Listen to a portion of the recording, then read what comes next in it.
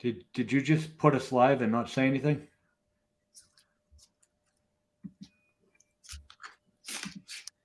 Salvatore, you hit the button. People are actually hearing. Oh, you son of a bitch. Welcome to part 2 of the SFP Podathon. Hope y'all are having a blast. We have actually maxed out the last StreamYard, so we are going into round 2 with a very special treat. I'll be doing the talking, so you know it'll be done properly because I have internet and a microphone, unlike my counterpart. But what we're going to do is we're going to let them wrap up the last stream. I can see Sal's mouth running in the background. I can see it happening, so I know he's pissed, but we're going to leave him backstage for right now. What we're going to do, though, is we are going to bring on 2 rock stars. I mean, you're talking about the people that have made your shirts, that have made your AVIs, some of the most talented people involved in the fishbowl. You got a lot of idiots like me and Sal involved. You got a lot of really technical people like Dave and Scott and Ryan, but these are the artists. We're going to bring you 2 of the 3. Mr. Gilchrist is in Disney World. So we're going to bring on our first one, Mr. Jordan Loop. What's up, my friend? How we doing? Hey, man, I'm doing great. How are you? I'm doing okay. I'm not going to lie. I think we were talking earlier, a little nervous about this segment because we're not only just talking about your artwork, but we're going to be eating some random meats that Steven provided us and making me a little nervous. Yeah, he said, Steven said, hey, what's your address? I'm going to overnight you some jerky. Do you mind to eat it on stream? I said, well, how can I say no to that? So we'll see what happens. I'm a little nervous about. I'm assuming it's all legal to consume in the U.S. So that's kind of my own. A strong assumption. Saving grace, I guess. I think the roughest part of that was Sal, you come on the stream and cause that. And you ruin it every time. Why? The roughest part of that was having a box of beef jerky in my house for like 3-4 days and not being able to eat it yet. Like that's been the hardest part. Mine didn't come till last night, so I was really happy of the last minute thing because at least I didn't have to smell it for any longer. But yeah, well, I tried like it was a cigar. I put the box like right up to my nose, like all right, let me see and it just smelled like a box. Okay, because I didn't go near it until 5 minutes ago. And Steven, I don't know how much packing tape you get in your world, but you put 17 rounds of it. I go out of work. I wanted to make sure it got there nice and neat. Hey, I care about my meat. Sal, welcome to the club, my friend. Welcome to the club. All right. Well, before we get into the AVI work, before we get into the meats, who's got our reads for this half hour? I'll take. Yeah, whoever. Steven has the better voice, Sal. Come on, don't jump in unless you have to. I mean, are we going to make Steven read everything then? Guys, I hope so. This is my last one before I hop off, so I'll make it quick. This segment is brought to you by the Devi Devotional, a podcast focused on Devi and C2C players while keeping an eye on a championship. The Devi Devotional combines film analysis from Aaron Wilcox and an analytical perspective from John Arrington to find the best NFL rookies before they're drafted. Can't get enough of the Devi Devotional? Check out at Aaron Wilcox 86 and at Dynasty Coach A's Twitter for links to Devi and C2C ranks, rookie models, and a Dynasty League evaluator to bring home those championship trophies. Listen to the Devi Devotional across all your favorite podcast platforms and make sure to click that bell on YouTube. We've also hit our goal for the Chris Hates Kickers donation, but if you want to donate to the Podathon, visit that link scrolling across the bottom of the screen here, fantasycares.org/Podathon. Freaking nailed it. All right. Well, before we get to the meats and stuff, Jordan, I want to talk about some of your favorite AVIs that you made because I've been amazed by all of them. I think the FF Bird Gang one is the one that I absolutely fell in love with. The Eagle drinking the Guinness was magical, but every one of them, like it depends on which day I scroll through your media tab. I find a different one that I love. Which was your favorite to make and which one stands out to you? Yeah, I think that Bird Gang one it just turned out very, very nicely, and it came together pretty well, and people seem to respond to that one. I think it got the most likes of all of them that I've done, so probably that one. But they're all just so unique, and if you guys could see some of the requests that we get, it's such a wide range. Some of it is just like, I'm in this division, do whatever you want. And then some of them are like a paragraph long of so specific down to, I want this color in there, but do not include red. Or, it's just like, they're so very specific. But so they both can be a challenge in their own way. Some you have to get creative and they give you nothing. And then some it's just trying to fit in everything they want. So it's fun to do for sure. Yeah, it's one of my favorite things, and you guys know I'm such a huge fan of everything y'all do. We had Chris Bees come up a while back. That was amazing. And I said, and Steven, obviously, I can't rely on this guy more to get artwork done. Otherwise, we'd have stick figures for every show.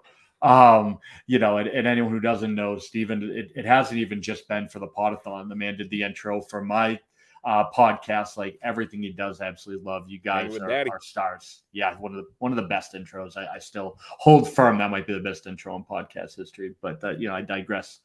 But why we're here today, and Jordan, we'll talk more about some of your artwork in a minute, but Steven, let's talk about these meats here. I know people have been antsy to figure out what the hell we have here. I have 5 unlabeled, some greasy looking, some dry looking sticks of things that apparently we're supposed to eat on air. I'm hoping they're all vegan, because I don't want to get myself in trouble here.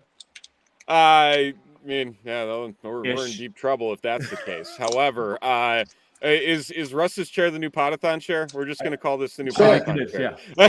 It returns. Just to mess with him. No, we'll get that. Where's Bosch? I sent him stuff too, and he's not even here. I'm a little disappointed. We'll have to give him crap. So we have 5 of our 34 flavors that are sitting here in front of all of you. You all have the same things, with the exception of Jordan, because I forgot to pull the label off of Jordan's when I shipped it out. We have we'll go by color, and we'll just go through the spectrum. So again, this is anything and everything. We've got standard beef. We have wild game, and I will let your imaginations run wild for what wild game means.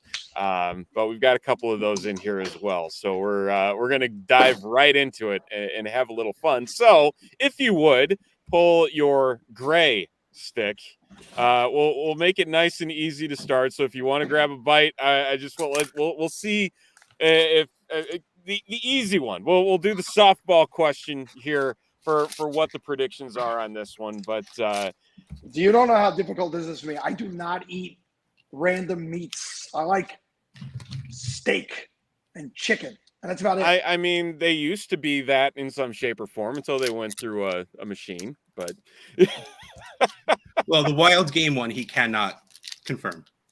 No, I like jerky. Don't get me wrong, I like jerky, but I like to know what the hell I'm eating. This is out of my comfort zone. All right, so what do we have? We have like a pepperoni here. So what do we think we're eating?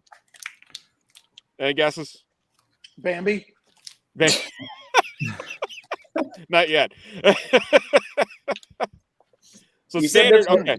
You said this was easy. I'm just going with beef. Yeah, this one Beef. does have. Okay, it is beef. Yep. It is beef. Is it bison? Is it a pepperoni bison? So it is a teriyaki beef. This is teriyaki beef good. for this one. So this one's good. Yeah, like I said, just grab your gray meat and eat it, Sal. I manscaped, just so you know. So sponsor, by the way. Yeah. Trying to remember what other colors I had in there. Let's go with the pink next. Let's go with the pink. Yeah. I call that maroon where I come from. Yeah, I was about to say I'm bad with colors. Is that pink? Yes, that is pink. Okay. That is pink. There we go. We're going to start a new podcast, Fantasy Football Jerky After Dark. all the innuendos. We're doing that after 11 o'clock tonight. All right. So this one gets into the the wild game. I will give you that hint. And it might have some hints on the outside if you look at the stick itself. Is there cheese on here? There is cheese in there. All right. Oh, jeez. Any thoughts to the meat? I'm going to go back to Sal's answer previously and go with Bambi. It is Bambi. Oh, no way. It's pretty good. It's venison cheddar. Venison cheddar. I've never had venison before.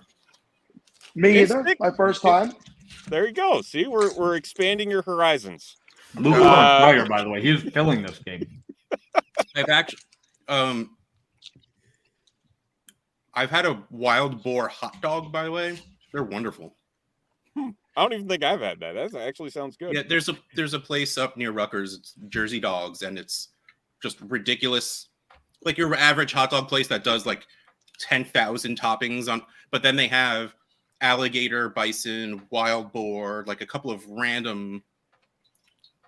Okay, I guess they make meat of that animal and make it a hot dog. Let's try it. All right. So how many of what Russ just said do we have in our possession at this moment? At this point, I believe there's 2. All right. So we'll go next. Is anybody not a fan of spicy? I'm a fan, but you might see me absolutely melt when I eat it. I want to see his bald head sweating like crazy. He's an old man. He's gonna have to go take an antacid after him. Let's do the red. Maybe. Let's do the red. All right. Red is spicy. All right. So red is spicy. I assumed orange was spicy, but okay. Oh no. Yeah, I saw the pink and I was thinking, all right, this is going to be like a habanero or something. Like that felt like just color wise, it was going to be a spicy something. So there is a version of that has jalapeno in it. So so it's jalapeno cheddar venison. So I just gave you guys the easy one here, but this is the spicy one out of the group. This is the only spicy one there is. But what are we thinking here? What do you think that is? I'm going boar this time. I think boar is somewhere in here, and this has a pork-ish type texture to me. Okay. It's definitely a whitish meat and really good heat to it. I think it's. I don't know what the hell it is, but it's fantastic. I'm going back for more. Right. I'm gonna go. Let's go with rattlesnake, the other white meat. The other Jordan is technically the closest here. So this is Cajun gator.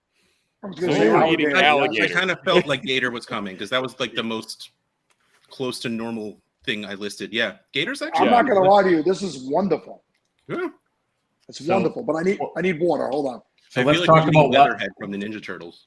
Let's talk about why we're actually here and let Steven answer this question. While we get a break and let Sal cool off a bit. Steven, you want to tell him where we can order all these meats?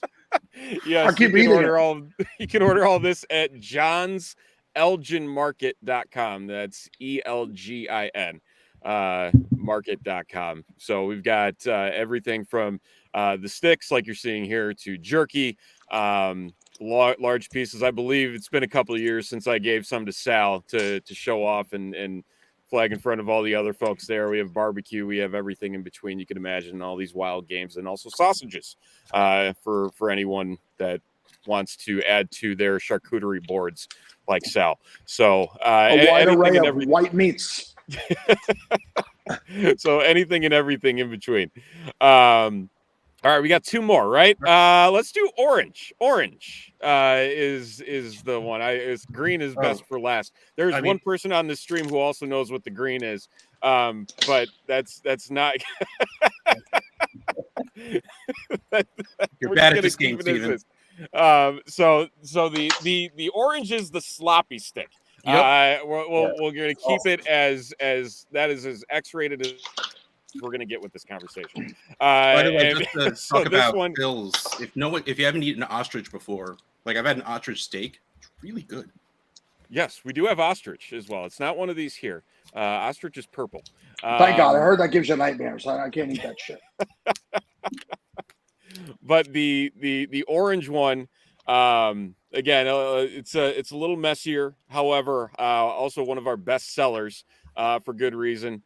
Just because of the sweetness of a sauce we actually put on the stick itself. But should be relatively easy to guess. Yeah. I know I've had this in my mouth before. You got to narrow it down, Sal. Title of your sex tape.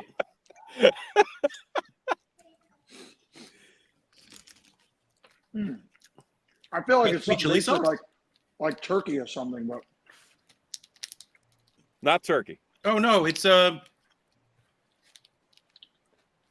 it's good so radio. it's so good. Oh my god. Mike, what do you think? I'm still getting over Sal saying he's had it in his mouth before. I might need a minute.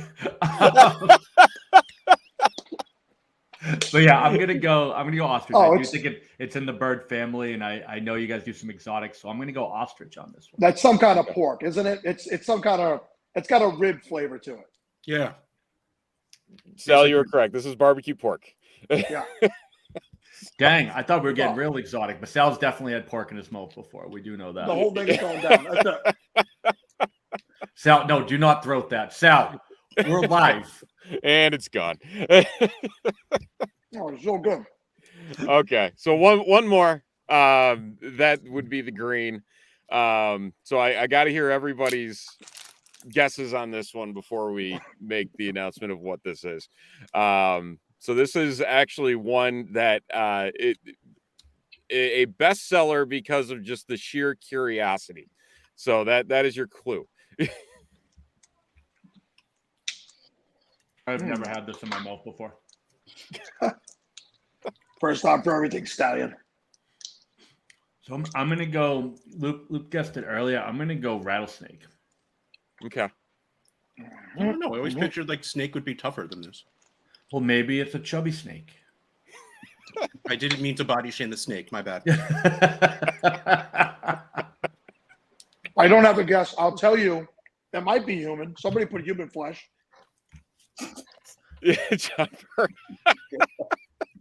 Not I quite. will Not tell quite. you, out of all Not of quite. them, He this didn't is say my- no. It's my least favorite of all of them Is it possum? It's your least favorite? so far. Yeah. Okay. But Maybe that's so all I far. have. It's the last one. Yeah, Oh, yeah, I it have has more. to be your I don't least know. favorite total. Steven, it's my least favorite, but I don't know if it's because I know what this is or if it's the actual flavor. Squirrel? Somebody said squirrel? Yeah, I'm waiting for the before I can Russ, say whether it's my favorite or where are not. you at, Russ? Are you sticking with your rattlesnake? Yeah, because I figured, like you said, it's not overly flavored, so it's something that you left. See, like these are good answers because it's something you left to like, all right, you want to taste what this tastes like. We're not making this fancy. So rabbit or kangaroo are two very good answers. Oh, kangaroo. Jamie That's is right. correct. You are eating You have- kangaroo. I have a cousin kangaroo. who is Australian, and it's normal and he says it's good. Yeah, it is a normal thing, and that is one of our exotics is kangaroo. Part of Was our that outback green? pack. Yeah. Yeah, That's in the garbage. I think the Oh. kangaroos seem like jerks, so I'm not like upset about it. To be honest, every time I see a video of a kangaroo, they're doing something shitty. So I'm not Yeah, that's really true. mad that this is what happened. What was the red again? I think I enjoyed the red. I'm going to finish that. The red was the Cajun gator. Oh, that was good. Yeah, Cajun gator is one of our best, and then we also have one that I thought about including, but I didn't want to run into issues with spice, and that's our hotter than hell elk, which, depending on the batch, can be pretty damn rough. I So- gladly would have sweated and choked on screen to have tried that, though. Yeah, I think I'm gonna put an order in for that one, and we'll. That get is back such to a it. statement, Russ. That's such a statement. Sweated and choked on screen. Oh, you can't say anything about anything that anyone has said for the rest of the day, Sal. I have had this in my mouth before. We'll go down in Podathon history. You're welcome. I did that on purpose for you, Bob. man. I'm sure you did, Sal. So yes, There is a movie- even though we're missing two other folks, that made my day watching that. So do appreciate it. I will Hopefully say you guys they enjoy were it. like, regardless that these guys were like, oh, this is the one I like this the least. Those were all wonderful. Yeah. And as soon as Really I'm not appreciate on it. screen, I will actually eat them in a way that will be far too fast and probably, well, not make me look good on screen. So I'm gonna save that because unlike Sal, I care a little bit about having a reputation of not being a gross human being. I've already done marriage, and that ended. Raised kids. This is my absolute hooligan phase I'm in now. It's just random Guys, shit. We got 10 minutes left. Steven, tell them where to find the sticks one more time, and then let's get back to some of the AVI work and lessons of beats that Sal's had. His look at Mike here trying to get us back on course. We need the man to right the ship. JohnsElginMarket.com. That's JOHNSELGIN market.com. So we got all that. We ship everywhere.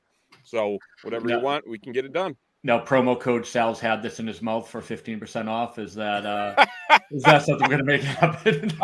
You get charged an extra 15%. Extra 20% if you say that out loud again. Yeah. I'm going to put that in for all that barbecue pork I'm ordering because I'm ordering it as soon as the show's over. So I'm getting ahead on the live read. I know I don't have a live read, but if you contact me on Twitter at Steven_Roto through next Sunday, I can get 10% off your order. So shoot me a DM and we can get that squared away as well. So there we are. So should we are we playing like Never Have I Ever with Sal right now? I mean, it's at that point. It feels like. Thankfully, you're gonna lose. I'm telling you. Safe hours. So Sal's gonna be on at 4:30 in the morning for Aussie guys. We can play then if people want to wake up and talk about things he's put in his mouth. So Jordan, while we're not talking about Sal's meat, give me the wildest request you've ever gotten. You said you've gotten some specific ones. What's been the one that sticks out the most? We're talking about Abby's now. Okay, yeah. I needed to make sure that was known by everyone who just heard that question. One time at band camp. I think, and Steven may be able to give some more details, but it was a couple years ago. SFB 11 was music theme, so they wanted like Nirvana in a fishbowl in the ocean. Surrounded by coral, and the coral had to be very specific colors. They wanted the baby from the Nevermind album swimming overhead. I mean, it was very, very, very detailed of what they wanted. But somebody, it wasn't me, but somebody hopped in there and knocked it out. So I had such an off-color Kurt Cobain thing to say about that. I just kept it to myself. No, I just kept it to myself. Just kept it to myself. Bad person. See, I worked on. Thank you. I mean, I worked on Avi's for a year, and I don't know if you guys are Family Guy fans, but like in one of the first 2 seasons, they show a tattoo artist, and he's like, "Oh, so you want to get a tattoo? How about Kermit the Frog?" "No, I want to get a skull." "Okay, well, I'm going to draw Kermit the Frog." Like that was me as an Avi maker. I want to do this, this, and this. All right, but I'm going to give you this because that's what I can do. I'll say this. The introduction of AI has been a godsend. Oh, yeah. That is all I will say. It has been a godsend to all of us. And again, we try and do the best we can to do all of these crazy requests, no matter how big or small. But that has made our lives significantly easier to use that as a jump there. Oh, we got to stop and talk about that. How about that? Underdog tourney full. 50K to Fantasy Cares. Awesome. Do we have time to start up another one? Yeah, let's double it up. See if we can do 100K. I think that might have been the plan. Just saying. Sal's leaking the news. I think it might be. I don't know. I'm making shit up. I sit in that chat. Here's the best part. I'm in that chat, the SFB 13 chat, and you guys are working your asses off. And I'm just, every once in a while, I make a comment that's on the level of, I've had that in my mouth. Like, I contribute nothing, but I get to sit in there and watch everything. It's amazing. I'm just like,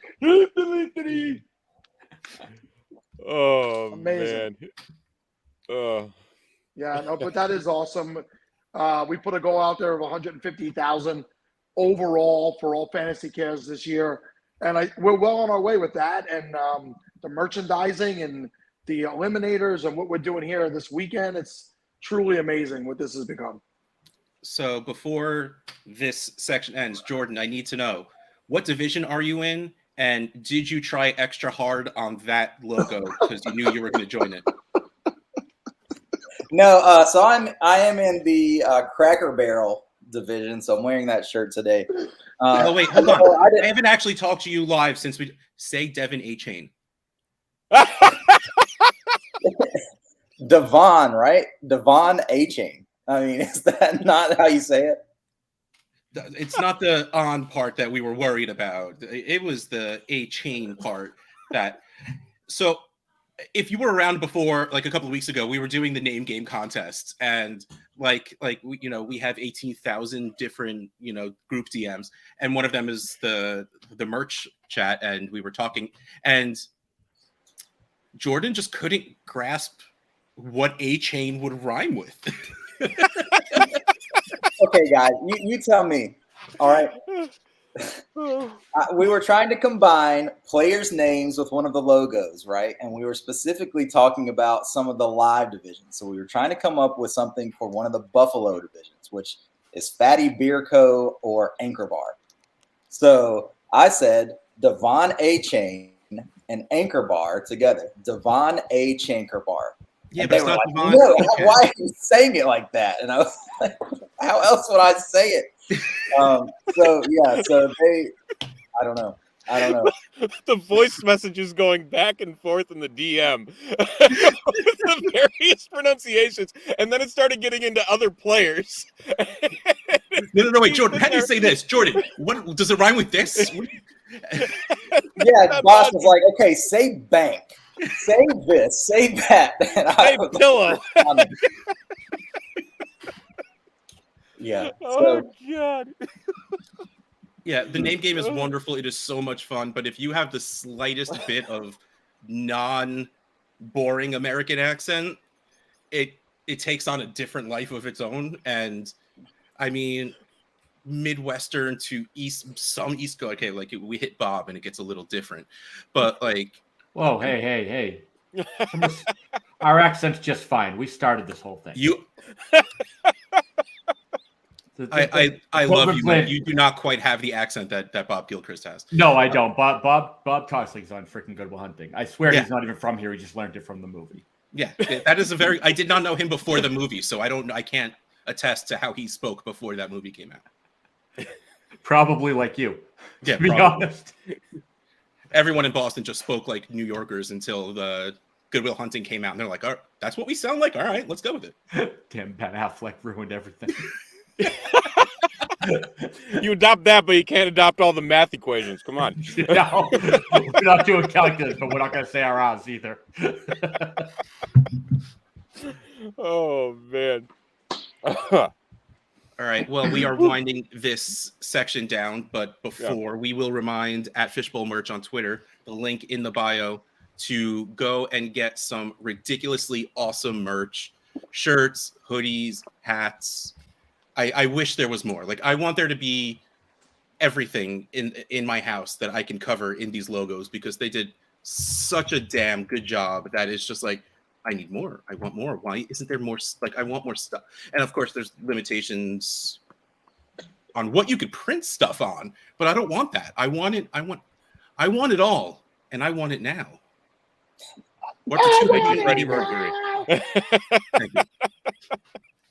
But no, all right. But for real though, between the Avies and specifically the shirts, Jordan, I still have no idea how you did as many as you did this year, because we're sitting here and it's just like design, and absolutely killed it. Well, the majority he started like 12 months ago, and then he was smart about it. He was showing them to us in like intervals. He was not like, here's all 3,000 I did. He's like, here's 10. A week later, here's 5.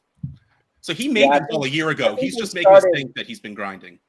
We came up with a theme last summer around this time, and it became official, I guess, around February. At least that's when I learned that it was official, and that's when we really started going in on all the designs and trying to get everything together. So I've been working on those logos and things for about 3 months. So before they were seen by the public, and Scott announced the theme to everyone. So very happy with the response. And I just checked a few minutes ago. over 1,200 orders from the merch shop. So those are individual Incredible. orders. Some of those orders have 2, 3, 10 items in those. So lots of lots of money to Fantasy Care. So I'm glad of the response, and just proud of you guys, and thankful that you all let me work on it with you. So thanks. Thank you. Now go away. Goodbye. I was about to pick that up. No, Mike, no. Ben Affleck was a pretty good Batman. Just gonna put it out there. I don't. Yeah, that's a bad take. I don't agree with that.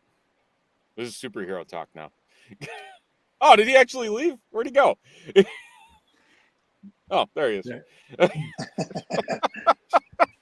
Someone actually left when I told them to. This is new. I like this. The power. No. Oh man, who's up next? I don't even. We got Mike Clay. Mike We're expecting Clay. Mike Clay up next. Just showing up All right. now.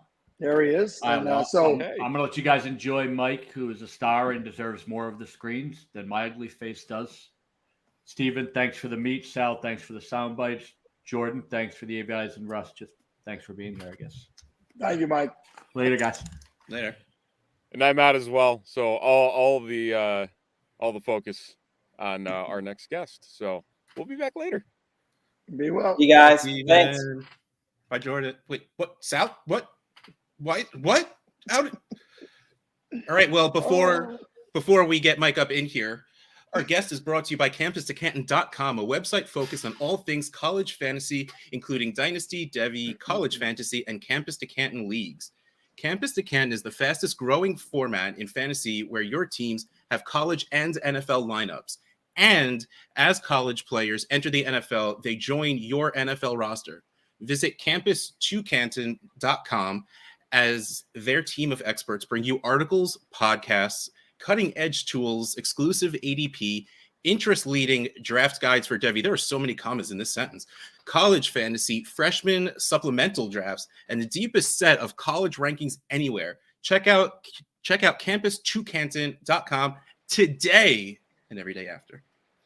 Like, that was a lot of stuff they have, so you actually should go check that out because that is so much stuff. Also, the transition from season-long fantasy football to NFL DFS can be tricky. If you want to take DFS more seriously this season, rely on experts who do this for a living with the help of Occupy Fantasy. Their staff has millions of dollars in lifetime NFL DFS earnings using the affordable tools and unique strategies created by co-founder Brian Jester. At Occupy Fantasy, the goal of Occupy Fantasy is to teach you the right way to play and help you completely reshape how you think about DFS at any bankroll level. Subscribe to Occupy Fantasy for their informative ebooks, live player models, daily write-ups, and the smartest lineup builder in the industry. Visit OccupyFantasy.com today. All right, and let me see. My voice is still with us. Without further ado, we'll bring in ESPN's own Mike Clay. Mike, how are we doing today on a Saturday? I think it's still afternoon. Yeah, I guess it counts. Although I plan to do this out on my patio. I got the pool all ready for when we were done. It's hot out. We are all ready to jump in. I thought I would do this show, and then we all get in the pool, and it started pouring down raining. So now it looks more like the evening. I think the shift has begun, but hopefully it'll slow down soon, and we'll be able to hang out, get some food, and hang out in the pool tonight. How you guys doing? You got a ridiculously cool amount of race cars behind you. Oh yeah, that's I've been growing this collection since I was a kid, so it's growing over the years. A lot of Mark Martin in there. That was my guy growing up. I used to do construction, and on the weekends we used to do like basement projects and stuff for people. And this guy's basement was floor to ceiling, wall to wall, the entire thing, encased NASCARs. It was one of the most impressive collections I've ever seen. And when I saw, that's got to be 10, 12 years ago. When I saw yours, Mike, I was like, wow, it brought me back to that time. Pretty wild. But we're hanging in there. I mean, I think we're 8 hours in now, right? 7.5 and 30. I could still do math. And I'm very excited that you're with us this year. I know a few times in the past it didn't line up for you to come on. And I joked with Matthew earlier that he finally left ESPN and Mike felt comfortable enough coming on. So thank God. That is what it is. That is. He always wanted the spotlight, right? So I couldn't step on his toe. No, I'm just kidding. Yeah. I actually got a DM from someone earlier, and they threw you under the bus. They said you were calling me out on the show, saying I always decline the invitation. I mean, look, here's the thing. I've been on vacation like every year the week that you guys have done it. You've never shifted the date, so it's not on me. You know, I tried. I explained where I was. So, but yeah, this year didn't line up. So. I think I may have put it more gently, like Mike couldn't make it. I don't know if he said. Who's out there trying to make me look bad? You, Sal, you are out here trying to make you look bad. You know, I don't know if Mike trying remembers to make this, all but look bad. a few years back, I tried to help him through DM with a leak he was having in his basement. I don't know if he remembers. Do you remember that? Is that right? Yeah, I don't know, man. I'm getting old now. Things are running together. You had some ceiling tiles that were getting wet, and your daughter might have been coming from the front door. I remember these things. Okay, fair enough. Yeah, that did happen. I think that's all sorted out. So, if I didn't thank you, then thank you, because no leaks since that point. All good, my friend. It's Prison Mike, as you're being called by Bob Harris. So you know, I did mention Matthew leaving, and he talked a little bit about his. You know, we're not getting anything too deep. What I'm just going to ask you is, what's the landscape like around ESPN now? He was always, you know, the main guy in the fantasy world over at ESPN, and he's moved on, and some new people have come in, new people that were already in the industry in some other places. Yourself still there, and field is obviously elevated in a lot of ways. And what's to be expected this year? Maybe a little bit different than in the past. Yeah, so obviously Matthew is a huge presence here for obvious reasons, right? He's you know, one of the people that really put this industry on the map and put it where it is today, and has you know, been a help to so many people. So yeah, it was obviously a big shift. You know, I think that, you know, you mentioned some new people. We had Eric Moody come in, Liz Loza obviously was huge, had a big presence in her first year. And you know, it's again, and none of what I say is a detriment to Matthew, or, you know, we're happy he's gone, anything like that. But you know, it's been great. I mean, it has been great. It was great with him. It's great, you know, without him here, just because the culture's so strong, and we have so many great people, and we're such a strong team behind the scenes and in front of the cameras, and obviously all the staff we have writing columns as well. So you know, we're having a lot of fun. We're still, you know, hammering out a ton of great analysis across the board with this team, and you know, I'm really lucky to be a part of it. So yeah, I mean, I feel like you know, it's always just one of them things, right? It's like a bittersweet thing, right? Matthew's a friend, and we love him, and he's been instrumental for this community. I'm glad he's having such a great time at NBC, and things are going so strong for him. But you know, I feel like we're crushing it as well, doing some new things as well, and it's been a lot of fun. Yeah, that's pretty awesome. I know Russ is going to ask some SFB questions, but Russ, before you get to that, okay, Mike, sorry. I've traditionally had on the past year's SFB champion, and you are a former SFB champion many years ago. Might have been the FF Oasis Invitational back then, and there was no Podathon. We heard Bitter Scott talking about that one. Coming in second place. And, tell us. Yeah, look, Scott's a nice guy. Everybody loves Scott, but he does not like me. Like, I just know that, like, I am the person. He does, like, does he hate anyone? I don't think so, except me. Like, I'm the guy he hates because I stole that from him way back in the day. So, Scott, if you're watching, I apologize sincerely for that. That's actually the real reason I haven't been on this for years. I was banned. I received a 5-year ban. So that's why I'm finally allowed to come back on this year. How crazy is it, the growth from those early invitationals to the 3,324 teams, not counting satellites and mirror leagues, that are happening this year? Mm-hmm. Yeah, it's amazing. I think that first one had, I want to say 96 teams, maybe way back when. Yeah, much different. So I like to throw it around that I won the first ever Scott Fishbowl. But really, it was you know, it's nothing like the champions who win it today. That's the real achievement. Mine is kind of, you know, I beat Scott. I mean, come on, like, what, you know, it's just Scott, right? Does he count as a fantasy expert, or is he just is he a fan? Is he a fan or an expert? I don't know. Matthew said earlier Scott sucks at the Scott Fishbowl, so it's there you go. See, I mean, the facts are facts. The real secret is Scott signs himself up as a celebrity. I mean, okay, you know, fair. All right. I think I'm signed up as an analyst. I'm sure Matthew is as well. So That checks out. It does check out. Okay, so are you good trying to make fun of people, Sal? Can we get to the real point of the Podathon? We're here to help people. We're here to bring up, lift other people, and to find out, Mike, what division did you land in, and what spot are you drafting from? You know what? I wasn't sure which division to go, and I ended up picking Miller Lite because, this year we did a lot of reads for Miller Lite on the pod, and I, picked up the name Miller Lite Mike, and then we did some pool videos last summer. It just became a thing. So there was one spot left in Miller Lite. I joined, and there was one spot left. It was the 7th spot. So that's where I'll be. Anything you're hoping to fall your way? Do you have any ideas how you plan to attack this draft? No, I don't want to tell anybody. That's two different answers. You said no, and then I don't want to tell anybody. Yeah. Those are two very, very different answers. That's fair. I mean, maybe I'm just messing with you a little bit. Yeah, look, I actually I just recently started diving into it, kind of applying my projections to the new scoring for this year and looking at it. So not completely set on how I'm going to attack, but I think, I won't completely hedge here. I think it's pretty clear that quarterback is a substantial commodity, and we need to address that early on. I don't think I'm saying anything too crazy from that perspective, but I'm going to see what's on the board there in the middle of the first. Hopefully I get one of those, we'll say tier 2 quarterbacks, and then kind of, again, the way you would attack any draft is you're going to play it then by value and see what's on the board next time I come around. Will a superstar receiver or running back be available to me? Probably. But if one of them quarterbacks falls, and all these drafts are different. Every year we see that, one league will have 10 of 12 quarterbacks in the first round, the next will have 3, right? So it just depends what kind of draft I landed in. I know there are quite a few industry experts, people that know what they're doing in there, so I don't expect this to be an easy road for sure.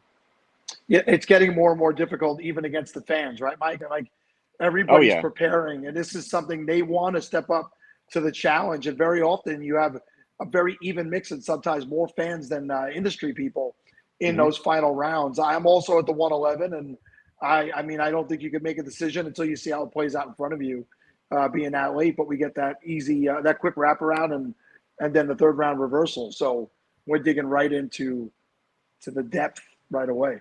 How do you like Tyler here giving you a hard time that you wanted to be outside, but you're stuck in the house now? Like that's uncalled for, Tyler.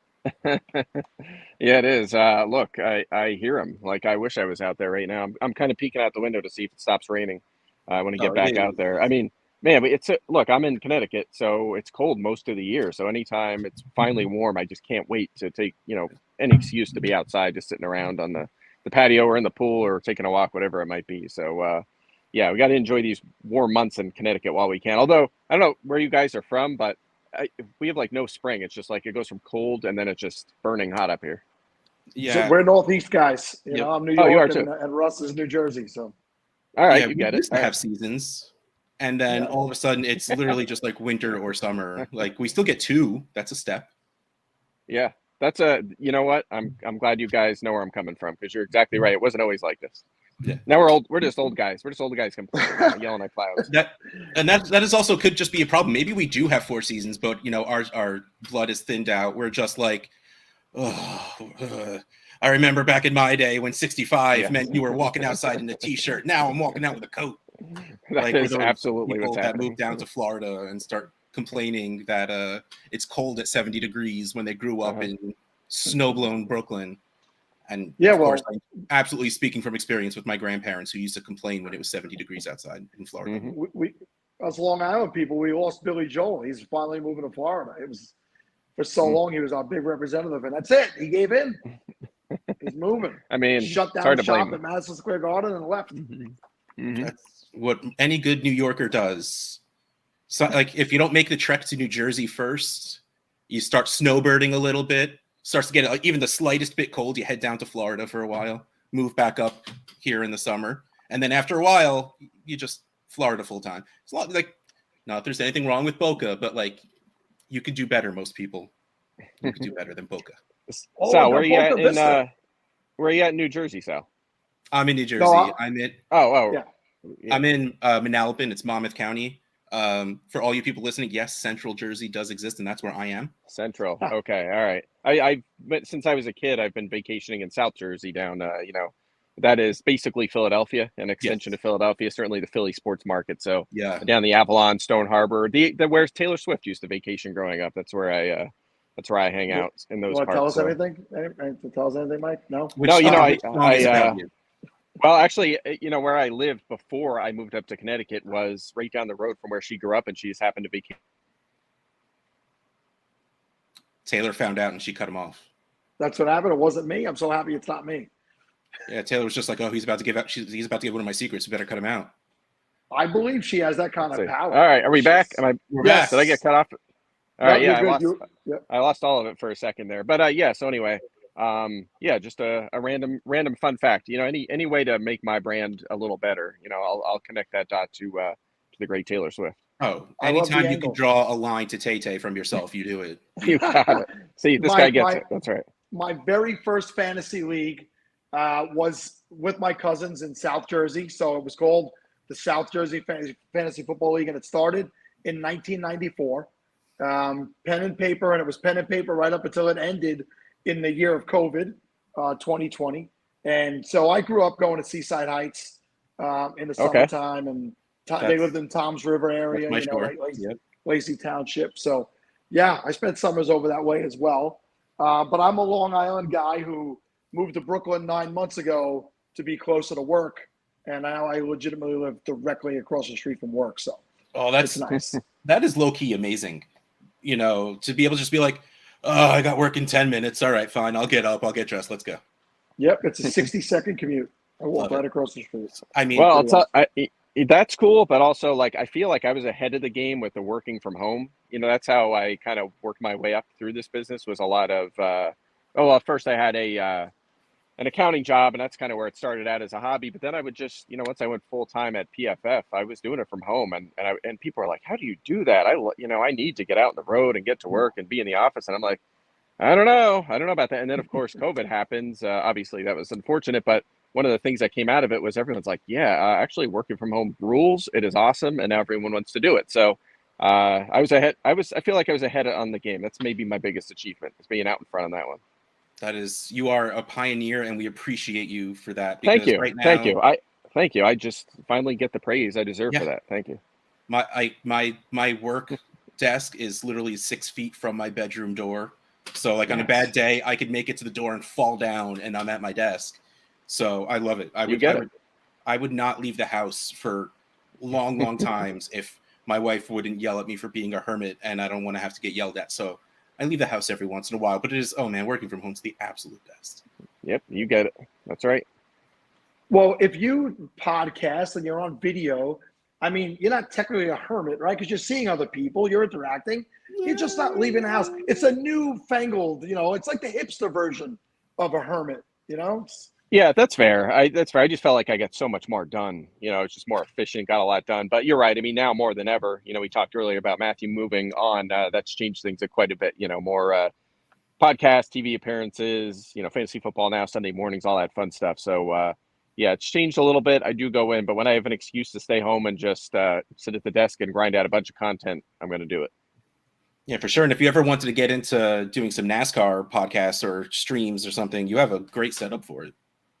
That's true. Actually, right across the room here, I have an iRacing rig, so I can hop on that as well, which is pretty awesome. So Carolina Sim Rigs down in North Carolina hook me up with that. But I got the triples, the wheel, the real pedals, all that fun stuff. So love iRacing. Good fun thing I could do in the off season. Of course, I let my subscription run out all during the NFL season, because that's just it. Once September 1st basically rolls around, it's over. It's over for me. I have no more hobbies. It's just football for 4 or 5 months, like it is for you guys as well.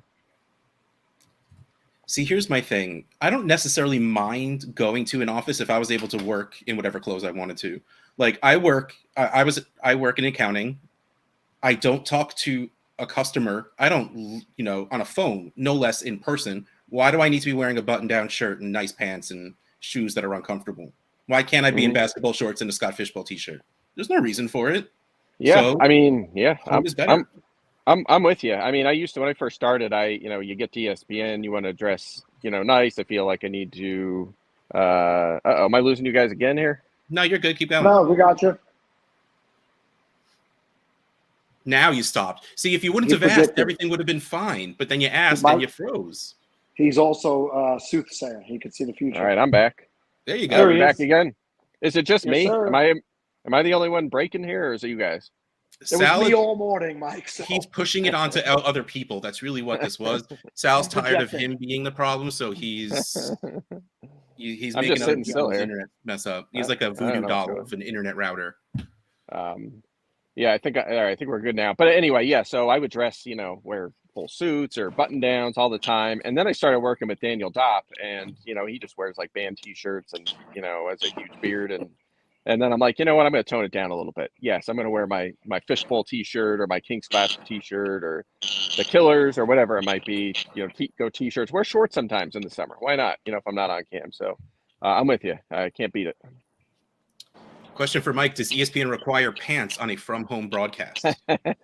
Well, if my camera ever falls while I'm on air, like on Daily Wager or something from home, you'll find out that answer, and it's not going to be pleasant. Let's just put it that way. No pants. Mike will be working on the S&P Podathon next year when that happens because he will no longer be with ESPN. Yeah, that's right. I don't think that would go well. So, I mean, look, honestly, I wear shorts, but I have that look. It's like like whatever, just relaxing or workout shorts, and from the pants, the belt down, and from the rest of the way up, it's a button down and a coat. So it looks ridiculous. My girls like to laugh at me, but it works. It does the job. If I was in your spot, I would absolutely be doing the same thing. Because you're not even doing the minimum. You look great, waist up, and that's what matters. That's all that matters. At that point, I'd be gluing my camera to my monitor so it can't just fall down or something. But yeah, it's pretty steady. Yep. Yeah. It does a trick. Exactly. Why do more? Why do more? No way. No pants. Hashtag no pants. Let's go. Let's get that going. All right. No, maybe not. So I say, If you click that hashtag, I don't think you're going to get the things you're looking for. Yeah, that's not going to go the way we want it to. You're don't do that in a work computer. It'll be flagged, and you'll be in an unemployment line with me. So yeah, don't do that. Oh wait, hold on. This is brilliant. Yes, the suit up top with the basketball shorts down, the work mullet, the on air. Yeah, the work from home. That's Party exactly right. That's right. I guess a lot of people do that, right? Because we're Zooming more than ever for calls and stuff like that. So I guess that's not uncommon. Yeah, and my job now, they don't even bother with cameras. Everything's just through voice, so it's just. Oh. I'll Even leave better. it at that. No clothes at all. Hashtag no clothes. Well, we're getting fancy. We are hashtag sans pants. Sans pants. Russ said earlier that I show up to work in just a tie and nothing else sometimes. So that was an interesting divulgence. That's a look. It's not a popular one, I can tell you. Mike, how many spreadsheet geeks are at ESPN, and are they looking for more? Well, one of the nice things about ESPN is we have literally an entire SIG department, and those guys and gals, I should say, are way smarter than me. So, yeah, it's awesome. We have some awesome resources. You've seen some of the stats they've pumped out over the years, including, like pass block win rate, run block win rate. I mean, how long have we gone, not having good metrics for offensive line? For the last decade, it's been PFF grades. That's what you got, or sacks allowed, which isn't great. Now we have some of these new metrics. So that team is awesome. They're always working on new things, and that's been, there's a lot of great things they've done and great things PFF has done, and everyone that's brought things like that into the NFL. But finally being able to understand offensive line play is awesome. That's just kind of been a missing piece for our analysis for a long time. Yeah, I love that. Even like before PFF, we would just there was two descriptions of offensive lines: good, bad. Like that was our analysis. You're right, and sometimes we didn't even know which ones were actually good and which ones were not. Right? I mean, I look. There's nothing more reliable, I think, really, than what NFL teams think of players, right? We talk about draft pedigree, things like that. I mean, these guys are up close next to these players. They've studied this game way longer than we have. in general, we could trust them. But sometimes there are outliers to that. There are sometimes guys it doesn't line up. I think about guys like Devin White right now. We just had a great column today. Jeremy Fowler interviewed a lot of executives, and Devin White came in at 5th at off-ball linebacker, and there's like no objective measurement that agrees with that. I think another one maybe like a Jawan Taylor, for example, right?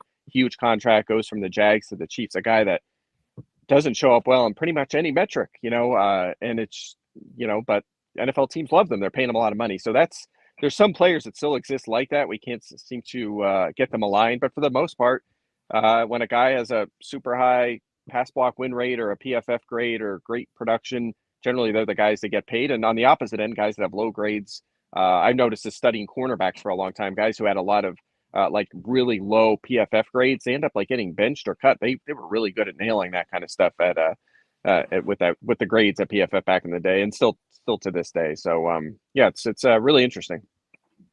Dylan wants to know if you have a favorite IDP sleeper this year. Oh man, I don't know. I'd have to think about that. For someone that does some projections for all of them, I wish I had more time to spend on IDP. I guess I'll probably think about like the safeties or the linebackers in Philadelphia.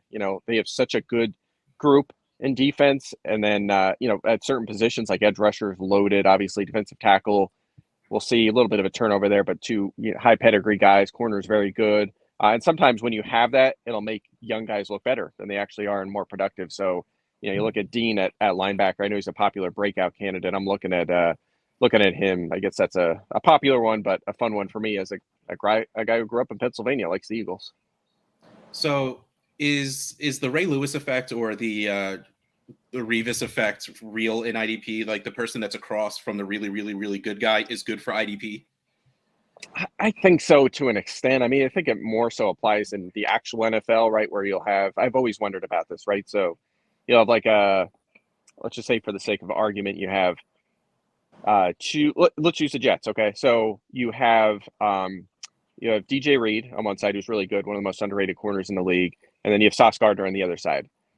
And then Michael Carter grades out pretty well, right? Like, was Carter actually playing at that level, or was he kind of protected in a way by having those 2-star corners? And it's not always the case, but sometimes you see that. Sometimes you see like a third corner on a team and you're like, man, they just grade out well. Their numbers are really good. They're not targeted much. And then they go to another team and get paid to be a starter, and their production falls off substantially. So that's where I've seen it most. It's just, I've charted every team's receiver cornerback matchups for the last like 7 years now. Every week I do it. It's just a part of my process. And so I just feel like that's a position I have a good hold on. And I've definitely seen that happen quite a few times. All right. So I don't know what a lot of these letters mean, but Papa A. Any R10 plus candidates you're interested in with SFB 13 scoring? Well, I know he means average depth of target. I got that. I do not know what R10 plus is. Round 10, maybe? Oh, round 10. Any round 10 plus candidates? Yeah, I think you're right, Ross. Very astute. Yeah, of course. Now it seems obvious. Now it seems silly. Good, because that was a super guess. I'm glad it sounds good though. Yeah, I think it does sound good. I don't know. I think it would just be, the same sleepers as usual. I mean, I'm gonna, as you would have in any normal format. I mean, once you get to round 10, you're just looking for home run, breakout players.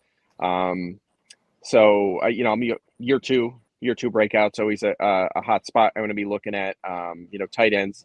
There's a lot of fun breakouts at tight ends.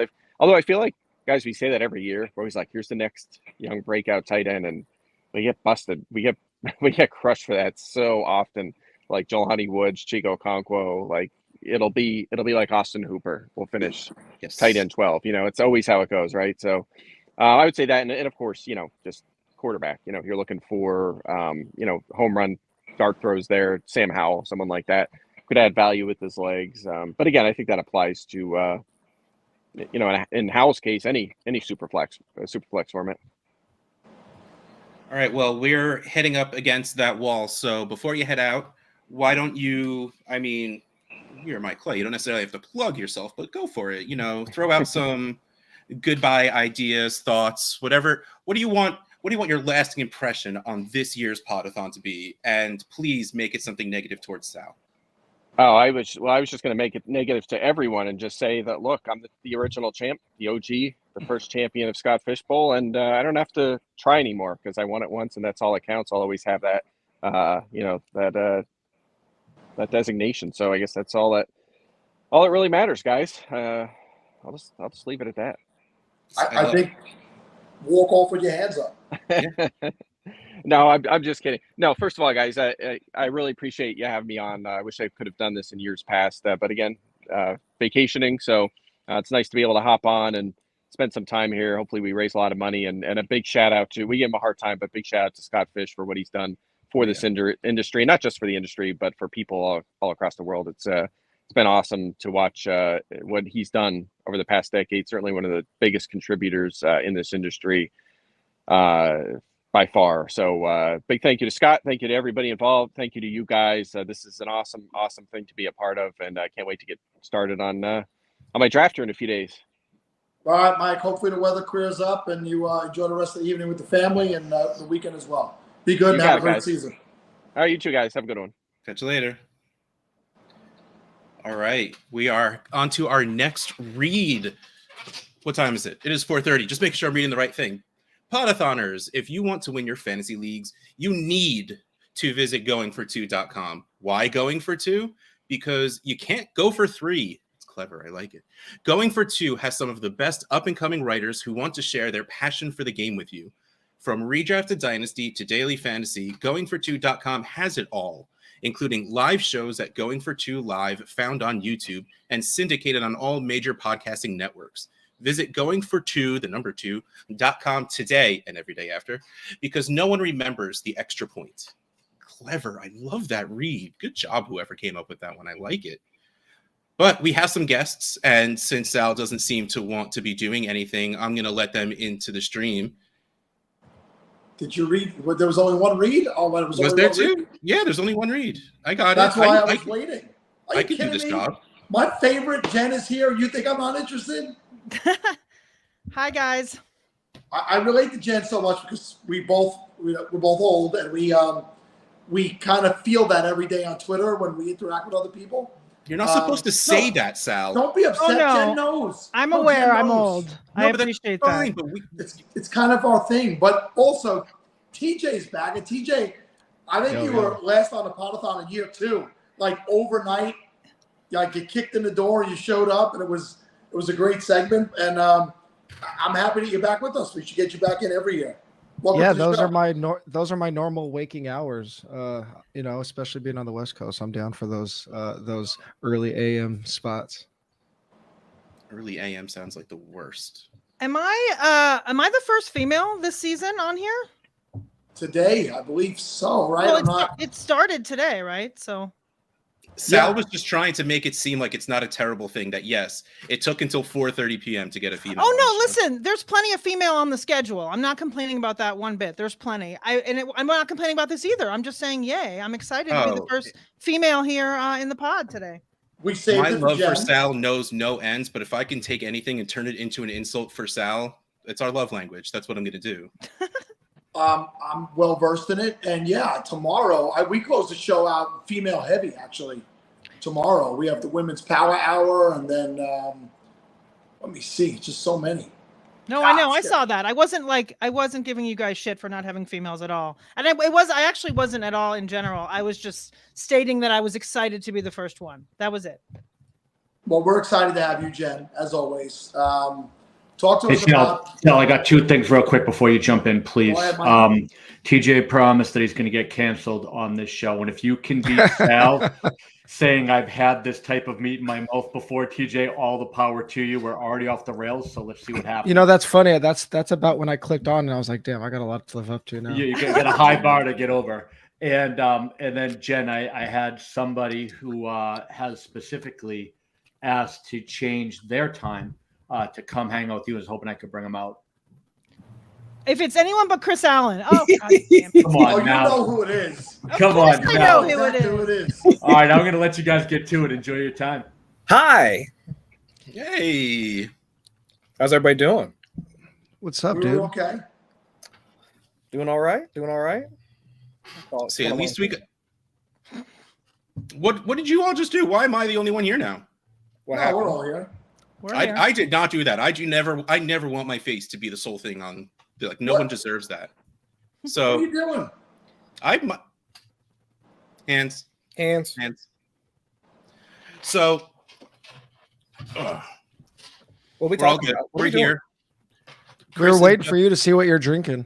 Chris is just so awesome, so One of your great. Thank you favorite for throwing beers? StreamYard for a second and pushing the dagger that Mike Clay was stuck inside because we see Chris just lounging out with a nice cold beer in his hands. And now, Chris, more importantly, did you make that beer? Yes, I did. What do you Yes, I got? did. But that's tradition, I think, at this point, because I think the last like 3 years I've come on it. I've been outside, typically in a tank top. It's actually cool today in Ohio, so no tank top this year, but always have a beer in hand, like when I'm on the show. So I think I had to do it for this year. Again, I adhere to tradition as much as possible. And there's tradition of Sal just disappearing for no reason whatsoever. So we all adhere to tradition here. So I guess let's go around the horn, right? Jen, what Yes. division are you in for Scott Fishbowl, and what are you drafting from? And if it's early, tell me who you're drafting so I know who to draft. It is not early. I am Okay, that's drafting in probably a normal, slow, regular MFL division. I am in the Sour Patch Kids division. Nice. Yes. And I will be eating Sour Patch Kids. I assume. I mean, it's a slow draft, so I can't eat it the whole time, but I will at least for round one. Whenever And you yeah, pick it. I am in the 12 spot. I think for like I don't know, 5-6 years. As soon as we started to be able to pick our spots, I've always been in the 12, and that's just where I live. I like it, especially with third round reversals. So that is me this year. Do you have any hopes at that 12 spot? Are you hoping for what quarterback, tight end, quarterback? Like what are you hoping for at that turn? You know, this year I have to say I'm extremely ill prepared. On purpose. I just, I'm one of those no strategy people. Yep. I have not done one mock. I'm going to walk in. So I'm not sure what I'm going to do, to be honest. I think that I probably will get at least one quarterback in those first, 3 picks with the third round reversal. I don't want to be completely screwed. But last year I think I went Brady Russ on the turn, and it did not pan out well for me. So I am not going to do that again. Yeah, Brady got me good last year also. And Russ did not help me. No. They both were horrible, and I was done from that literally from the first turn. So I apologize for our namesake. Yeah. Sorry we let you down. Yeah. So I think I don't know. I'm not 100% sure what I'm going to do, but it'll be fun whatever happens. We get it, Sal. You're cool too. I was super jealous of Chris, so I came outside onto the balcony. Look at and you. Got a beer, and now I'm chilling. All right. What about you, TJ? Well, first of all, shout out to Pat Fitzmaurice for going off the top rope with those beer takes on me already in the chat. Yeah, exactly. I saw that. I am 1.01 in the Red Bull division. Okay. So tell me what you're doing at the 101. I mean, I think I got to go stay on brand and take my guy Josh Allen. He has to. I think I have to. I'm sitting at the 101, and like it's funny, like the guys in my chat keep asking, "What are you going to do?" And I'm like, and I'm the idiot that actually tells them what I'm thinking. And I'm just like, look, if I wake up in that morning and I'm feeling dangerous, I'm going to take Travis Kelce because I feel like that's the smart move. But I'm a big old scaredy cat, and just leaving my quarterbacks at the will of what those first 2 rounds are going to look like, then the third round reversal. Like, I don't know if I have the gall, the wherewithal, the whatever other euphemism I could throw in there. The chutzpah. Come on, you gotta Cojones. You gotta it up a little when you try that. So, chutzpah. Yeah, I mean, I think Kelce will be the chalk at 101. So I mean, it'll be a little different, but it won't be different enough. Just that alone isn't going to separate you. But if I'm going to take this thing down, I got to do it with my guy Josh Allen. Yeah, that's my choice between Allen and Kelce. And speaking of Allens, hey Chris. Hi. I feel like I just saw you. You did, like, it was. I've met Chris before, but I got to see him in New York City a little while ago, and it was glorious. It was a wonderful day. What the hell was going on here? You were in New York City and I wasn't told. Correct. I was in town for a few days. I was gonna try and make it a bigger thing. But it was my wife and I's anniversary trip. So we were in town, like doing Broadway, Times Square, like Lower Manhattan, and all that stuff. So I made use of the tracker chip I've implanted in him at the first expo and just completely stalked him and found him in the city. Yeah. So But we we weren't already, leaving you out or anything. I just absolutely crashed his plans. Sal, no lie. I mean, we were there for the Airbnb we stayed at. So we stayed in Brooklyn, right? And we were up at 9, 10 o'clock every day. And we didn't get back to we stayed in that Airbnb maybe like 5 hours tops, like minus sleeping, because we were just out walking everywhere. Like breweries, catch a show on Broadway, checking out like Statue of Liberty, Ellis Island. It was just, I mean, we were just on the go. So staying at my place on the air mattress, that didn't excite you. That wasn't like No, we were there with a group. It was a group of like, it was me and my wife and like a couple of her friends too, because they lived in the area. So like they were the ones like kind of like showing us where to go, different Irish bars to check out, like all this other stuff. It was a hell of a time. But we found like so many places that we didn't get to go to that we're just like, we have to come back. So we'll be back for sure. I told you, Sal, you offering people your air mattress is scarier than it is hospitable. That's not something people are going to go for. I'm still going to do it. That's what my mama taught me. I would stay on your air mattress, Sal, to avoid paying any kind of prices in the city. So you guys are welcome. Anytime. I'm not scared of Sal's air mattress. I'm in Brooklyn. We're a short train ride away to Manhattan. Come on in. Not scared of it. You should. Yeah. Shut up, Ross. Ask a good question. No, I'm going down the line. We need to know what division and spot Chris is drafting from. La Rosa's division. So I'm going to be down in Cincinnati tomorrow with John Bosch, Ryan McDowell, like the huge crew down in Cincinnati doing the live draft. And I'm drafting from the 105. I think, 105 is where I'll be drafting from. How about you? Do you have any hopes, any dreams, what you're going to be doing at that 5 spot? Probably Lamar, I think, is typically where, at least from what I've heard from the rest of the people in the chat, because I'm with Jen. Like, I have done, like, zero research so far, like, this offseason as to, like, what the best strategy is, ADP, none of that. So if I can just nail a quarterback in the first round, which typically I've heard Lamar is going, like, he's available there at the 5 spot, then I can do that and just kind of figure it out afterwards.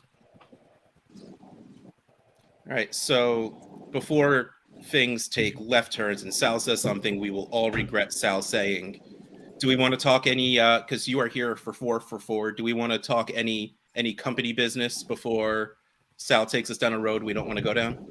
I'm the exile. Go ahead, Jen. They hate me now. We don't hate Yeah, you. Literally don't work nobody there anymore. could ever hate Chris Allen. The beer yeah. takes got too personal.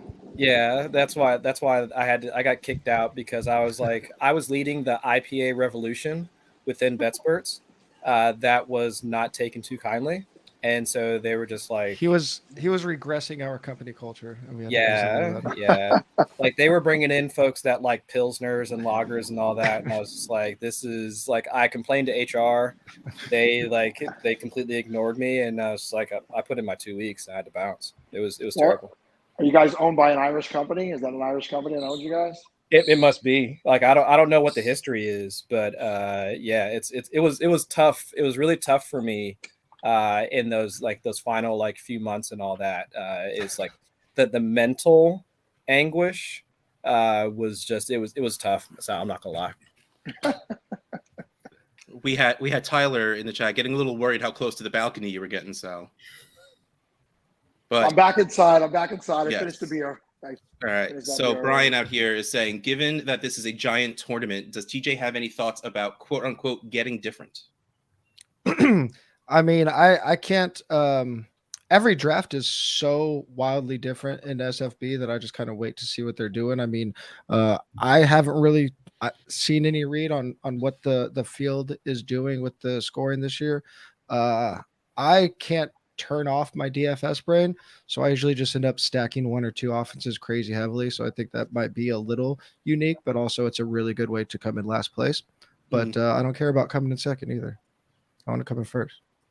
Ricky Bobby over here. Love it. Does anyone? Okay. I was just going to answer your original question before Chris hijacked it. Not only did he hijack our segment, but he hijacked your question about 4 for 4. So I'm going to actually answer that question. Excellent.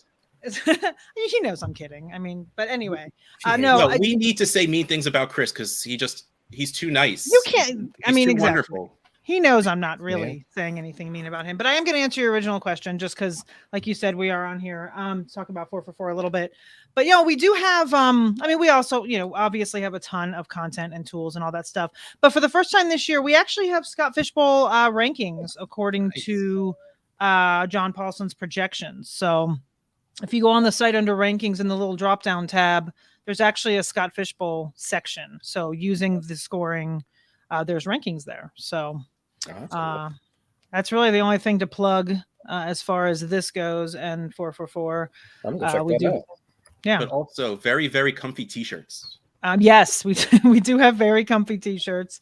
There was a promo where if you got a subscription, you got a t-shirt, but I think that might be over. But yes, t-shirts are there and all and we do miss Chris very much as far as our I will say that he was my podcast partner for a couple years, and now Notice how she put that at the end of all we have that? to slog on without him. I do feel guilty because I Waited did rail you a little bit, but like the very end of all that, it doesn't even feel real. Hey, at least I said something, right? I didn't just kick you out the door. So We've talked. Go ahead. I heard somebody start and I cut them off. Go ahead. no, go for it. Host away, Sal. No. I'm on hour 9.5, so I'm just barely breathing right now. We talked earlier about the New York quarterbacks. I'm in New York, and how I think that actually in this format, if you wait on quarterback and you could get those two, you're not going to get them late, but I'm saying maybe third, fourth round, people are sleeping on Aaron Rodgers for some reason, like just because he changed what green jersey he's wearing, he's no longer amazing. What are your feelings on it going 1-2, Daniel Jones, Aaron Rodgers in a format like we're playing? I think I still need one more. I need like one more. Like it doesn't have to be like the Josh Allen to Justin Herbert tier. So that's like 1 through 6 or so. But I would need somebody in the range of, let's say, like a Tua, Kirk, maybe Geno, like somewhere in there in order to feel comfortable rostering those other two. Because it's like I need something more from the quarterback position to feel like there's a higher potential at getting into the top 12. Because do I think that the Jets are going to be a more pass-friendly offense compared to years past? Yes. But do I think that he's going to be the same Aaron Rodgers that was throwing like 1-yard touchdowns to Devontae Adams a couple of years ago? No. The answer is probably somewhere in the middle. So I'm definitely on the Jets like passing offense for this season. But if I'm going to roster two quarterbacks that are going to be at the very least league average in terms of neutral passing rate, which we can probably assume maybe like, the Giants, they tick up a bit more in pass rate over expectation. The Jets tick up a bit more in pass rate over expectation. I just need like a little bit more from a quarterback to say that, yeah, like there's weekly top 12 upside for the quarterbacks that I got. So I want to ask TJ, because I know you're saying you want to ride with your guy Josh Allen. What is your, and I know the real answer is you have to see how the draft unfolds, but that's boring and that doesn't help anybody. So what's your QB2 ideas when you start out with that stud? Do you try and go 2 stud QBs? Are you willing to wait till that Kirk Cousins, Daniel Jones area, or are you Josh Allen, Sam Howell, and forget everything in between? Yeah, I mean, with that third round reversal, I could be in a pretty rough QB2 spot if I don't take it at take QB2 coming back.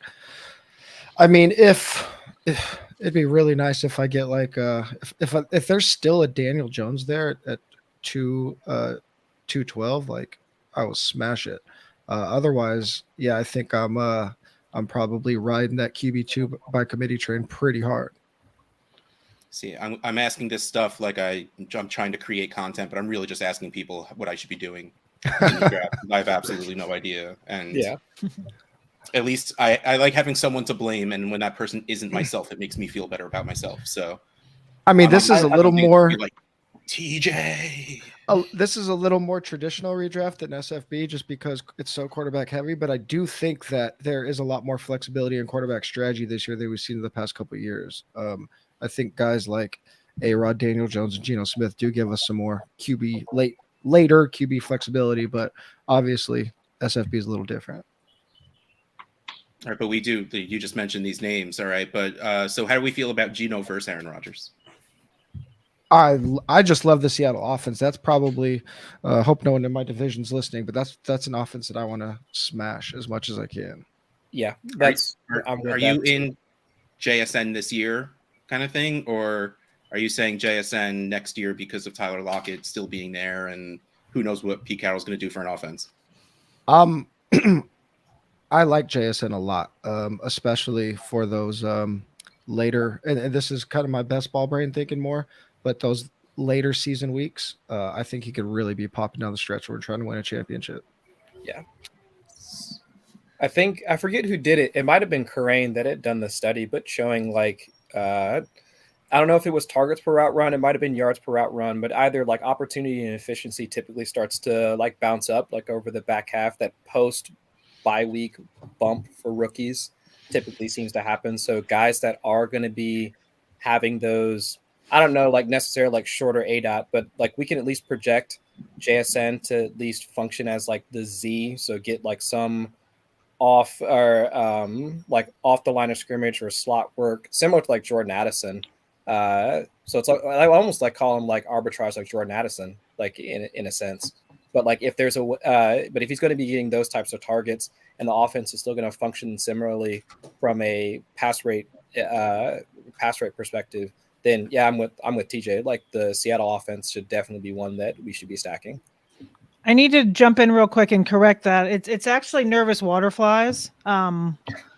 If you're going to promote the business down there, Dave, promote the right name at least. I thought I was helping. I thought we were doing that is, and you were, and Dave was very kind to throw that out there. But no, my husband does have a fly tying business. It's called Nervous Waterflies. He sponsored the pod a couple years ago, so I think that's what he was referring to. But yes, it is called Nervous Waterflies. If anyone fishes for carp, he specializes in carp flies. No, and I appreciate it, Dave. I didn't mean to like. I mean, the fact that you even remember that is beyond impressive. I just want to also say, and I mean, Kyle C is in the chat. Kyle, this is at the heart of everything done for charity. A lot of people enter. If you continue to enter, you'll get in. There's no reason to be handling it the manner you're handling it in the chat. We still love you. And we'll kill you with kindness, no matter what you say in that chat. This is all done for the right Cincinnati reasons. tomorrow. You can have my spot, bro. If he wants to come over. Show up in Cincinnati and draft with Chris Allen. Come on, man. We were just live streaming every single weekday for about 3 weeks before the last week. Yeah, those are words. And giving like 20 spots away every single day. So, and I know a lot of people just started giving their push to try and get in a little bit more recently, but we do our best to get everyone in. But the unfortunate truth is it's not infinite. There is a whole lot of people in this tournament, and it is not an inclusive club because a club that size doesn't sound very, exclusive in any way, shape, or form. We're not really keeping people out, and we don't want to.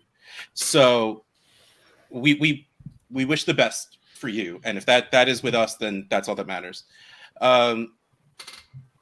No, Sal is not getting, we appreciate that you're trying to help Sal, but that's not how you got to do it. Whoa, 4 times, Chris, you typed that in there. Chris really Man, meant on it. my Chris comments are really. going to like are posted to multiple channels. It is going He to really all. means it. Yeah, anytime we post in here, it goes to all of the YouTube channels, and Yeah. there's 4 YouTube channels. So that's Oh, why I thought it was me like messing up or No, something. Chris Chris is just yelling. really feels strongly about Sal aging like a fine wine. Yeah. well.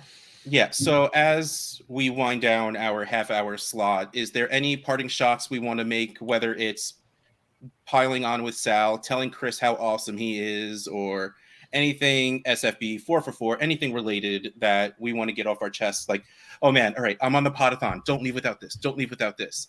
I don't want you to forget. I don't want you to leave here with regrets. No I got regrets. one. Everyone always gives their gratitude to Scott, and he very much deserves it. And Scott will always say, to pay him back, just donate as much as possible. What he won't tell you is that he will accept any nice glass of scotch if you see him in person. So if you Yes. see Scott Fish, buy him a nice glass of scotch, and he'll appreciate it. He'll never tell it yourself. So I'll be the spokesperson for his libations. Yeah, I in fact bought a bottle to bring to the expo with me this year, so Yeah. I feel it. Now that you said that, I'm gonna have to see if I can get a bottle for him or something like that. Let's go. All right, but Give him some real leather quick, just antique or to something like that. put the words out here, fantasycares.org/podathon is the way to go to donate. Of course, you can just go to fantasycares.org/donate, but don't now, because like I said at the very beginning, I haven't brought it up in a while. And like I said, we had, of course, Sal's friend in the comments trying to make him feel better about himself by saying he's getting better looking as time goes on. Sal needs to see, like, oh man, look, the Podathon brought in this much money. I still have use. You know, he's in his old age. He lives across the street from a hospital. He's, you know, he's getting up there. So we still want him to feel like he matters. So fantasycares.org/podathon is where you can go to throw in some money into Fantasy Cares to donate. And not only are you donating to Fantasy Cares, you're donating to Sal and his well-being and his fragile little ego. So that's why he looks so good, because all the money's going to him, right? Well, the money's not going to him. The money is showing that it was donated while Sal was on the screen. There we go.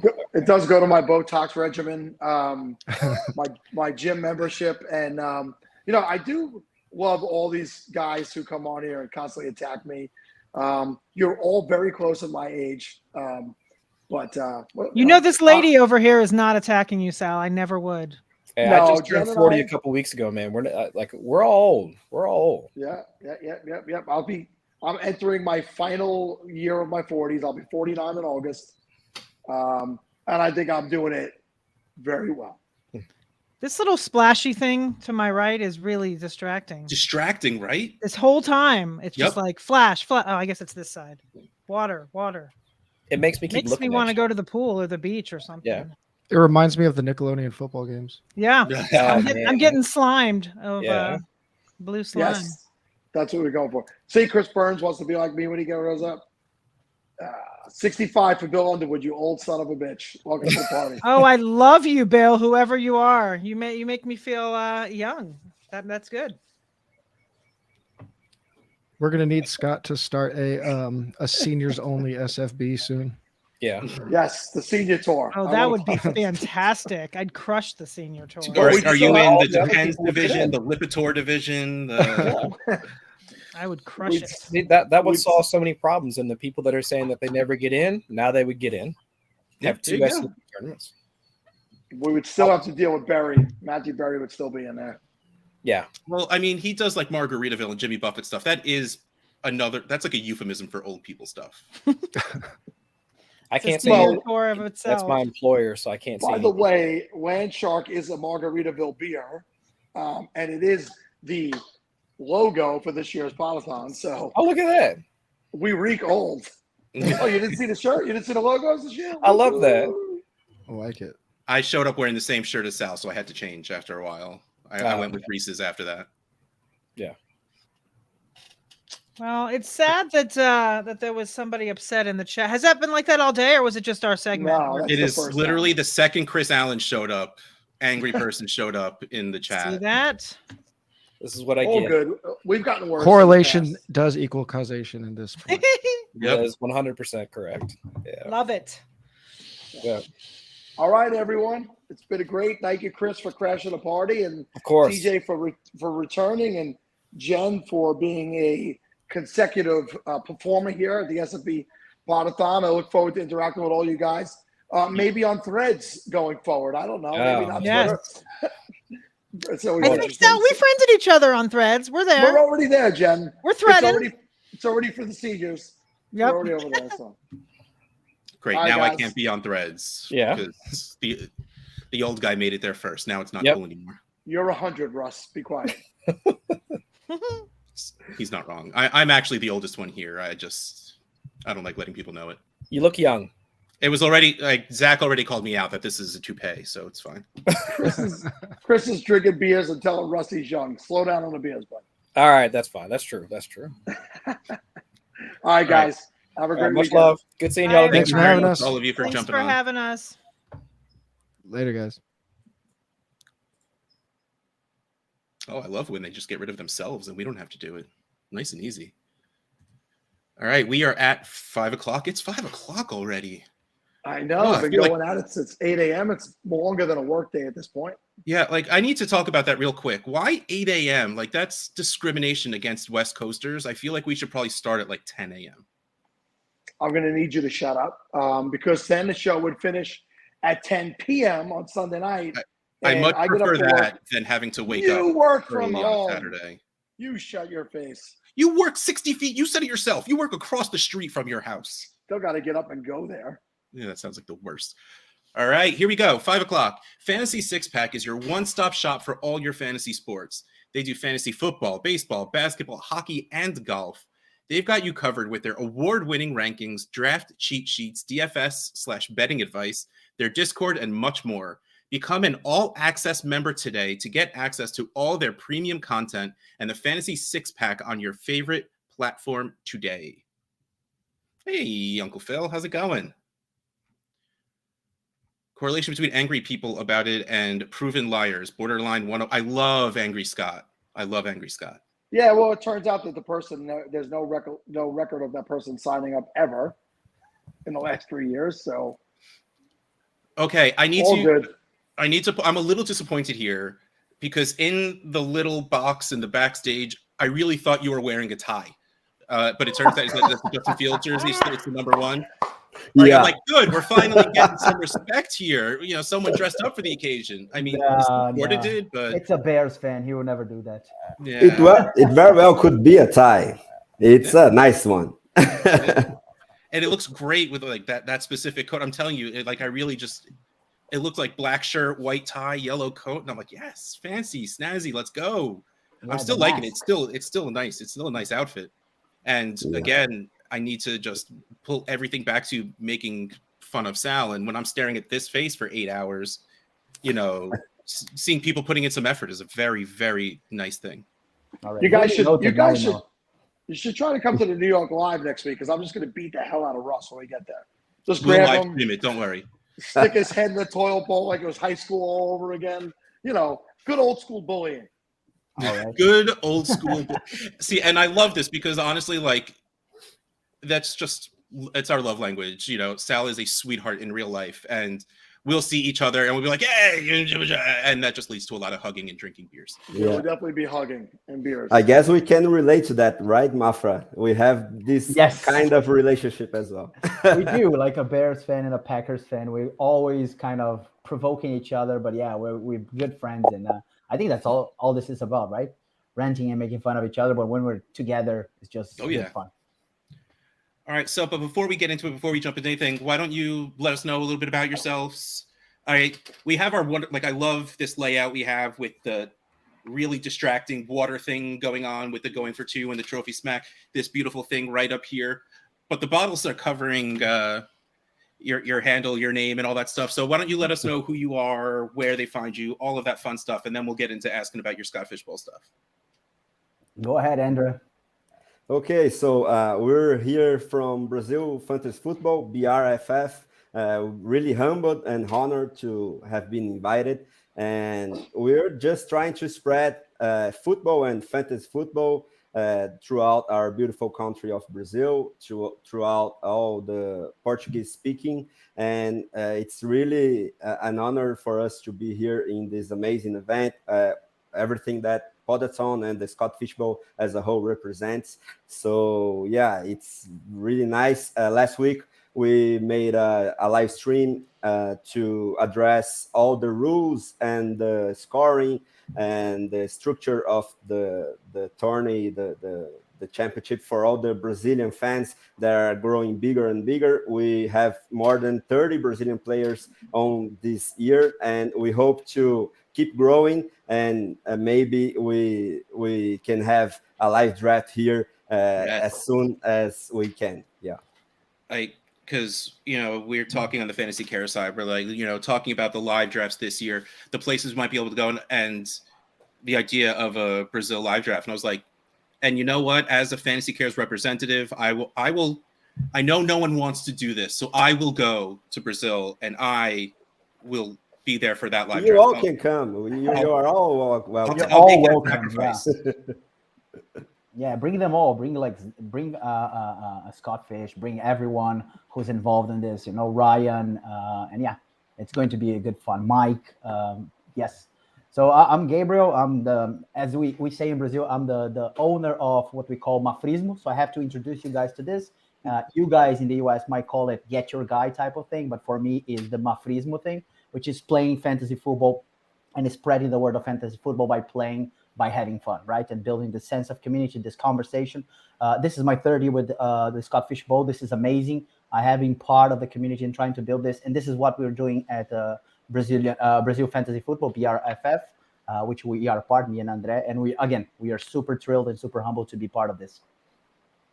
Yeah, and we are thrilled to have you here as well, by the way, because like I said, you guys instantly bring up the excitement of this place.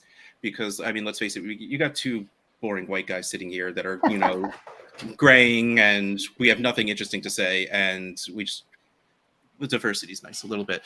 So I'm a little insulted. I'm a semi-excitable white guy. I've been watching the Podathon for a while now, and you guys are pretty exciting yourselves. So don't degrade yourselves like this. You guys are amazing.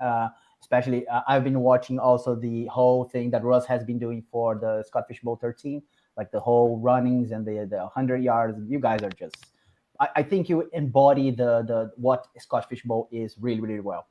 Well, thank you very much. That is our goal. And anytime I am talking or on camera, I figure you might as well do something stupid, because why do anything if you're not going to be entertaining about it? Yes, I made my entire career out of it. You have a career, hilarious. Yeah. All right, so what division are you guys in, and where are you drafting from? And give me your strategy so I know what to do. Oh, okay. So everybody who's watching right now, turn it off. Don't see this. Oh no, it's just you and me. No one else is listening right now. Yeah, absolutely no one. So I'm drafting from Cheesecake Factory, nice. Which happens to have another Brazilian there. I hate him for that because I told him to go somewhere else. Oh, yeah, spread it out. You don't need to. Yes, exactly. We are 31. We could be like in different divisions, but he decided to be with me, so maybe he really, really likes me. I'm drafting from the position 7, and I don't think I have a specific strategy apart from what I said. Just do your Mafrismo thing, get your guys, and have fun. This is my third year doing this exact type of strategy. Last year, I did exactly that, and I got to the semifinals. So that was great. And I'm going to continue doing, because at the end of the day, the bragging rights is just to be part of this. So what's your guy at 7? Like, is there someone now clearly like you can't say Josh Allen, you can't say Travis Kelce, because that's clearly not going to happen. That's his guy. Calm down. But what's that player you're hoping falls to you at that 7 spot? I have 4 names in there, depending a lot how the draft is going to go. Okay. So I have Joe Burrow, Lamar Jackson, maybe Justin Jefferson if it goes QB heavy. And the 4th one might be a consideration between Trevor Lawrence and Justin Herbert. I know people are a little bit down on the draft on Lawrence, but I do believe that he's going to have like a great year with the whole package that he has around him. Oh, yeah, absolutely. I mean, I got this hanging up here. I got my Calvin Ridley Ooh, jersey this is hanging up there, nice. so I am here for what that offense is going to be. Exactly. Yeah. Oh, hey, Mike. Oh, hey, I Mike. had to come say hi to my friends. How we doing, guys? Hey, Mike. So Glad excited you're to have here. you guys on. Oh, had to come on and say hi. I can't Yeah. stay too long, but I saw you guys talking. I'm like, I got to jump on. Just gave the kids dinner, so I had a few minutes, but so excited to have you guys joining us this year. Awesome. What's for nice. dinner? The kids having curly fries and corn. They're kids. For me, whatever they don't eat, you know how that works. I know that well. Yeah. I have a 5-year-old here. She just went to bed. So I'm actually not in Brazil right now. I live in Lisbon in Portugal.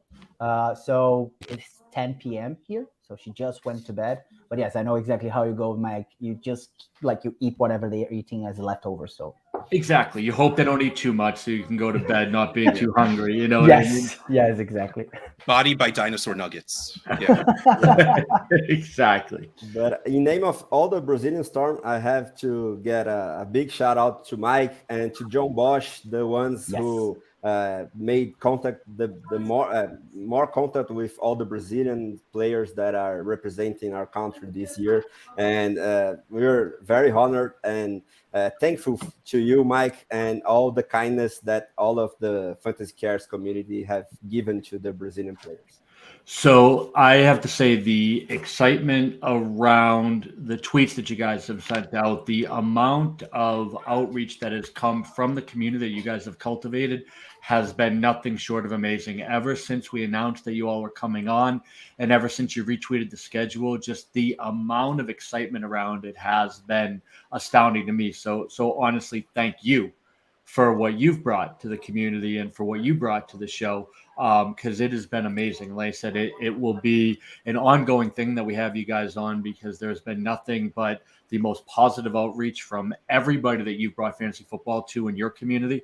So this has been nothing short of outstanding. So thank you so much for being a part of this. No, thanks. That's And I awesome. would like to also add a huge thank you for everyone involved in the Brazilian fantasy football that we have on our team. Rui, Sergio, Caio, the other Caio, João, and then Derek Junior. So yeah, we're a big group that's trying to kind of, as we said, we get more people to be involved in fantasy community, to understand a little bit better about the game, to enjoy this whole thing, and trying to transport what you guys currently have in the US to the Brazilian audience, and of course adding our own spice to it.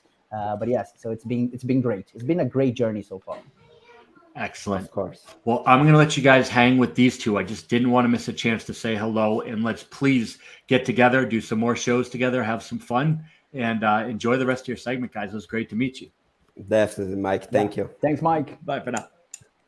Thanks, Scotty, by the way, for this message. Yeah. Thank you. And a big shout out also for the other fantasy football pages from Brazil, as Fantasy Futebolista, that I saw him in the chat. And we also have Mateus from Fantasy BR, who is a guy that is grinding in this industry for more than 5-6 years now. So Gigiani and Mateus, we wouldn't be here without you as well. All right, so don't think you get to escape this. You don't get to, pass over what your division, your draft slot, and all right, we get it. You want to draft Justin Fields, but in the magical case that Justin Fields gets picked one before wherever you're picking, let us know who you're going to pick then. Yeah, I'm picking from the 6th spot, so I guess it's a good spot to have Justin. But I was hoping actually to start out with the Ravens stack at the beginning of the mock drafts. That was possible, but I think right now that's very difficult because Lamar Jackson hardly is passing from the 5, and Mark Andrews is almost definitely getting picked right around the 1-2 turn. So now I'm second guessing. I'm imagining what I'm gonna do with the 2nd round pick. The first one may as well be Justin Fields, if not Joe Burrow maybe. And the second one, I'm struggling between a top 5 wide receiver, Cooper Kupp or Tark Hill, or maybe Derrick Henry or Saquon Barkley. The scoring favors the running back position a lot, and it differs a lot from the regular standard leagues that we have. So this is also something that makes Scott Fishbowl so unique and different and exciting. All right, and what division are you in? I'm in the Applebee's division. I was looking for the sixth spot precisely, and when I saw that this one had the sixth one vacant and all the other ones filled, I jumped right in. All I right. will See, say one thing, Andrea. You have to draft DJ Moore as your second pick. You have to go like your team full on. You have to believe that DJ Moore is going to be a top 5 wide receiver in this league. Just I go for really- it, man. and look at it this Yeah, way: you could wait till like the 4th, 5th round before you take Cole Kmet. It's fine. yeah, maybe both of them, but I'm really targeting the Bears stack, and I'm hoping to get DJ Moore on the 6th round. Let's see if I can do it. I love that. I have an strategy. important question, Andre. Is have you ever eaten at an Applebee's? Actually, yes. Quite some time ago, we do have Applebee's here in Brazil, but not that many. And fine. but this kind of franchise, it's big here in Brazil. But the main one, the one that dominates the market, is Outback. Actually, that's Australian food, but we do have Applebee's in some towns here, but not that much. If you show up to Brazil and you eat at Applebee's, I want to kick you right in your ass. Yeah, of course, because we do have much better food here, and so it's not something that I do quite frequently, just to make sure how it all goes. But I will say this: the Outback in Brazil, Applebee's in Brazil is a fancy restaurant. It's not like in the Yeah. US where it's a perceived just kind of a fast food or in 18 go out type of thing. So Are it you was- implying that it's bougie, like date night? No. No, nobody. He's like, got all the right, maybe reference? you don't go that far, but exactly. It's a goddamn country song, guys. And we're bougie Yeah. like Applebee's on. Yeah, date no, night. I- no, nobody, everybody. Let's go. no. So yeah, but like That- Applebee's is that's not not the is not kind a of sound that not we a like. terrible restaurant, but it's kind of considered a little bit fancy in Brazil. So yeah, we have like Nice. I think 2 or 3 in São Paulo, which is the city that I come from and where André is. So yeah, it's a place that we will go sometimes. Very cool. All right, so So- I got to ask: you have a football hanging behind you. Is that a Justin Fields, or are we stretching out? Is it just the Bears thing? Is there No, someone this- on that football? No, this is actually just to hold my 2 first football fantasy football champion rings that I have won in my home league, right back in 2015, 2016, I think. That's a great flex right there. Yeah. Oh, what do you have a football on? Oh, just to hold my championship rings. No biggie. There's Yeah. there's nothing special about it. Just the rings on top. No Yeah, big the deal. most special one is the jersey, actually, from my British football team, my childhood team. It's São Paulo Football Club, and that one has a lot of signings of great players from our history. It's the wrong football for me. I got nothing to be able to Yeah. contribute to a conversation on that. I am sorry. I wanted to be able to do something with that. I'm just like, cool. Yeah, I'm happy for you, man. I was actually a college soccer player, guys. We call it soccer Nice. here in America. But I grew up, my father was born in Sicily. right. So naturally, that was his favorite sport. And I was 5 years old. They signed me up when I played soccer my whole life and coached it. I was a U.S. soccer referee for many years. So big fan. And Russ is so upset that he never played and then he left. yeah. Like I'm not talking about this soccer thing. I hate it. What position do you like to play best, Sal? You know, I played. It's funny because they tease me about being the older guy, but I always played defense and a little bit of goalkeeper growing up.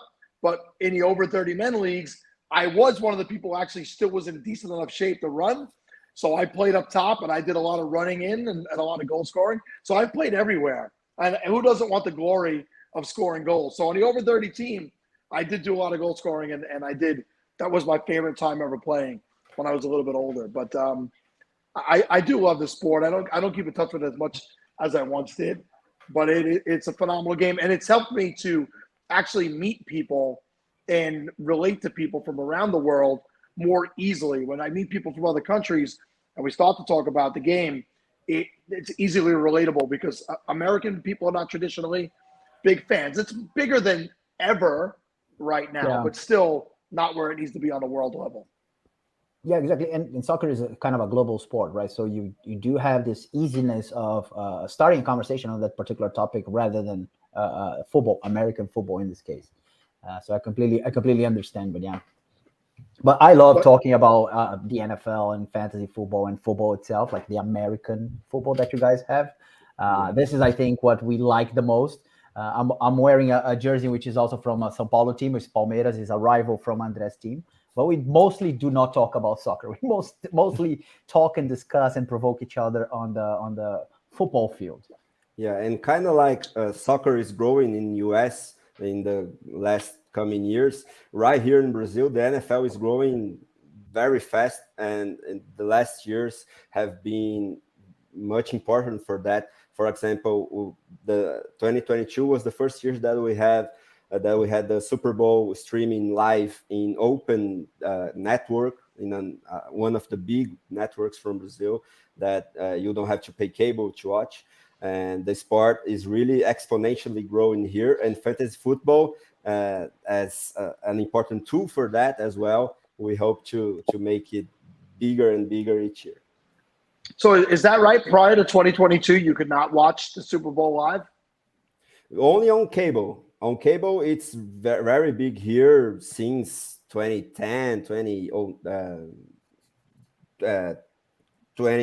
I think the first year that we had the Super Bowl streaming here in Brazil was actually in the 90s. But then we had a period of not something consistently happening. But ESPN Brazil really brought at the NFL and jumped right into it. And since the 2010s, it's getting bigger each year, and the 2020s now, this decade, is being something that we can see in Brazil that never before it has been so big than it is right now. Yeah, and I think it was 2018 where Game Pass became available to Brazilians. Yeah. So that is then what I think increased the visibility for the NFL product itself. But I remember in the late 90s, like 98, 99, 97, watching some of the games. I actually watched the Super Bowl. I remember watching, but I don't remember the game itself, the Packers Super Bowl. I wasn't a Packers fan at that time. I was just like, I hate this game. Why are people just hitting each other so much? Why are they so aggressive? This is stupid. And then I came back to the game, like I think 2005, 2006, and that's when I started understanding the game a little bit more. But yeah, it's been on and off for a while in Brazil. And I think the traction started a lot after Game Pass was also available. Packers Patriots. I remember watching that game. Yeah, I was actually stunned when they won that game. But if you another sport that's popular in Brazil is mixed martial arts. Somebody said earlier that they're a big fan, and that's another sport. I'm a big UFC fan. I'll be watching tonight while we're still. You need me to leave again, Sal? This is what happened last time. You started talking other sports, and I walked away. You just stay here. Don't worry about it. It'll be done in a minute. But to an extent, most people look at the UFC and they think it's just brutalizing. There's nothing to it. It's such a technical sport. And people who don't understand it just assume it's banging, slamming. There's so much technicality to it. And football does have technicality to it as well. And that just, if you don't understand it, take the time, you bash it. Yeah. I can't understand. Like, I get it. A lot of the times, especially not good UFC fights, and I don't really watch it, but sometimes it just ends up with two people rolling on the ground, punching each other. But to believe that there isn't skill involved in that is really just people just being not, like you said, not understanding and no, you go try.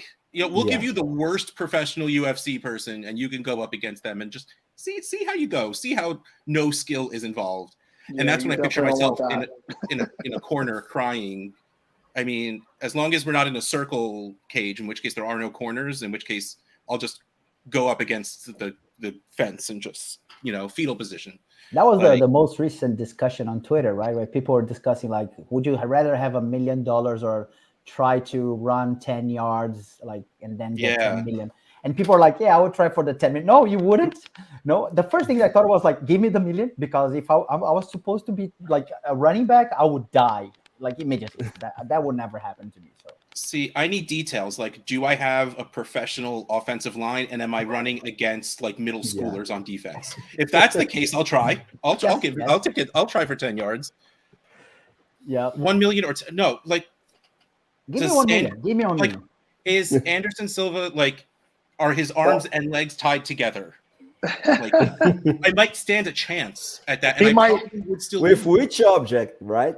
With handcuffs or something lighter? So No, you like have he's to. straight hog tied, arms and hands and feet tied together, and I still have a chance at losing that. Silva Yeah. on one leg with only one leg would probably beat that out of all four of us at the same Yep. time. Same time. Yeah. I mean, Anderson Silva is kind of a common name in Brazil, so maybe if it's another Anderson Silva who is Yeah. like, I don't know, 9 years old or something, but then I'm not gonna hit him. But He- anyways, like it Smart needs to be man. like a skinny guy. Questioning. Yes, that- exactly. Yes. It's actually the Fine print. it's actually the Anderson Silva that works at Applebee's. Yeah. The general manager from Applebee's Yes, here exactly. in São Paulo. Yeah, Silva is a very common name here. It's like, I don't know, our Smith or something similar. Richards, I don't know. Yeah, there are a lot of Your O-line Silvas is a here. bunch of Sals. Nope, give me the one. Give me the one. Actually, you know guys what? are I'll lose that $1 million to watch a bunch of Sals try and play offensive line. That would be nice. You guys insult me because I am an athletic guy and I do know, actually- but it's not Yeah, fun to you not. are. It's not fun to be nice to you. I still actually work out 4 to 5 times a week. So let's go. I'll bring you You something need to in start MMA posting right now. videos like Bobby does, and then we'll that's- start to believe that. That's awkward. I feel awkward every time he does that. We have a New York Live draft chat, and Bobby Cable's in there, just loves posting videos of him working out. And don't get me wrong, that dude works out. But it's just like, oh, cool. Your pinky is stronger than my entire body. Thank you for showing me that 16 times. Cool. Yeah, we have a kind of a saying here in Brazil from people that work out a lot. If you don't post it, you didn't do it. You didn't train. Yeah. That is the social media way of thinking. I love it. Yeah. All right, guys, be ready. I'm going to start flooding your timelines. All right. See, that's good. this is my goal, and it's just going to get Sal banned from Twitter. That's my real goal. Yeah, we'll be waiting for him to Go for it. I'm Give bigger it on a- Threads anyway. Don't worry about that Twitter. Oh my God.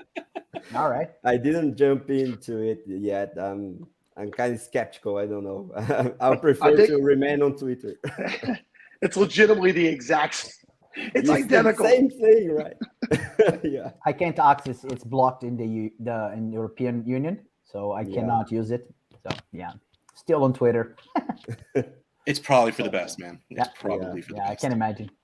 I guess Europe is having second thoughts with all the privacy stuff. With the All right. So as we hit up against our time slot, is there any parting shots you want to get out there, letting the people listening right now know about what you do, your show, what your online presence is like, and why they are just unintelligent for not following you and listening to you and doing everything that you guys do? You know, you're here. Take the platform, sell yourselves a little bit, and then make fun of Sal while you're at it.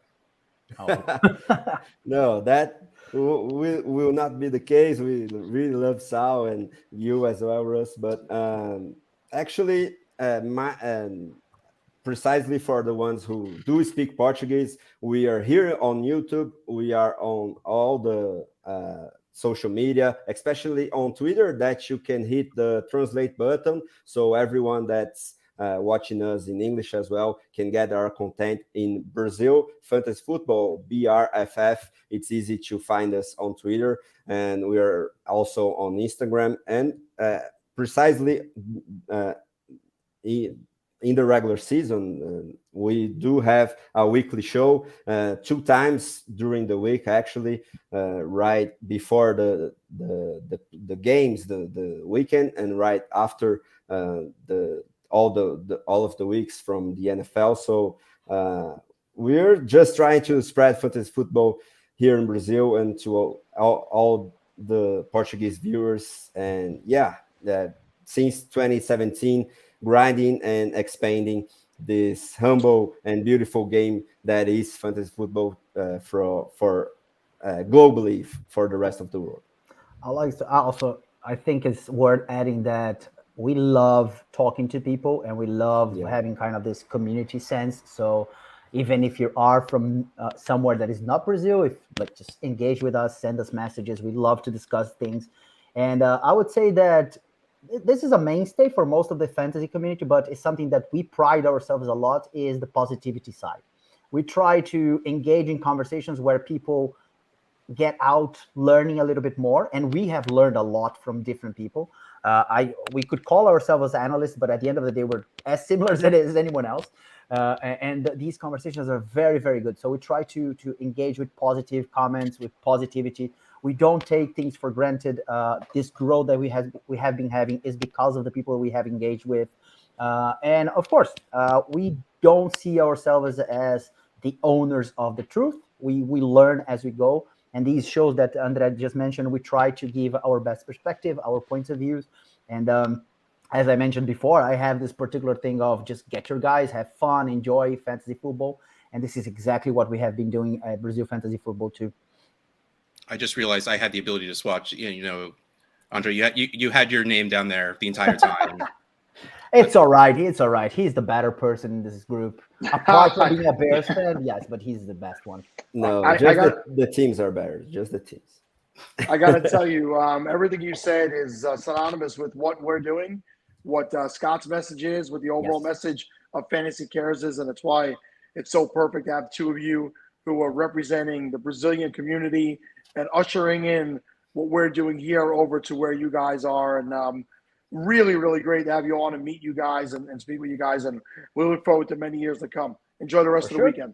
All right. And if everyone out there, if you're Brazil and you're fantasy football, start cheering, start screaming for that live draft. And again, there needs to be a Fantasy Cares representative, and I'm willing to take that on. I will take that hardship away. Not safe for you to go alone, Russ. I'll come with you. We will be waiting, all of you. Yes, for sure. All right. Well, I was going to say thanks and goodbye, but apparently they were just ready to go and they were tired of us. I get it. Don't get insulted. I removed them. Was your hair getting a little too unruly that you needed to? No, I forgot I had a fishbowl. I had a fishbowl hat. I wanted to. Oh, no way. That's so cool. Yeah, but it's the one from the music. Remember? That's a Podathon. Yeah. I don't wear hats, so I don't know that I never knew we had a hat with the fishbowl logo on the back. That's awesome. There might be two of these that were ever made. No, there you go. One. So, all right. So I'm going to attempt to do a read since I haven't done one in a while. And well, we were trying to help you save your voice. I'm going to go for it. Ready? Our guest is brought to you by CampusToCanton.com, a website focused on all things college fantasy, including Dynasty, Devy, College Fantasy, and Campus to Canton leagues. Campus to Canton is the fastest growing format in fantasy, where your teams have college and NFL lineups.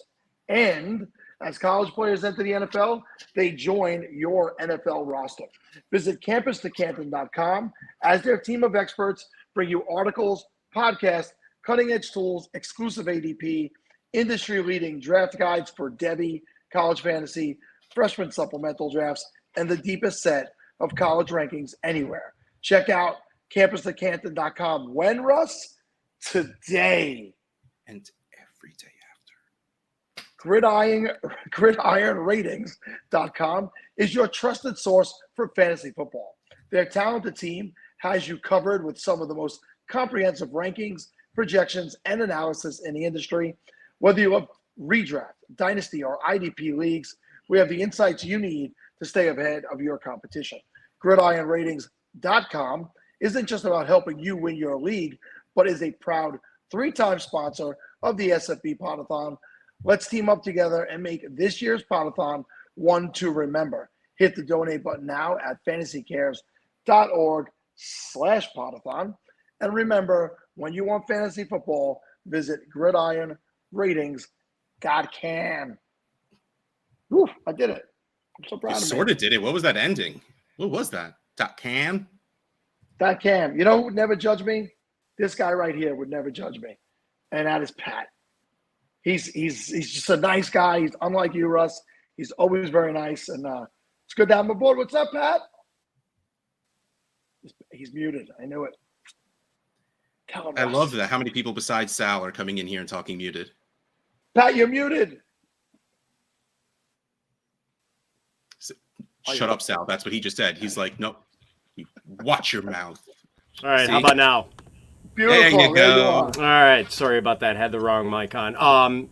Guys, thank you. Sal, wonderful job with that read. But can I start my segment by yelling at Ross? Would that be okay? Of course. Of course. Yes. I mean, like I'm watching the show this morning, and we're barely a few hours in, and Russ is telling everyone about Samantha's in Canton, Ohio. What are you doing, Russ? Like, I'm gonna be, when I'm waiting for an hour to get a table, I'm gonna be thinking, frickin' Russ, why did he have to talk about how great this place is? If it's for the good of Samantha's, it's fine. And hopefully they know it was me that got them there, and I don't have to wait in that line. But oh man, that place! It is an amazing place. It is an incredible place. I mean, will I'm- accept that yelling. Yeah, no, it's fantastic. I mean, like I've lived in, now I'm in the suburbs of Chicago, but I lived in the city of Chicago on the north side for a while, and like there are a zillion great breakfast restaurants on the north side of Chicago. But like Samantha's, I would put up against any of them. That place is spectacular. Pat, hey, Pat, your mic is cutting out a little bit. It might be something with your connection. All right, let me Your work it Coming out. in streaming out. seems fine, but I don't know if like you gotta like plug your mic in a little harder. Yeah, I don't think it's a Wi-Fi issue. I think it might be straight microphone. So I don't know what this blasphemy is. I don't know who this George is, but I don't agree already. I don't know what he's talking about, but if he's talking about it's better than Samantha's, he's just wrong. Oh, any better? Is my mic any better? Yes, actually. As Okay. of right now, we sound good. Yep. Good. Yeah, so John is talking about George's Great Dive Bar in Canton. Fantastic place. Oh, no, that's not what we're talking about. That's different. Yeah, Canton's got a hopping little restaurant and bar scene. Yeah. It's pretty impressive. I wish I could remember the name. There's on the corner, like 2 blocks down from Samantha's, there's this awesome Asian fusion place. Completely blanking on the name, but great Thai food, sushi, and Chinese food. It was wonderful. Really, gonna have to give that a shot. Yes, it was real good. All right. So, okay. All right. While we're just pimping out all of the wonderful places in Canton, this place, you know, Zach does not drink coffee. And the fact that he knows a really good coffee place, it is ridiculous because this is how good this place was. We walked in there like 3 minutes before they were closing, and we didn't know that, of course, and felt terrible the entire time. But they were so happy to try and help Zach find something that he would like, even though he doesn't like coffee, and that everything they made was freaking fantastic. That makes Mug's Wigs just like wonderful. Wow. Yeah, it's man, you've got me so eager to get back there now. Just thinking about how delicious some of these places are, and the company's not bad in Canton either. Okay, so now let's bring it back to Scott Fishbowl. And what division are you in, and what spot are you drafting from? Yeah, so I'm in the Culver's division. Are you guys familiar with Culver's? I know they don't have those on the East Coast, but I've heard the words before, but I could not tell you anything about it. I've Yeah, heard it. Yep. yeah, you guys bring me on, and we're doing nothing but talk about food for the Scott Fishbowl Podathon. It's this really good burger chain based in Wisconsin, where I'm a Wisconsin native, and they have excellent burgers and custard, which is Wisconsin people basically decided, ice cream is great, but we've got to make this a little less healthy, so it's basically ice cream with a bunch of egg yolks cracked into it. That sounds great. And yeah, it is indeed fantastic. So I'm in the Culver's division, drafting 6th. All right, 6. All right, so that doesn't help me much since I'm drafting 1, but at 6, what's your hopes? What are you, assuming things go somewhat normal, Kelsey, Allen, Hurts, Mahomes, go in those first few picks, what are you hoping for at your spot? Yeah, I'm counting on those 4 being gone raw. So that leaves pretty much either Joe Burrow or Lamar Jackson. It's going to be one of those 2 guys. Still going to go quarterback. You're not going to go for Justin Jefferson. You're not going to go Bijan, Mark Andrews, anything like that. You are saying, I'm in the middle where these quarterbacks are. I'm taking one, and I'm not even thinking twice about it. Yeah, I want to knock one of those quarterbacks out. It's really the only opportunity. I mean, maybe Deshaun Watson or Dak Prescott fall to the 2nd round, but if they don't, then your chances of getting some sort of anchor quarterback, and I don't know if those guys even really qualify as anchor quarterbacks. It's out the window. So it's the one opportunity. I think you have to seize it. And as much as I do like to have wide receiver heavy builds in Scott Fish, it's not going to be Jefferson or Chase for me, unfortunately. Yeah, that wide receiver heavy is the ultimate zag while everyone is zigging in Scott Fishbowl, and I've done it before, and it's so much fun. If anything, just because I love what my team looks like, because I just love wide receivers. Yeah, it's funny. Like you draft an underdog now, or some of these other best ball sites, and it's definitely gotten wide receiver heavier than it used to be. But I feel like Scott Fishbowl, where Scott puts a lot of emphasis on trying to balance the positions. He's always been big on that, and I think the perception is that his scoring system sort of penalized wide receivers. A little bit. I don't know if that's really the case. I mean, it's just in a league with so many flex spots. I like being able to have 5 or 6 really good wide receivers in my starting lineup, and I feel like if you're deep at wide receiver, that almost guards you a little bit against some of the injuries. Once the injuries start to hit and the bye weeks start to hit, and you're scrambling a little bit, I feel like if you're deep at wide receiver, you can ward off some of that, the in-season obstacles that pop up. See, and it's funny because that's really what killed me last year. My first 4 picks last year were 2 QBs, a tight end, and a running back in whatever order. So I was waiting. I'm like, fine. You know what? This is what everyone is saying. What I should do? Maybe I should just try it, because my goal is always just to finish top half of Scott Fishbowl. I have no delusions of grandeur of winning. It's really just like, don't be bad. And when I went to try and do what everyone else was doing, I'm like in week 11 starting Tyquan Thornton because the rest of my wide receivers got hurt. It's not a good feeling, and you don't want to be caught short. That reminds me. Can I tell my bad beat story from last year's Scott Fishbowl? Literally always. Go for it, man. This was not that anyone's going to feel any pity for me on this. So, I try to get good wide receivers, and Rondale Moore wasn't necessarily one of them last year. But so going into the final week of the Scott Fishbowl regular season, I can't remember when Scott posted the total that you needed to hit to automatically get a playoff berth.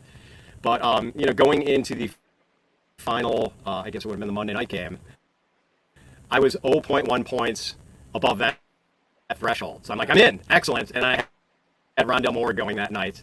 And on the Cardinals' first play from scrimmage, Rondale Moore takes a reverse. I remember the play. Jesus. Loses 5 or 6 yards. And then I'm like, oh, well, that sucked. Well, it's a long game. And all of a sudden they show Rondale Moore and he's limping. And I'm like, you got to be kidding me. He pulled his groin or something on the play. And he was out after that. So I basically got, sacked for a negative run that took me out of the Scott Fishbowl play. I believe that I was in Kitchen Cinco playoffs with the exact, a very similar scenario, where it was like he needed next to nothing to put me over the top. And I remember when he's leaving, it's unbelievable. I mean, he needed 1 point, and he got negative points. Yeah. I remember the game it's well. It's a nightmare scenario. But the Cardinals were full of bad beat. I know a guy who needed to basically get the game where Kyler Murray tore his ACL. He needed 2 points out of Kyler Murray to get a playoff spot, and Kyler Murray literally went down 2 yards short of what this guy needed to get in the playoffs. It was brutal. You play this game long enough, and you're going to have these horrendous bad beat stories to tell and bore people with for the rest of your life. I have a story that was actually a bad beat for my cousin playing against me, and this goes way back to when Deshaun Jackson was with the Eagles and they were playing against the Giants. And if you remember this game, Michael Vick was the quarterback, and I had both Michael Vick and Deshaun Jackson. And in the final quarter of that game, I think Deshaun Jackson caught 2 touchdowns from Michael Vick and returned a punt for a touchdown.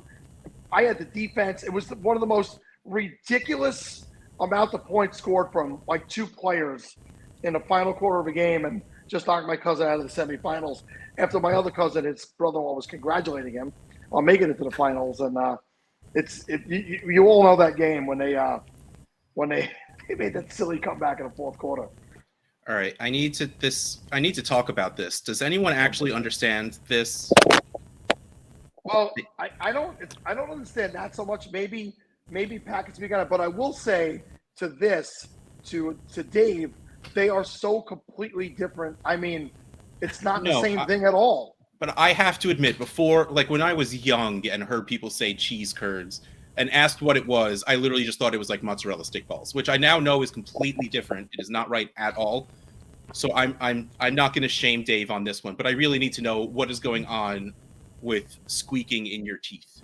Pat, Yeah, take well, that one away. So the cheese curds you get at Culver's are like deep fried beer battered cheese curds, and you know, dipped in a vat of hot oil, and you know, delicious, unhealthy, fantastic. The cheese curds that JC was talking about, they have fresh cheese curds, like, and if you get them really fresh and not cooked in any way, just like in a bag, if they are really fresh and really good, they will squeak when you eat them. They make a squeaking sound. But those are they're very good too. It's a completely different experience. But you know, that is probably the truer Wisconsin experience, the fresh cheese curds. See, I need to experience that to see how. Like, I don't know how I feel about that. Like, are they crying as you eat them? Like, do the cheese curds feel pain? Like, Russ, if you come visit me on Long Island, a very close friend of mine owns a place called Babylon Burger Bar, and the best appetizer on their menu is the cheese curds. They are the traditional type that Pat was talking about, where they're deep fried, beer battered, but they are phenomenal. The dipping sauce is phenomenal, and it's not a New York traditional food, but they make them fantastically. Yeah, I mean, right, here in the Midwest, so... I was just going to say, we work hard to get cheese into all our foods, and Scott, I'm sure, can tell you all about the Juicy Lucy up in Minnesota, where they, I think they just infuse cheese right into a burger. Instead of putting it on the burger, it is in the burger, and you know, if you get one fresh off the grill, you're in danger of giving yourself third-degree burns on the inside of your mouth. They have a Juicy Lucy on the menu too. I haven't experienced that specific burger, but I did that where, you know, I was watching a lot of Food Network and I felt very fancy, so I was cooking things in the burger, not especially putting them on top.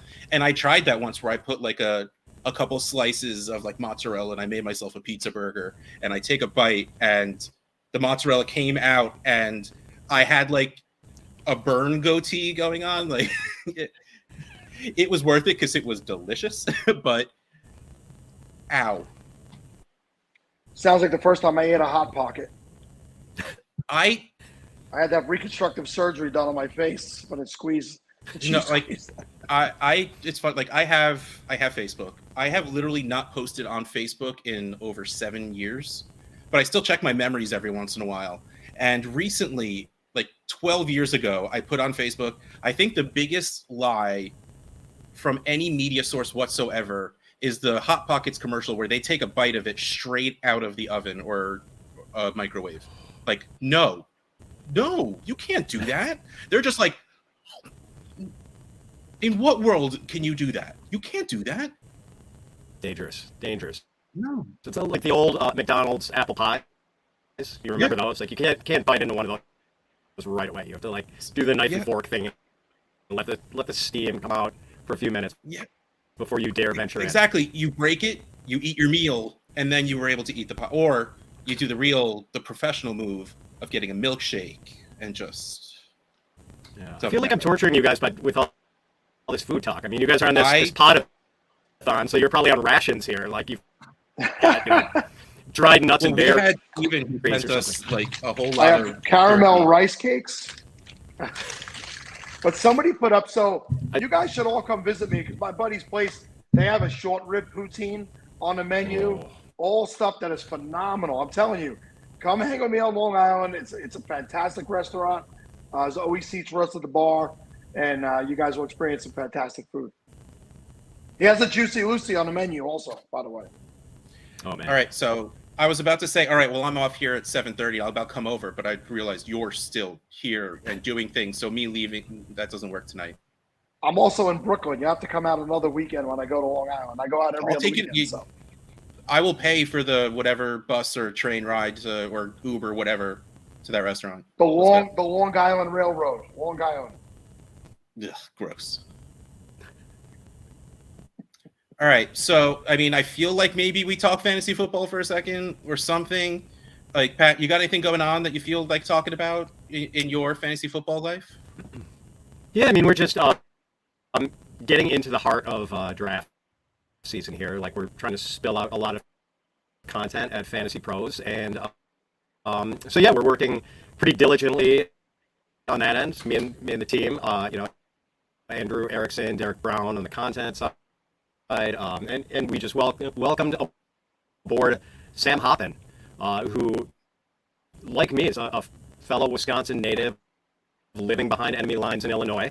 So really happy to welcome Sam to the team. And that's it. Like, people should definitely check out Fantasy Pros and consider subscribing, because even if you don't like me or my colleagues, we've got an army of developers who are just awesome and much smarter than I am. And even if you don't like our content, which hopefully you do, the tools are well worth it. I mean, the tools are worth the price of admission for subscription. Look, if you hate me, there's this. If you hate them, there's that. If you hate that, we still got that. That's wonderful selling. I love it. Okay, and Scott, if you're listening and you want to go to the Brazil live draft, apparently you need to bring some cheese curds with you. Oh, yes. Oh, sorry. I didn't realize you put that one up there. No, that's all right. I said what I needed to say. You can I love that you. But right before I was on, you had a guy from Brazil and a guy from Portugal on, and it was a Packers fan and a Bears fan. Yeah, like that was so cool. Oh yeah, this thing, it's growing. I mean, overnight we have Germany, Australia, England, Ireland. We are global. The fishbowl is global. We started the show off in the first hour with Bob Lung reporting live from the UK Fantasy Football Expo. It's amazing what's going on here, and it's just going to grow and grow every year. It is really cool that, like, I saw some of the photos from the London event, and I'm like, hey, I know him. Like, a bunch of those guys, friends. Colin Kelly used to be my producer on my podcast, over in Ireland. So it is cool how this has become an international hobby and has pulled in so many people from so many different places. Yeah, it's funny. Like, every once in a while, I accidentally look at my analytics for the different podcasts I work on, and you see Portugal and Brazil, and it's just like, oh, yeah. And it's so cool to even imagine that a silly game like fantasy football reaches that far. And I love being able to see people caring, people doing enough, people trying enough, that they not only do we have people from Brazil and Portugal on this show, but 20 people in the chat show up to support them. And it's fantastic. It's why we love this. It's why we love doing this, because it's a world out there. And yes, this is a silly game, but the point is it brings us together, and the community is it's so wonderful and so awesome that it stretches that far. It is. And just something like a Rondale Moore reference, seeing some of the comments on that. So lots of people. Yeah, I feel like you're going to have them talking about Rondale for a little bit. So I'm not sure if that's a thank you or a curse you for that, depending on who they are, because here, I know we have Dave saying, Zach, we'll always have that rookie fever, rookie profile on Rondale. Rondale was Zach Reed's wide receiver one. He loved that. He, loved everything about that player. And I still say, look, it's a new offense now. It's time. It's Rondale time. Third year breakout. Let's go. Oh, yeah. I mean, there is still time. I totally fell in love with that guy when he was an 18-year-old freshman at Purdue, just single-handedly beating Ohio State and putting up freaky numbers and single-handedly making Purdue a fun team to watch on college football Saturday. So I'm still a believer. Hopefully this year, now that they've got very little else on offense, maybe he comes through this year for us, finally. I'm ready for it. I'm here for it. All right, I'll say it. I'm praying for it. All right. Russ, do you believe this? I don't believe this. This is your friend from New Jersey. I was about to say that, Larry, I was about to say lay off the sauce, but both literally and metaphorically, I don't know if Ken could stop anyway. He likes to drink.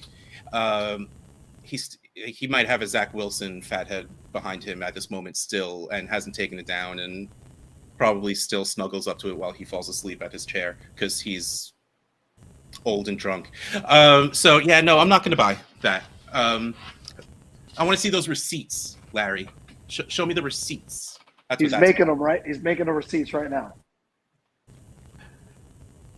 So as we roll up against our window, is there any parting shots that you want to throw out there? Do you want to reinforce Rondale as your lasting impression on the Podathon, or do you want to try and scrub that away with something else, another player to go out there and talk about, or you want to just talk about yourself for a couple of minutes? Go for it now. Oh man, yeah, I should probably scrub that away. That's the funny thing. Like I want to. I feel like a lot of the analysts are probably looking at the Scott Fish Bowl the same way I do, where you almost want to plant your flags. It's like get all your flags in the ground, all the guys you've been touting all year, and you know, I'd love to be able to do that. I know I'm going to get snaked on a lot of them and be very, very frustrated by it, but yeah. So I don't know if I necessarily want to go to bat for any single player, but yeah, that'll just come back to haunt me, I'm sure. But I'm really looking forward to it. It's going to be a fun year. I've got some fun people in my division. Addison Hayes, who's really sharp. I've heard he's got like his own rankings posted, and so you know I should probably go check those out. We're not really close to each other. I think he's on one end of the draft. I'm kind of in the middle, but still I should probably pick his brain a little bit before I go in and draft against him.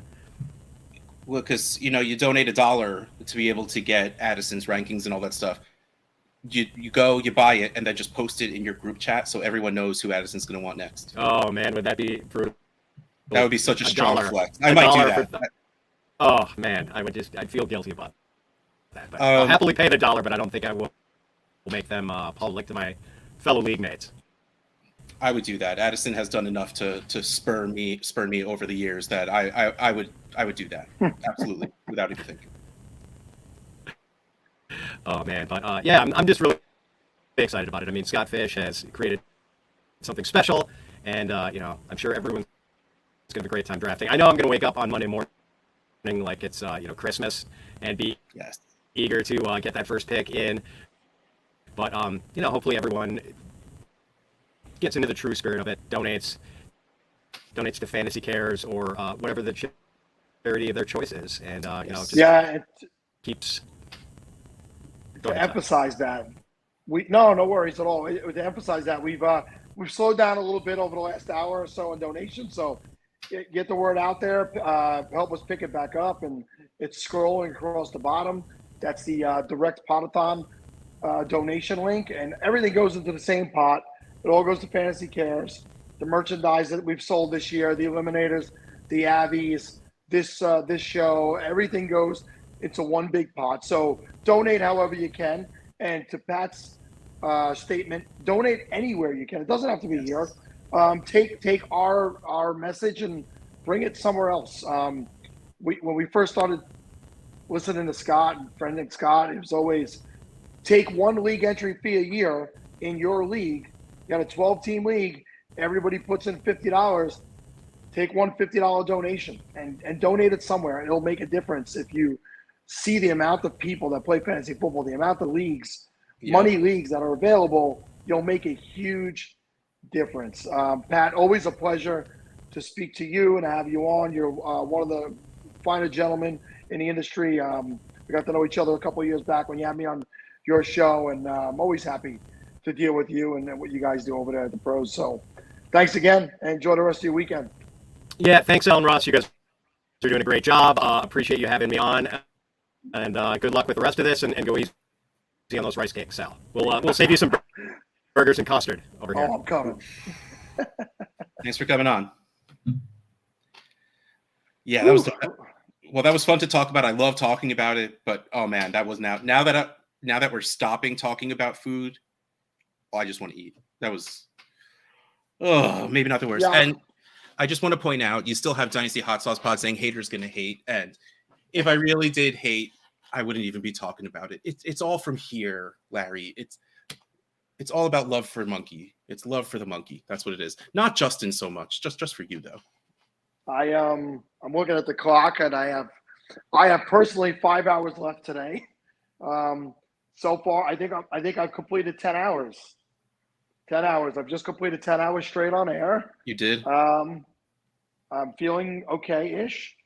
I Ish. definitely need an actual meal. I did eat breakfast this morning before coming on. A nice big egg white turkey, bacon, and Swiss whole wheat wrap, to give me that protein and the energy to get going. And now I need a real meal. I've eaten jerky today, and I've eaten some pepperoni and cheese. And I want food, goddammit. I want real goddamn food. And That's want why it now. yeah. Well, I mean, you didn't have the break in the middle of the day like I did, but I didn't eat breakfast, like a real breakfast, because I knew I'd need to eat some lunch because I knew I was coming back. Somebody bring me a pizza, 950 49th Street in Brooklyn, apartment 9K. Come visit, bring me pizza. I'll open the door, I promise. Extra points if you can just toss it up onto his balcony. It's the 9th floor. I mean, that's going to be a hell of a toss. We got some frolfers in here. We can do it. Frolfers. Had to say. All right, you take these reads, my friend. I got the read, yeah. The transition from season-long fantasy football to NFL DFS can be tricky. If you want to take DFS more seriously this season, rely on the experts who do this for a living with help of Occupy Fantasy.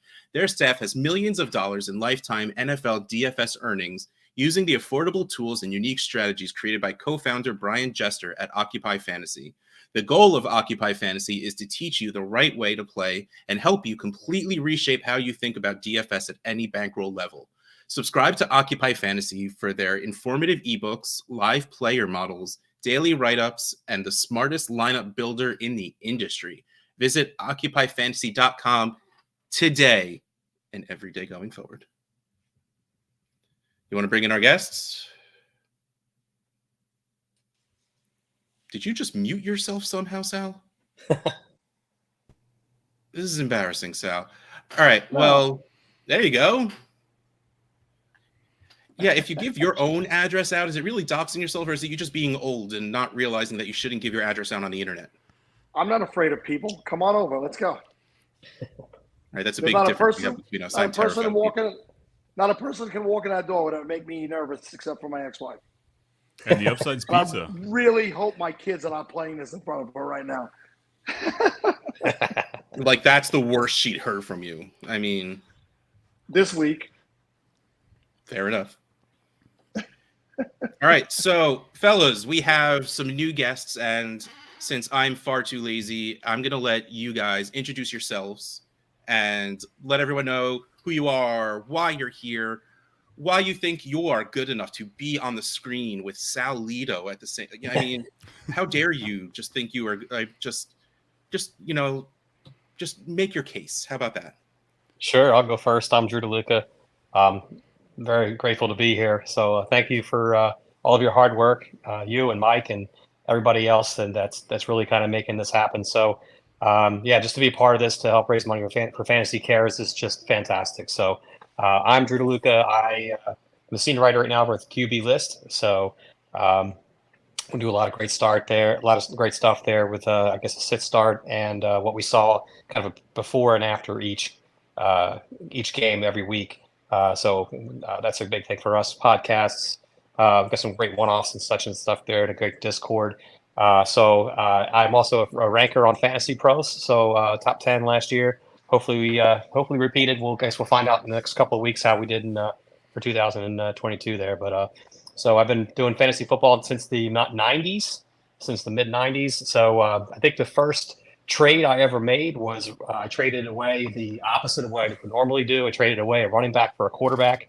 I traded Ricky Watters to a fellow Eagles fan and got Brett Favre back, and I ended up winning the title that year. So that's the first trade. That's how long I've been doing this. So it's a pleasure to be here. Thanks for having me on.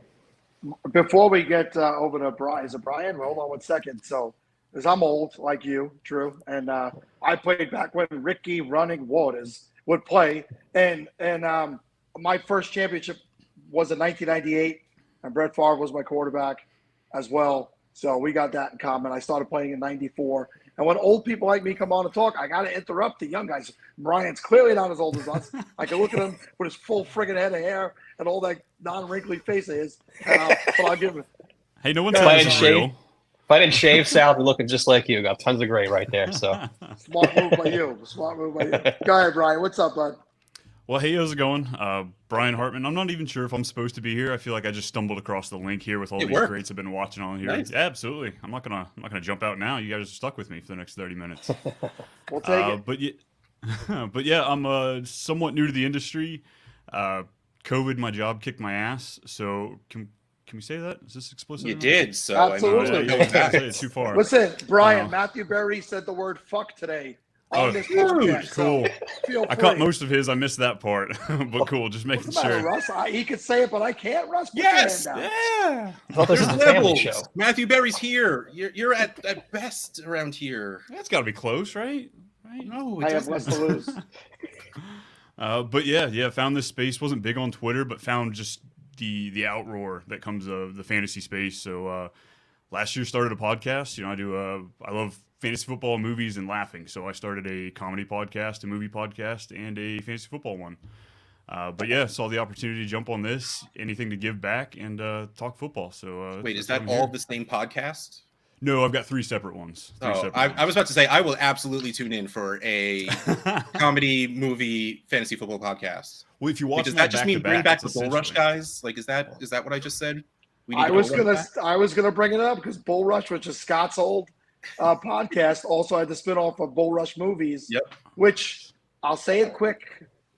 I was on. Frank and I talked about not the Sopranos, about Goodfellas, and We know. after 2 hours, we discovered only 10 minutes recorded, and the whole show was lost.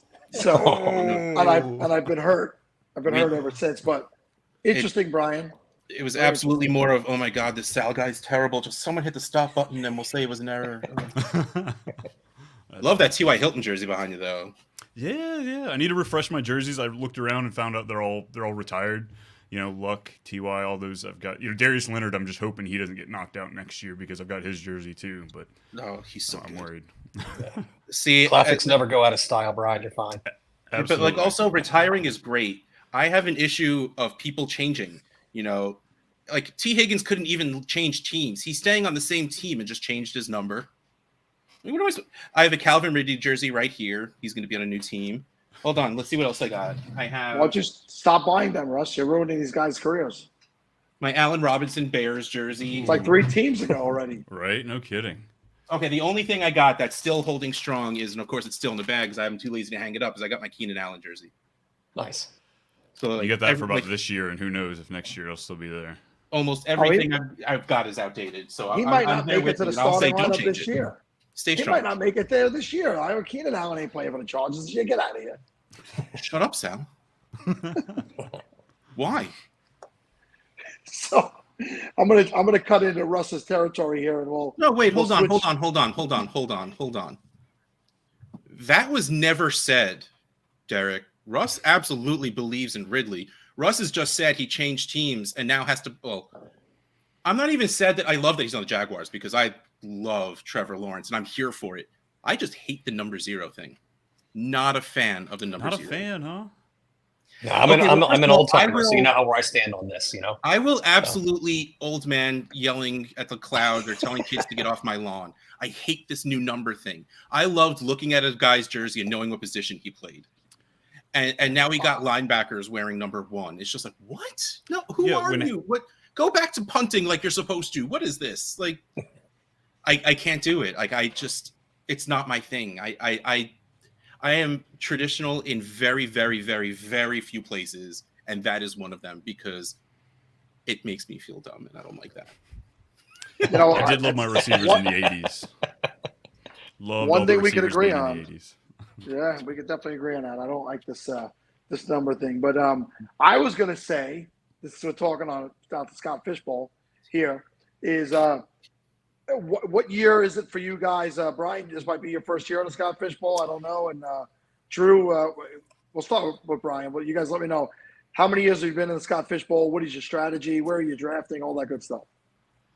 So I'm actually 0-2 for the bowl. So I'm in the satellite again this year. I'm gonna win my way in. So I'm gonna go ahead and get in next year. But right. so I'm here for advice. I'm here to learn.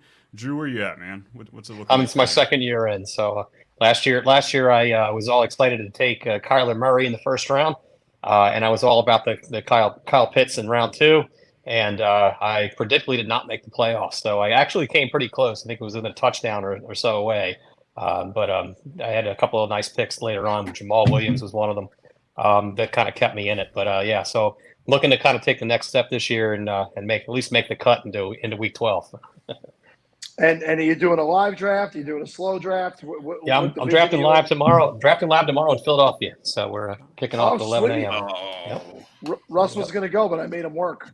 Yeah, I'm sorry I don't get to attack you because that's how I say hi to people. Yeah, yeah. Well, you're all welcome to come and mock my picks.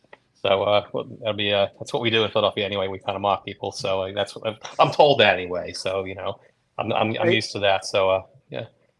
Hey Brian, the phrase of the day on the Podathon is touching grass. You familiar with this term? Touching grass. I've been popping. Now I don't feel old anymore. Yeah, right. What these kids are saying these days. Nah, man. Dude, I'm old. I'm in my 30s. I can't keep up. I got 2 younger brothers. Some of the shit that they say, I cannot keep up.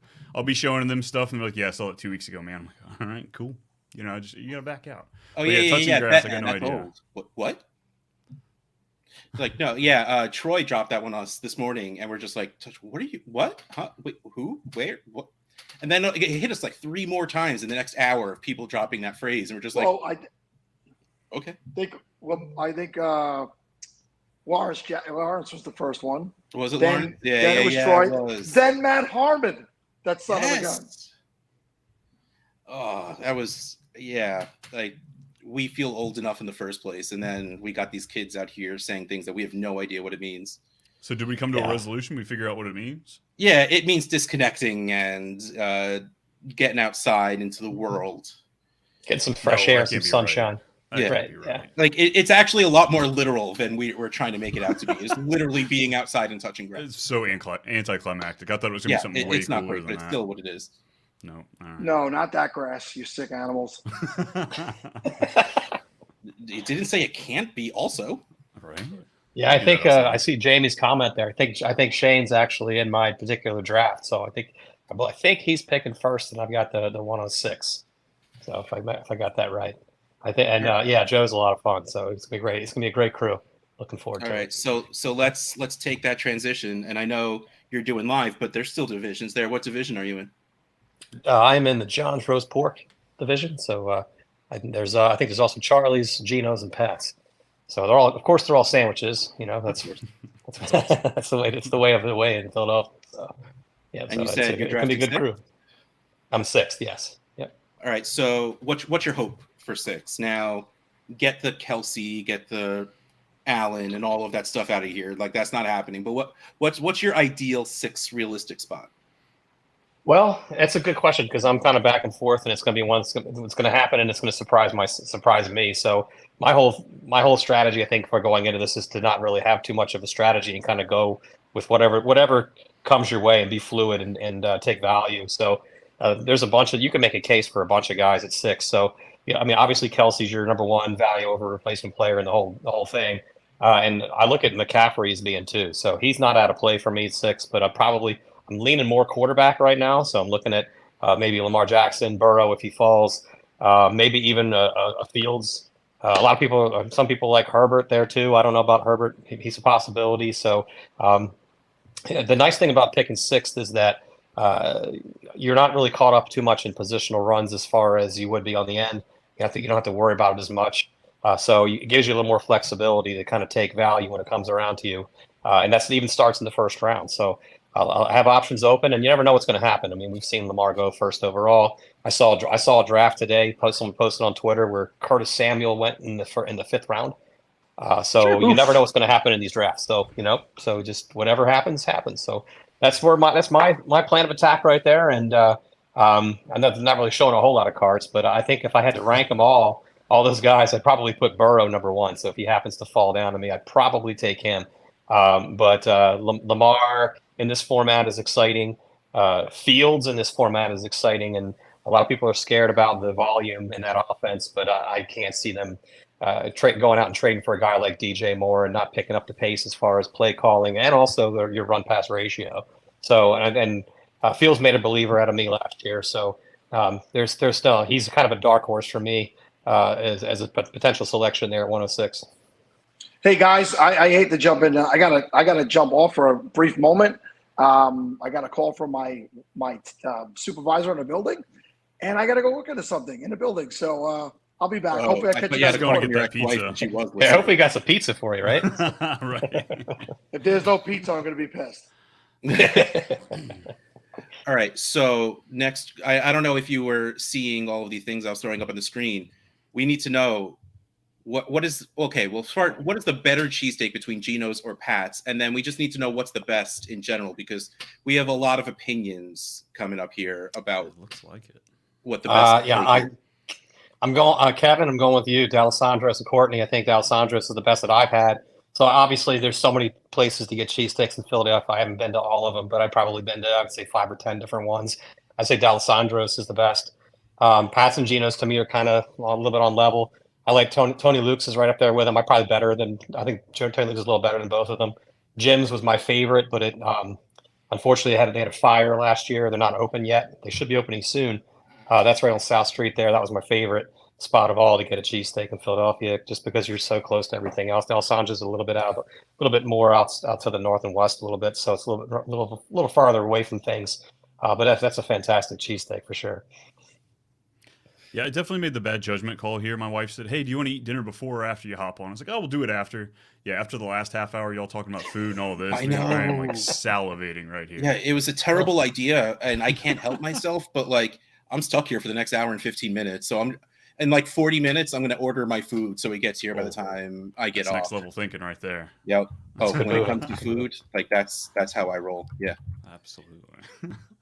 Yeah, I had a couple pieces of pizza before I came on, just because you can always eat after if you're still hungry. So nice. You here for a reason, Dave? You're going to keep yourself on mute. You're going to jump in. I actually just came in to help out with Sal, but then I was kind of thinking, guys, kind of a question we haven't really asked many guests so far, and I wanted to bring it up was kind of like, what does the Fantasy Cares element of the Scott Fish Bowl kind of mean to you guys? And can you share a little bit about how maybe a charity that really means a lot to you, and take a couple seconds to talk about, or a couple seconds to talk about it? Sure. Drew. We'll start with you. Sorry. Sure. Yeah, it's awesome. So yeah, Fantasy Cares it's awesome to be a part of this pod, to be not only the Scott Fish Bowl, but also the Podathon to help raise money for such a great charity. We've done so many great things with Toys for Tots and everything else. It means a lot to be able to give back. So I'm excited to be able to do that for sure. As far as myself for a personal charity, there's a few of them I like. The Be Positive Foundation is one of them. And they've done a lot of work recently in colleges and such with dance-a-thons and things like that, where they made a lot of money for pediatric cancer research, and also assisting the families of children with pediatric cancer, and a lot of terminally ill as well. So they do amazing work. They affected my own family. My niece was a Be Positive hero. She passed away, sadly, at the age of 8 from brain cancer. So that's a charity that's near and dear to our hearts here with my family. So that's a charity that I give to every year, obviously. But when you see the wheels in motion and all the people just motivated to give and motivated to help raise money and spread the word, and it really kind of warms the heart. All the great things that we're doing here. For not only for Scott Fish Bowl, but this is community in general. It's just amazing. The fantasy football community is just phenomenal. It's just great to be a part of it. Drew, really thank you. Appreciate you sharing that story. And everyone, look down at the bottom. You got the fantasycares.org/Podathon. Hit that link. The donations have kind of slowed a little bit here. It is 6:00 on the East Coast. We still have people, overseas, over in England, that's still, they're still up, they're still watching. We've got West Coasters here. This should be a prime time when we should be donating here, and just like what Fantasy Cares means to people. So let's step it up here. And then Brian, do you have any talk a little bit about Fantasy Cares and a charity that might mean a lot to you? Yeah, absolutely. It was it was eye opening for me. Like I said, it kind of came into the fantasy Twitter world a couple of years ago. Scott Fishbowl kind of popped up. Never had heard of it prior to that, but really blew my mind how much giving back there was and how much involvement there was throughout that. I thought it was just people shit talking, going back and forth on football takes, but no, there's they make it bigger than that, make this community connect a little bit more, and giving back in just the way that it's admirable. Absolutely something that we strive to be a part of this. Obviously, to be in this huge football tournament, but just an opportunity to be able to do that, something that we all love, while also raising money. Like it's a win-win in my book. And you got to take those when those pop up for sure. Yeah, and I want to build on a little bit. Sal, wow, I've been sitting next to this dude for like 3 days now, and I just forgot Sal's name. Forgettable, huh? Yeah, or like so much you want to forget him that you push it out. He brought up the idea that was, Scott always said, take one buy-in, donate to charity, and whether you want to do more, that's completely up to you. What I like doing is I have it, the winner gets to choose the charity. And it's what I love about that is, especially when you get to the championship games, a lot of the times the two people be like, all right, we're going to split pot, but the winner's still choosing the charity. And I'm going to kick that guy's ass because I want it to go to mine. And again, of course, the competitiveness is like 90% good natured, you still want to win and you still want to rub it in, but a little bit, but it's funny. That's what it comes down to. People are like, yeah, winning, whatever, the money again, this is mostly for fun. But I want my charity to get it. And then you get the awesome people that'll be like, nah, just whatever, just throw the whole thing. And we like to say, we would love if every single one of your donations went to Fantasy Cares. That's why we're here. We want your money. I'm not afraid to say that.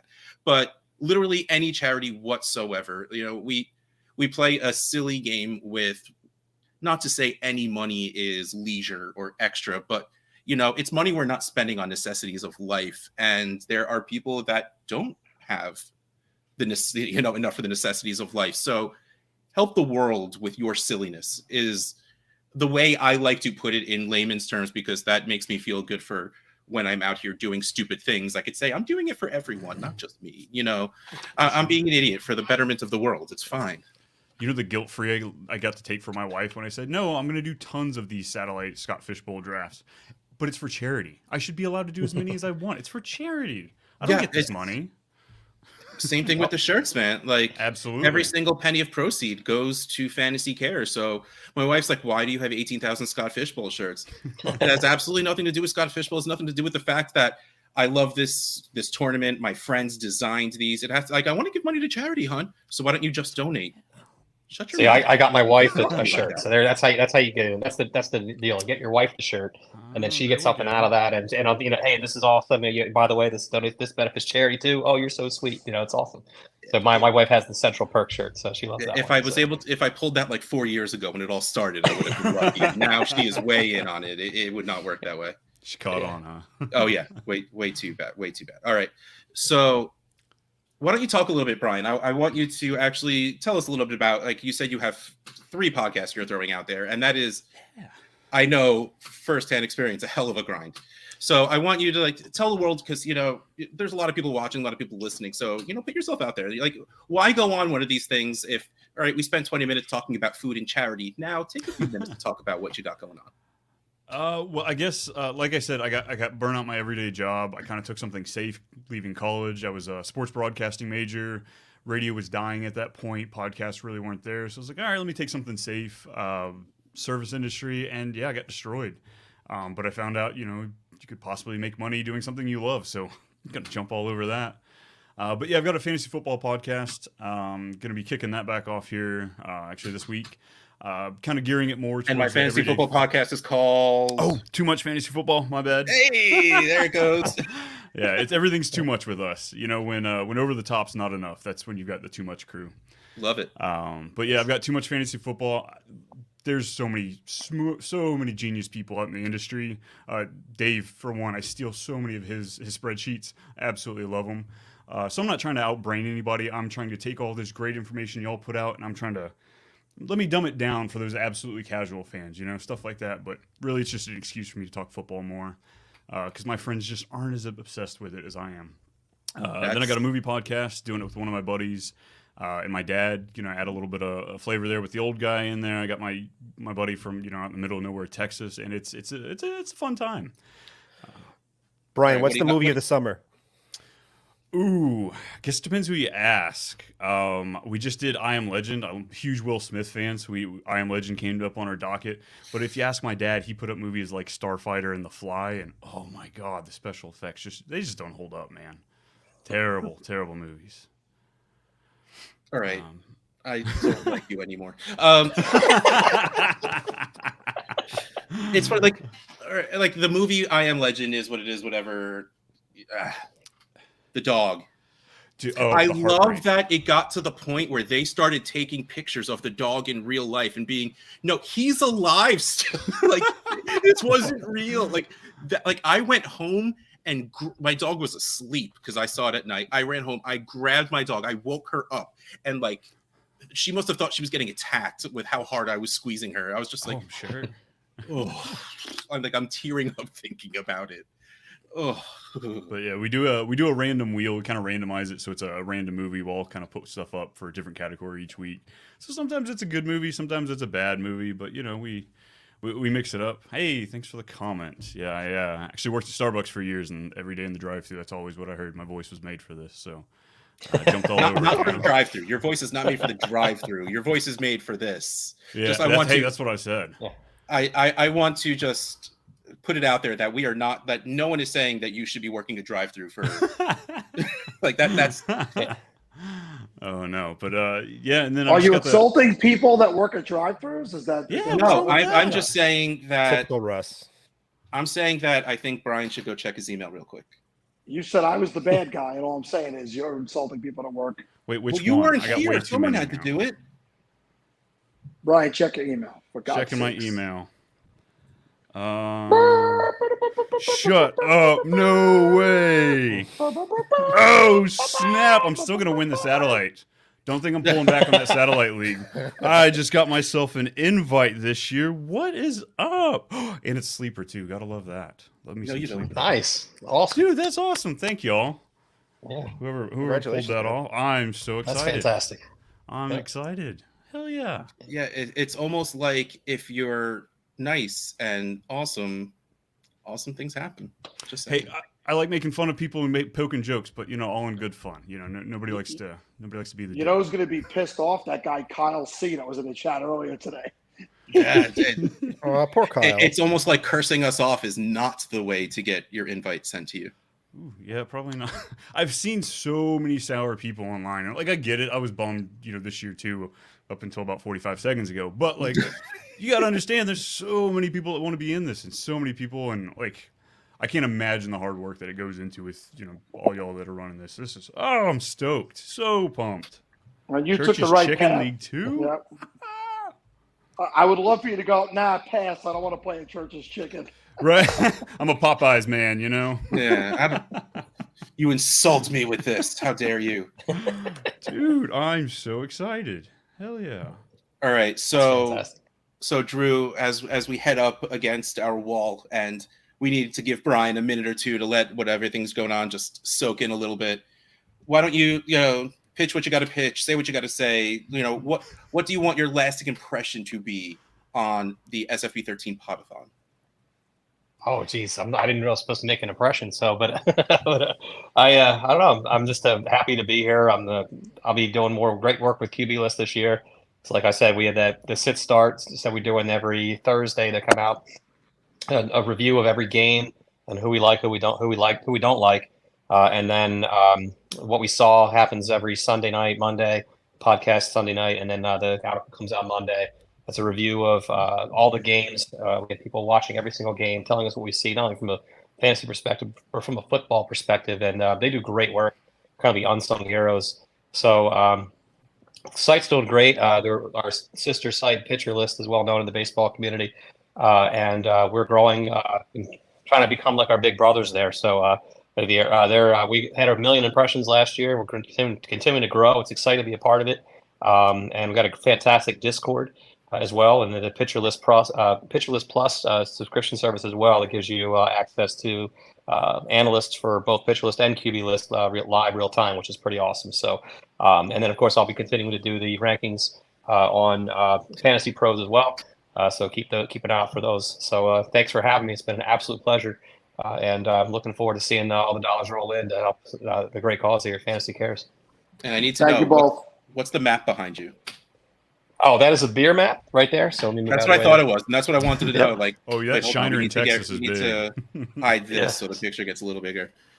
Yeah, you can't always see Delaware on there. Delaware, my home state, but that's the standard here, 60-minute IPA. So that have that and Yingling on around all the time for anybody else who wants to come in here. So I've had both. They're both good. nice. Yep. And Yeah. shout out to Look at that. QB It was List, written former in the sponsor. stars. Yes, Former cheers. sponsor of the Yeah, Podathon. Yeah. absolutely. Hopefully, future sponsor next year. We'll see what we can do. And We'll real take quick, we'll take your money. Before we let Brian say his goodbyes and his parting shots, Popeyes needs to work on their sides in general. Now, I am a middle-aged white guy in New Jersey, so I know nothing about Louisiana cooking whatsoever. But like I feel like their sides just need a little bit of work. Like it's Dude, just get a biscuit. Just get a biscuit and move on. Their biscuits are real good though. So All get right, two Brian. of them. Sorry to step on your toes, but the biscuit good. talk needed to happen. I gotcha. No, like I said, you can find me too much fantasy football, too much movie night, too much shenanigans. If you're looking for a little bit of fun, just an extra laugh. Guys, I can't thank you enough for having me on. I love being a part of this. Love being able to help give back. Screwed up not getting my shirts in time, so they'll be here in a couple days. But yeah, absolutely. I love being on here. Getting shirts Awesome. is getting shirts. That's all that matters. There's no time. Yeah. It's just having them is what matters. And is that a Duke Silver shirt? Yes, sir. Yep. Duke Silver Trio there. Yeah, I had this at the Expo last year. It was a big hit, so it was a lot of fun. So I was like, what should I wear? Everybody's I'll throw that one on recognizing there. the Duke Silver at the same time. Duke Silver is your twin. Yeah. I mean, you're Duke Silver? Yeah.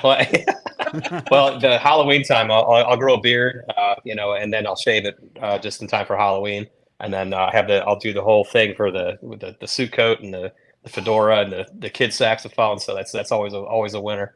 So and then I'll have this shirt on underneath the sport coat. So it works. Pictures necessary. Pictures necessary. I'll see what All I right, can do. gents. We got our next guest waiting in the wings. Be well. Thank you. Thanks, fellas. Thank you. All right. So I will say that I did see a comment from Zach earlier saying that I'm leaving the show right before he gets on, but that's not true. I'm actually going till whenever Zach and J Mike are over. 11:30. I guess Dave Wright removed himself. Russ, do you want to read these or you want me to Yeah, I start? got it. What do you want? Go ahead, bro. Don't settle for the same old convenience store snacks. Bite into beef jerky and snack sticks from John's Elgin Market. With over 30 products to choose from, there's a flavor for every craving. We can attest to that. From barbecue beef or hot and spicy venison to exotic meats like our best-selling alligator snack sticks. Fantastic. It's time to treat yourself to damn good jerky. Visit John's Elgin Market, John's ELGIN market.com to check out all the mouth-watering options. My mouth is watering as I'm reading this. Plus, now through July 16th, contact @Steven_Roto on Twitter to place an order and receive free shipping with 10% of all proceeds going to Fantasy Cares. That's right. We ship nationwide, smoking quality meat since 1880. Snack with the best at John's Elgin Market. Whew. Hold on. Let me thinking about some jerky. I had to slow down for a second. Let's go, jerky. Trophy Smack is the ultimate destination for custom fantasy football trophies as the official sponsor of the SFB Podathon. Step up your fantasy game with trophies, belts, rings, draft boards, loser prizes, and more at TrophySmack.com. As seen on ABC's Shark Tank, Trophy Smack offers your fantasy league the most customizable prizes at the most affordable prices, period. You want to play like a champion? First, you need to celebrate like one at TrophySmack.com. Now, before I bring this next guy in, I have to preempt this with I've talked about my boss, Josh, who's a good friend of mine. he waits every year for John Laub. So, John, when I bring you on, I want you to tell Josh directly, Sal gets to leave at noon every Friday for the rest of the summer, or you're never coming back on the show again. So, here you go, John. Let him hear it. Hey, Josh, you gotta hook up my man Sal. He has to leave every Friday at noon for the rest of the summer, or I'm not going to be able to come on anymore. I don't know what to tell you. And gentlemen, I can't thank you enough. I think this is the 5th year, Sal, that I've appeared on the Podathon. I've been playing Scott Fishbowl since 2015. That's SB5. I mean, it seems so long ago now. I absolutely love this event. And gentlemen, I've been watching on and off all day. You know, I have kids and a family, so you come in and out. But I have to say, I've been watching sports radio and television since the early 80s.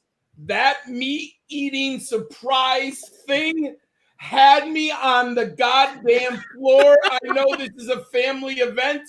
I thought it was absolutely brilliant. And Sal, someone has got to make a gift of your famous comment there that I put things in my mouth. Or I put this in my mouth. I'm telling you. I've had this in my mouth before. I've had this in my mouth before. I don't mean to correct you, but I had to after this specific I was like, but that, Sal, is worthy of a gift for all time. Listen, it was a classic line. I'll say it myself. And I'll tell you this, John, you're up there with me in age. Do you remember the movie called Hollywood Nights? Oh yeah. So there's a scene where they spike the punch at the teachers. The teachers are all at a party, and they pee in a punch. And one of the female teachers is drinking it, and her response is, "I've had this taste in my mouth before," and that is where the line comes from. But I gave you a little behind the curtains. It's something I've said many times, and it's homage to that movie. So that's where it comes from. But listen, we got such a response for that. Bob is working on it. Of course. Bob's got pictures of me shoving glizzies in my mouth. The whole thing. It's classic. So, John, tell us. You know what, Russ? I'm going to just sit back and drink this Red Bull. First, I'm curious what shirt you got on right now, John. Let me tip it down, Scott. It's more of a general, but so there are definitely shirts that I don't know what restaurant it is. I mean, living in Connecticut, there's a lot of those. The league, I never heard of certain restaurants, so I like the way this one looked. You know, I buy 1 or 2 a year, and you've been talking about shirts. I have a drawer. My wife must think I'm crazy, but she's very kind and keeps it to herself. But I have probably like 12 Scott Fishbowl shirts right now in this one drawer, all piled up. Unfortunately, some of them don't fit. You know, the years have gone by, but I have them all. And this year I bought 2. I think a couple years, maybe 3 years, I bought 2 because I liked, I couldn't decide. But I like the blue and I like the bright yellow. So I bought this one. And I got the Starbucks one. Yes. So those are the 2. And I was so happy they came in the mail today. Literally showed up today at about 12 o'clock for the appearance. That's Hungry amazing. Howie's Pizza is the shirt you are wearing right now. Howie's I don't know what that is, but I just scrolled through the site and I found it. Oh, okay. Where in the country is that located? Anybody? Yeah, someone. If anyone listening has eaten or seen a Hungry Howie's Pizza, let us know. So, John, we talked about this before. So, someone said John is always in a good mood, and you are, and you've always brought a ton of energy, which is why we get great response from you. Just tell people about your background, your history, what you do. We've had you talk about that before, but not everybody's here every year. Tell them what you do in your personal life, your actual job, and what you bring to the table and the people you work with. Oh, thanks. And I heard you guys mention on the last segment about the Fantasy Cares. And when Scott first reached out to me, I didn't know anything about Fantasy Cares. It was just, he's like, Bob Harris said that you might be interested in playing the Scott Fishbowl. And of course, I learned a little bit about the Fantasy Cares. So, I bought a shirt and donate and do all that. But as the years gone by, it means everything. I mean, when Scott posts, it's not just Scott, there's a whole group of you now who post pictures of Toys for Tots And I remember you guys, I should look somewhere to see if you have a total, how much you've raised today. Because I know you used to have like a running total you would give out as the day went along. But I used to be Sunday morning. So this is my first Saturday appearance, I think. So maybe that's coming. But I teach in an urban community. It'll be my 20th year this year in my 18th year in my school, 20th year in my district.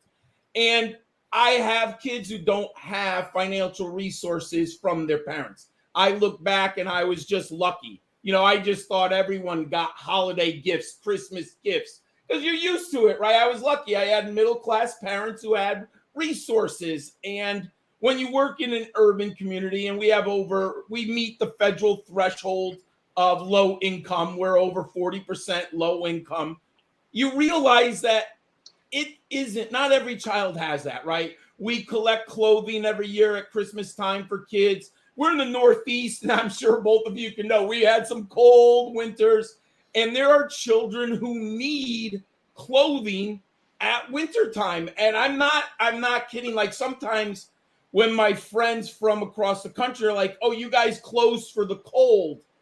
And I say, you don't understand. We have kindergartners and first graders who don't have jackets and gloves. And you cannot send them outside in 20-degree weather. And if a bus ever not made it and their parents are at school or something, that's just a disaster. So there's reasons why we do these things. If you're not always in the community, you don't understand. But when those pictures come out around the holidays, and I wish, like, what are those kids' emotions and how have we been able to change their families' lives to offer them presents? And that's what this is all about. I mean, I don't care. I know, Sal, and you've always asked me what's my strategy, and I'll be straight out honest. If I'm in a mock draft, I tell you exactly what I want to do. If you beat me with my strategy, I'm all into it. That's not what I'm here for. Yeah, I want to win. We all want to, right? You know, I mean, but I want to help the kids. And if we can get more people into this community and people notice a fantasy cares, I tweeted out the link earlier.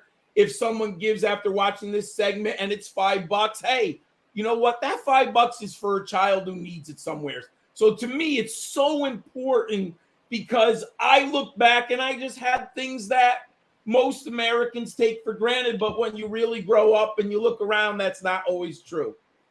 And I'll let you know that $5 can get you a really sweet Batman Hot Wheels. That's cool. Just letting you know. Yeah.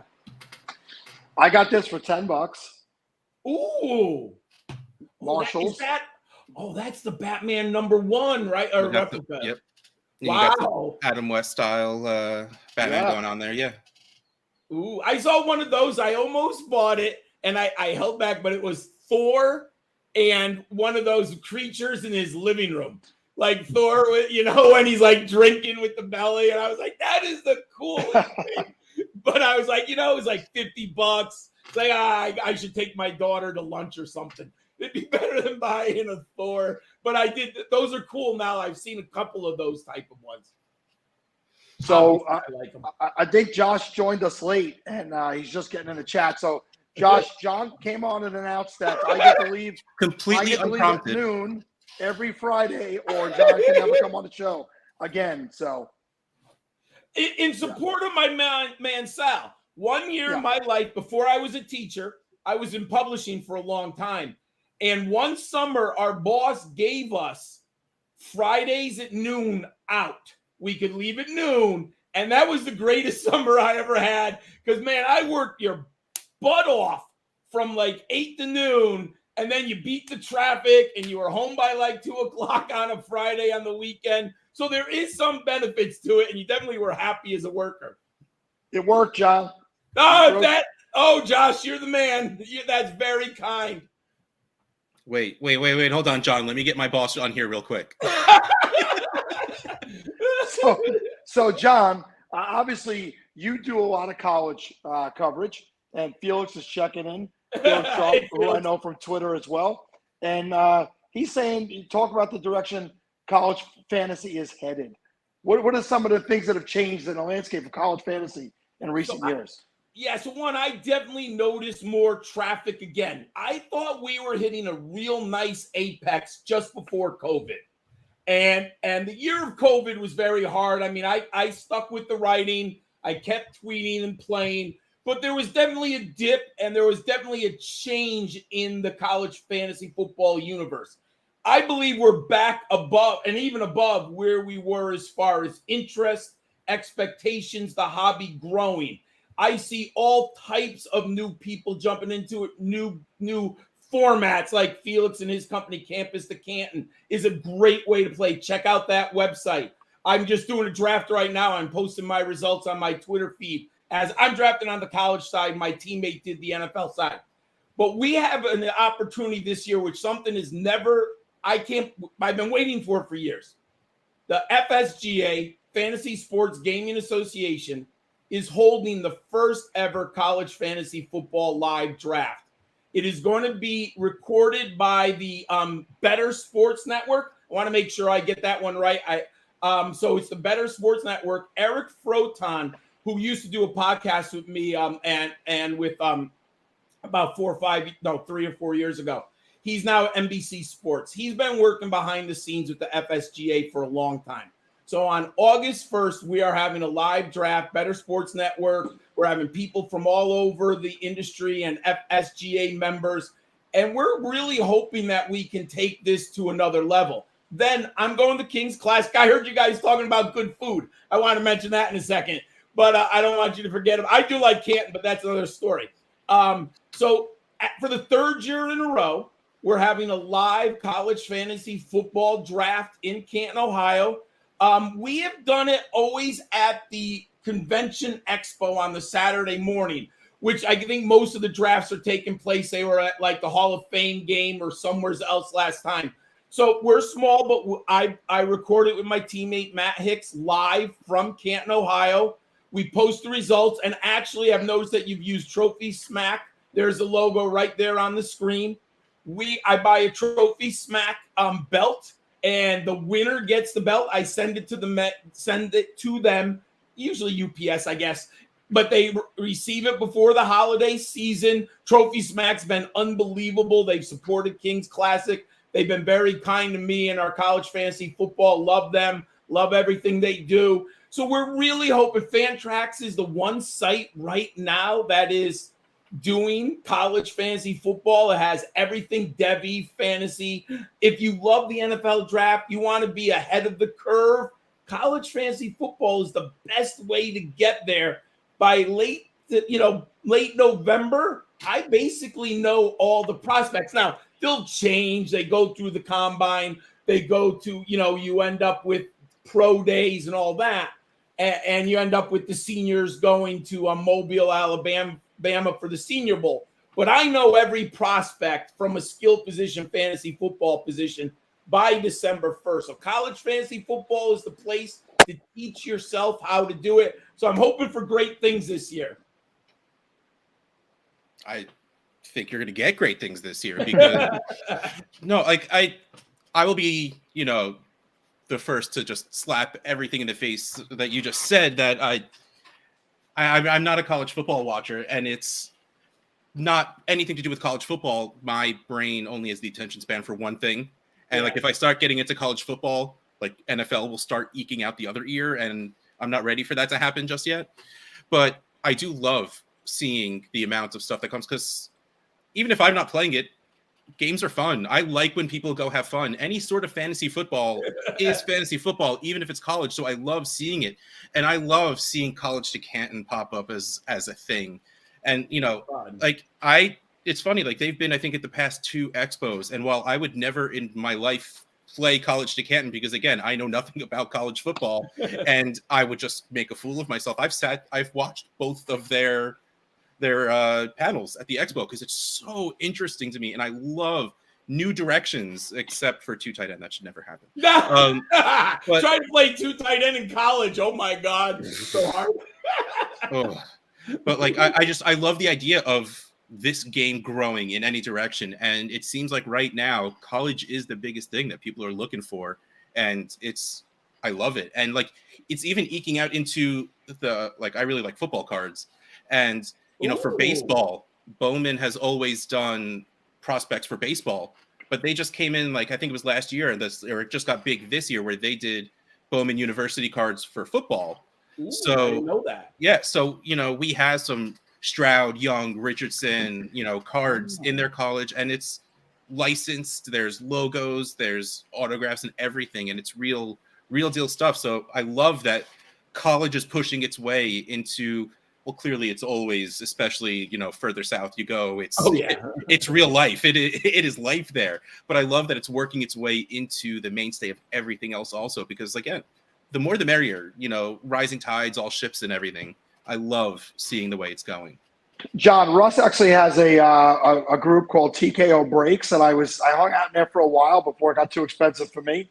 But he does live box breaks, and it's a lot of fun with football cards. And I got some nice Trevor Lawrence and Justin Fields stuff. If anybody wants to reach out to me from a couple of years ago, I'm happy to sell them. I think I got an autographed Amon-Ra St. Brown out of that 1 year. So that's nice. Call me up. I got to pay my rent. Hey, that's one thing I'd like to get in. I'm thinking about I got probably 6 or 7 years to retirement. I wouldn't mind getting back into just, dabbling in cards, because I did it huge in the 80s. And when I was in high school, it was awesome back then.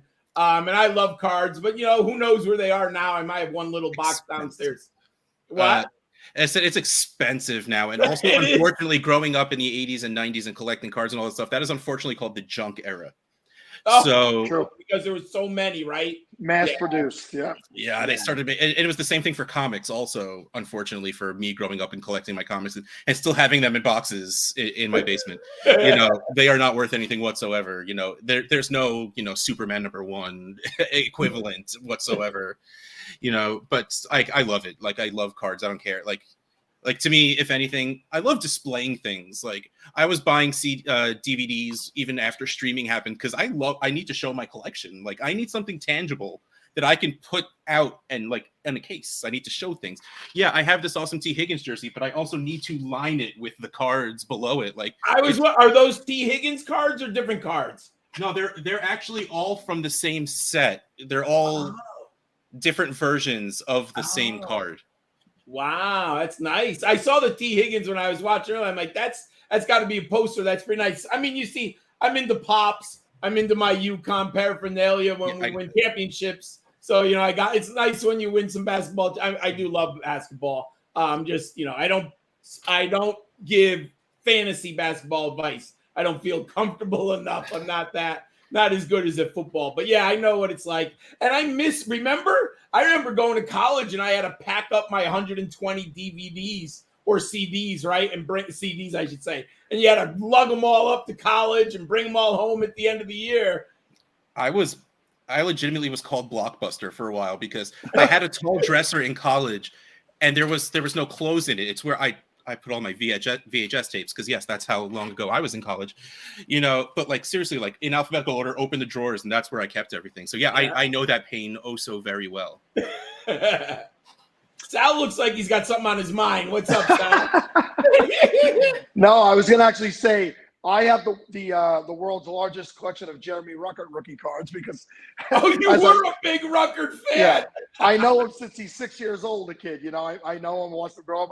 We talked about him earlier. Yeah. And I just, every time I see something on eBay, I must have 60 cards of his right now. And they just produce so many different ones. Like, like Russ has many, like I have the different color variations of every autograph. And the cards are identical, except the colors are different. And it's a fun hobby. And to collect someone that's unknown like that is inexpensive. So that's why I do it. And should Jeremy hit, I'd be happy for him as a person and a family. And then, I could sell the collection to him and his father. Look, guys, I got all the stuff. It's too expensive now. Yeah.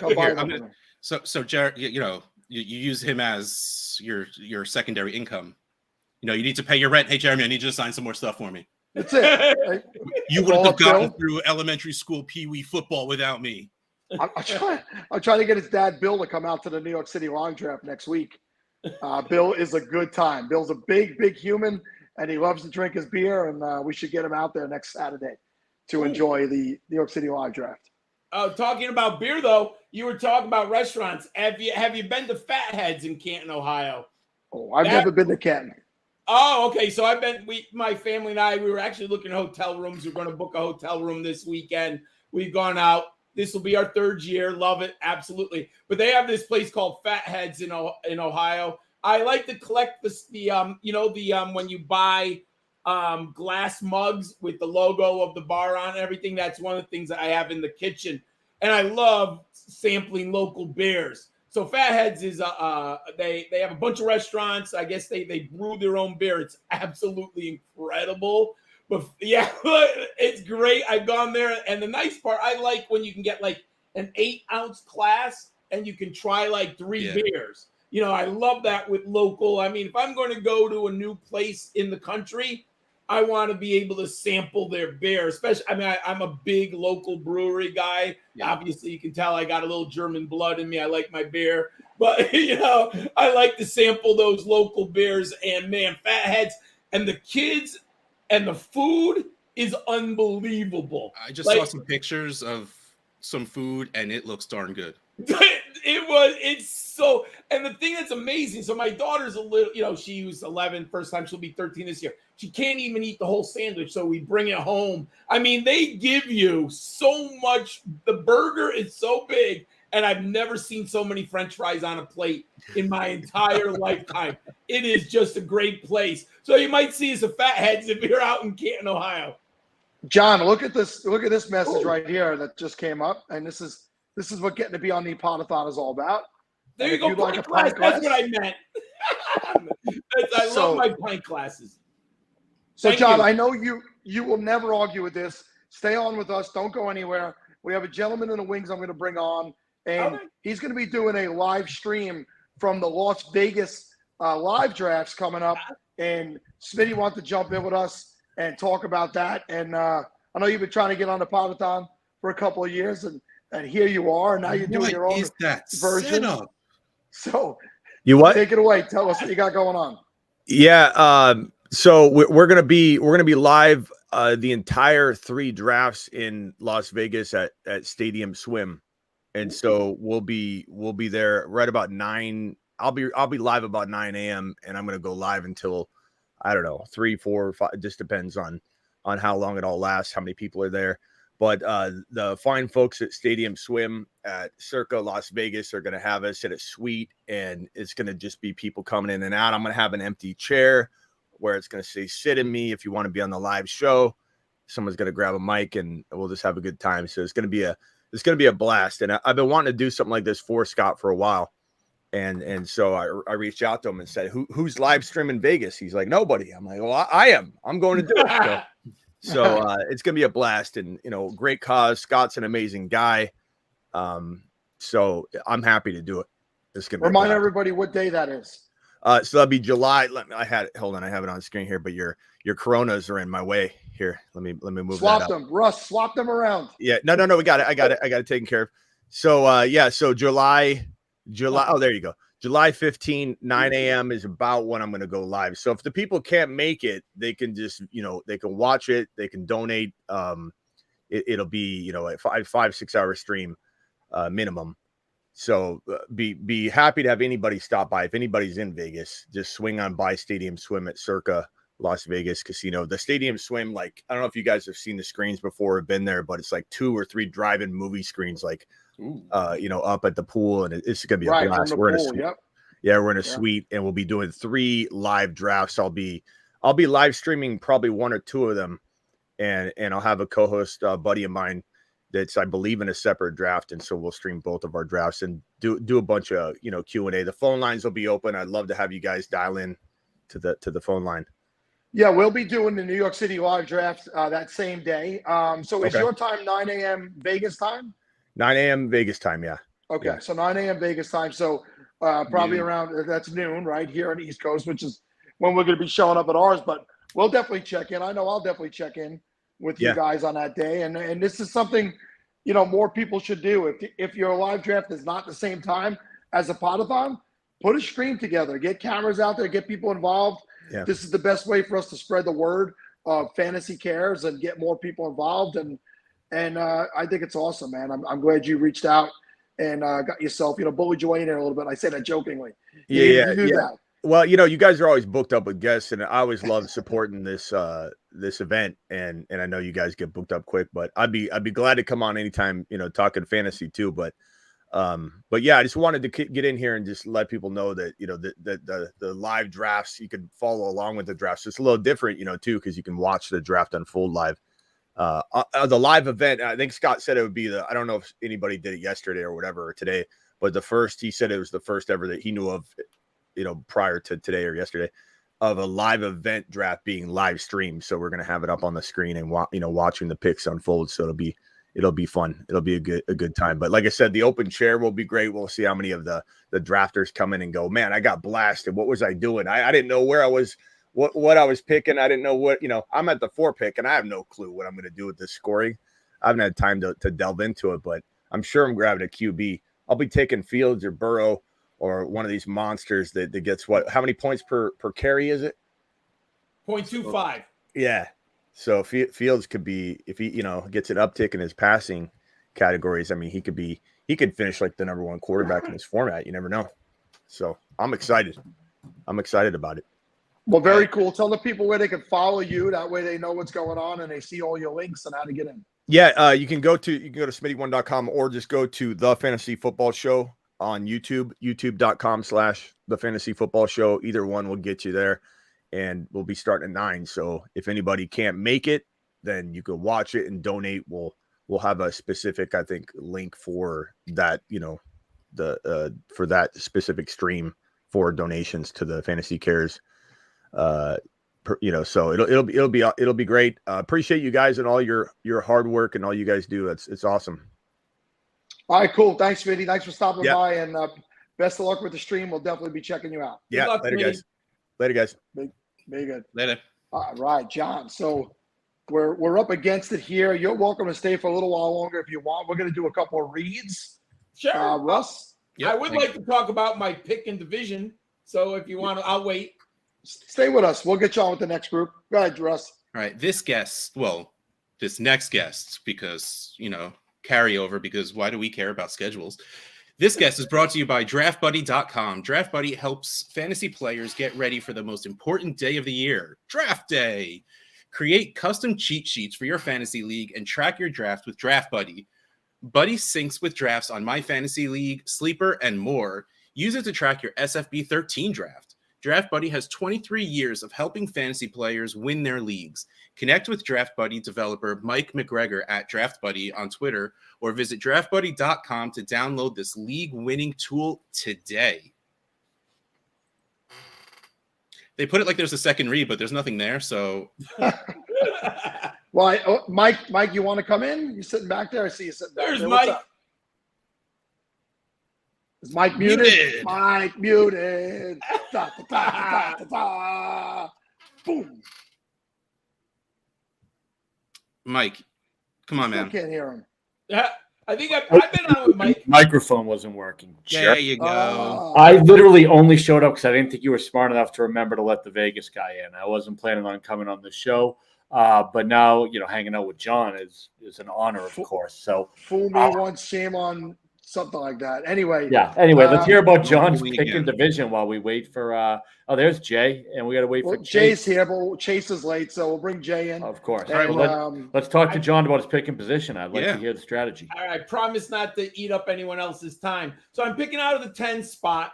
I do like in the 3rd round reversal. I like picking at the back end. Really bad right now. Obviously, you are at the mercy of the competitors, right? Like, who is going to be available? I've done 4 Scott Fishbowl mock drafts out of the number 10, and I've been able to I really want Justin Fields at number 10, and I've been able to get him 3 out of 4, but I've been looking at some ADP, and he's slowly creeping up. I think people are starting to realize the floor with this rushing. First downs, 2.5, or a quarter of a point for a carry. I think they're starting to realize Justin Fields could be ridiculous in this scoring format. So I don't know if I'm going to be able to get him anymore at 10, which really, really bums me out.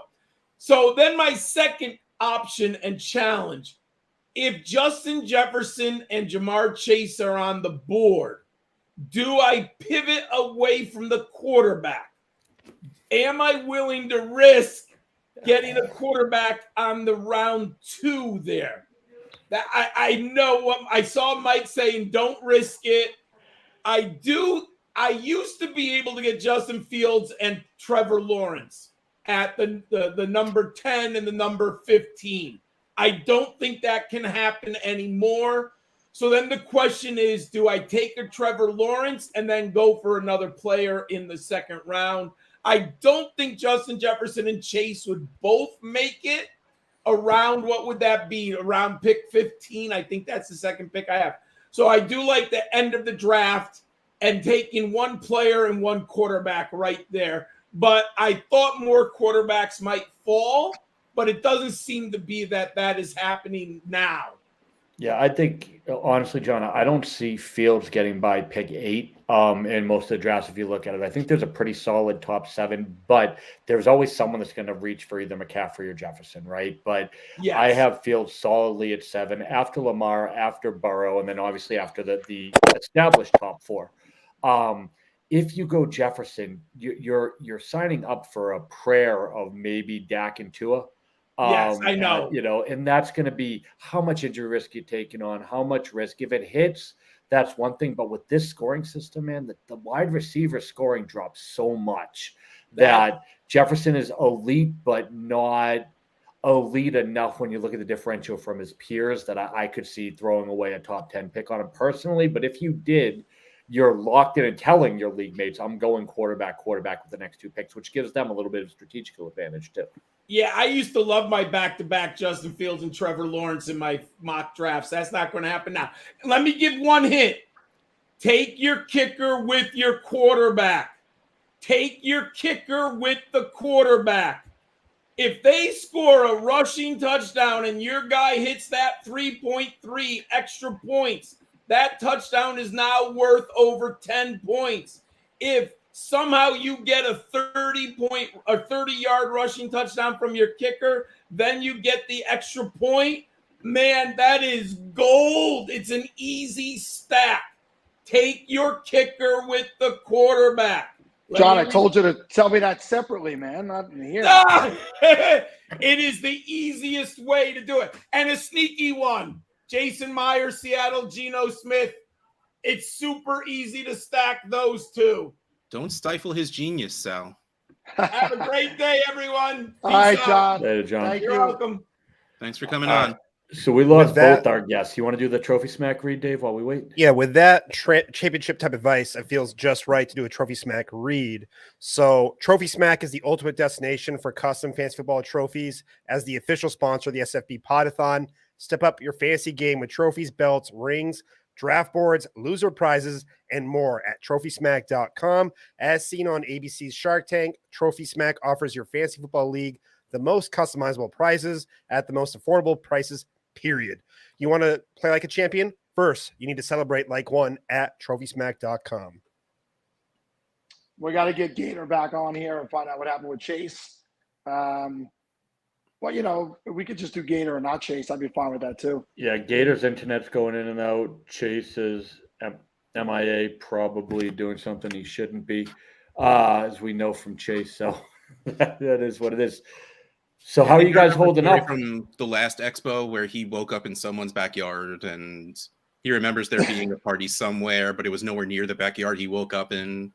Like, you make me feel old, and I'm good with that. Yeah. I like waking up in my own bed. It's more comfortable, but that's just I just like waking up. That at your age, Sal, that is a big victory. Just happy to get here every morning, Every day's a blessing when you're Sal's age. So yeah.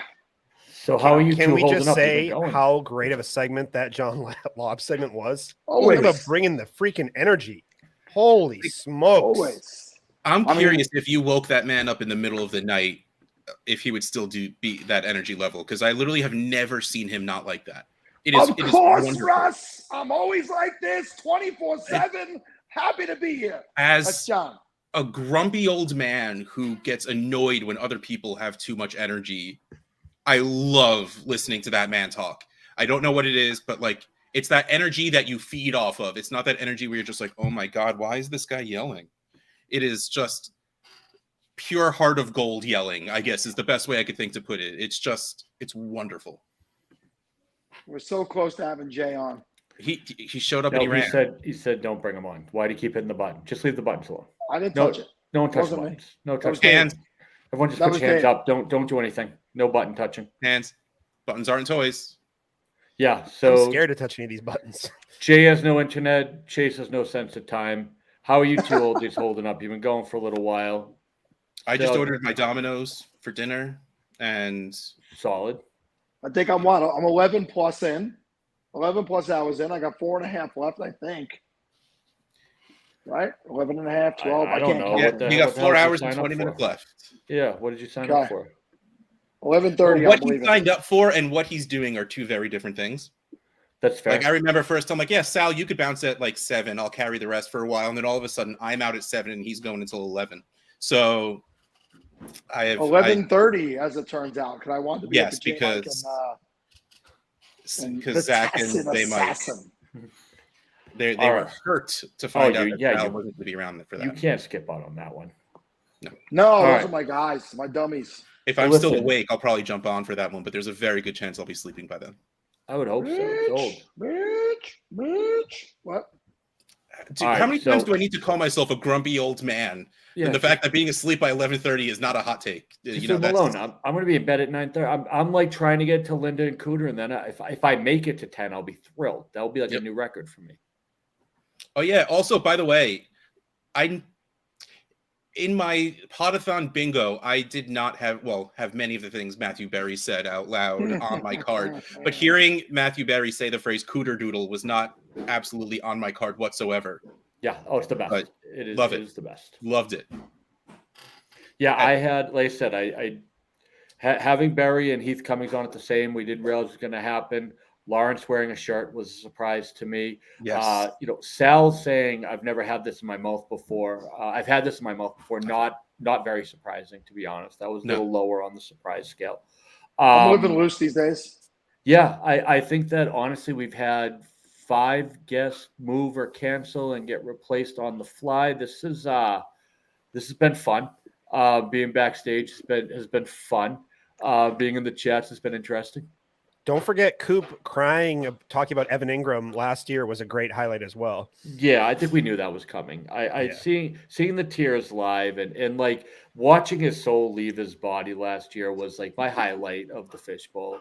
I'll be honest, like we're all friends here and there's nobody watching, so we can tell secrets. That's us. Yeah. I didn't really even want Evan Ingram. I don't really care. Nor did I actually care if my fishbowl team was good. I didn't bring rankings to the bar. I brought myself, and I was walking around the whole time. And when Coop drafted, I was just bored, and my team had already sucked anyway. So I figured, why not ruin his day and take him down with me? So it was a targeted attack more than it was anything related to fishbowl or strategy. And then it turned out to really be above and beyond what I expected when his face just sunk.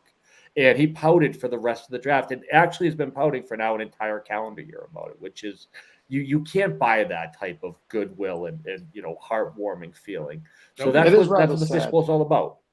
Evan Ingram got me into the playoffs last year. He carried my team at times. Look, you're playing the players in your league. You're not necessarily playing the fantasy football. You're playing against other people, and that's what you did, Mike. You played the people, and I have no idea if you won or not. But no, I did moral not. victory. Moral victory. You won that one. Yeah, I felt like after a good showing the year before, I was playing with house money, so I just wanted to hurt people's feelings. That's what we do in Boston. I just wanted to hurt people's feelings. I wanted people leaving feeling like hurt, violated, betrayed, really more than I wanted to leave feeling good about my team. And honestly, like this year, my buddy next to me here, I really want him going home feeling the same. Like I want the long ride home to Providence to be painful for Dave. I do. I want Zach's ride home to Maine to be miserable. I want those 4 hours to feel like 12.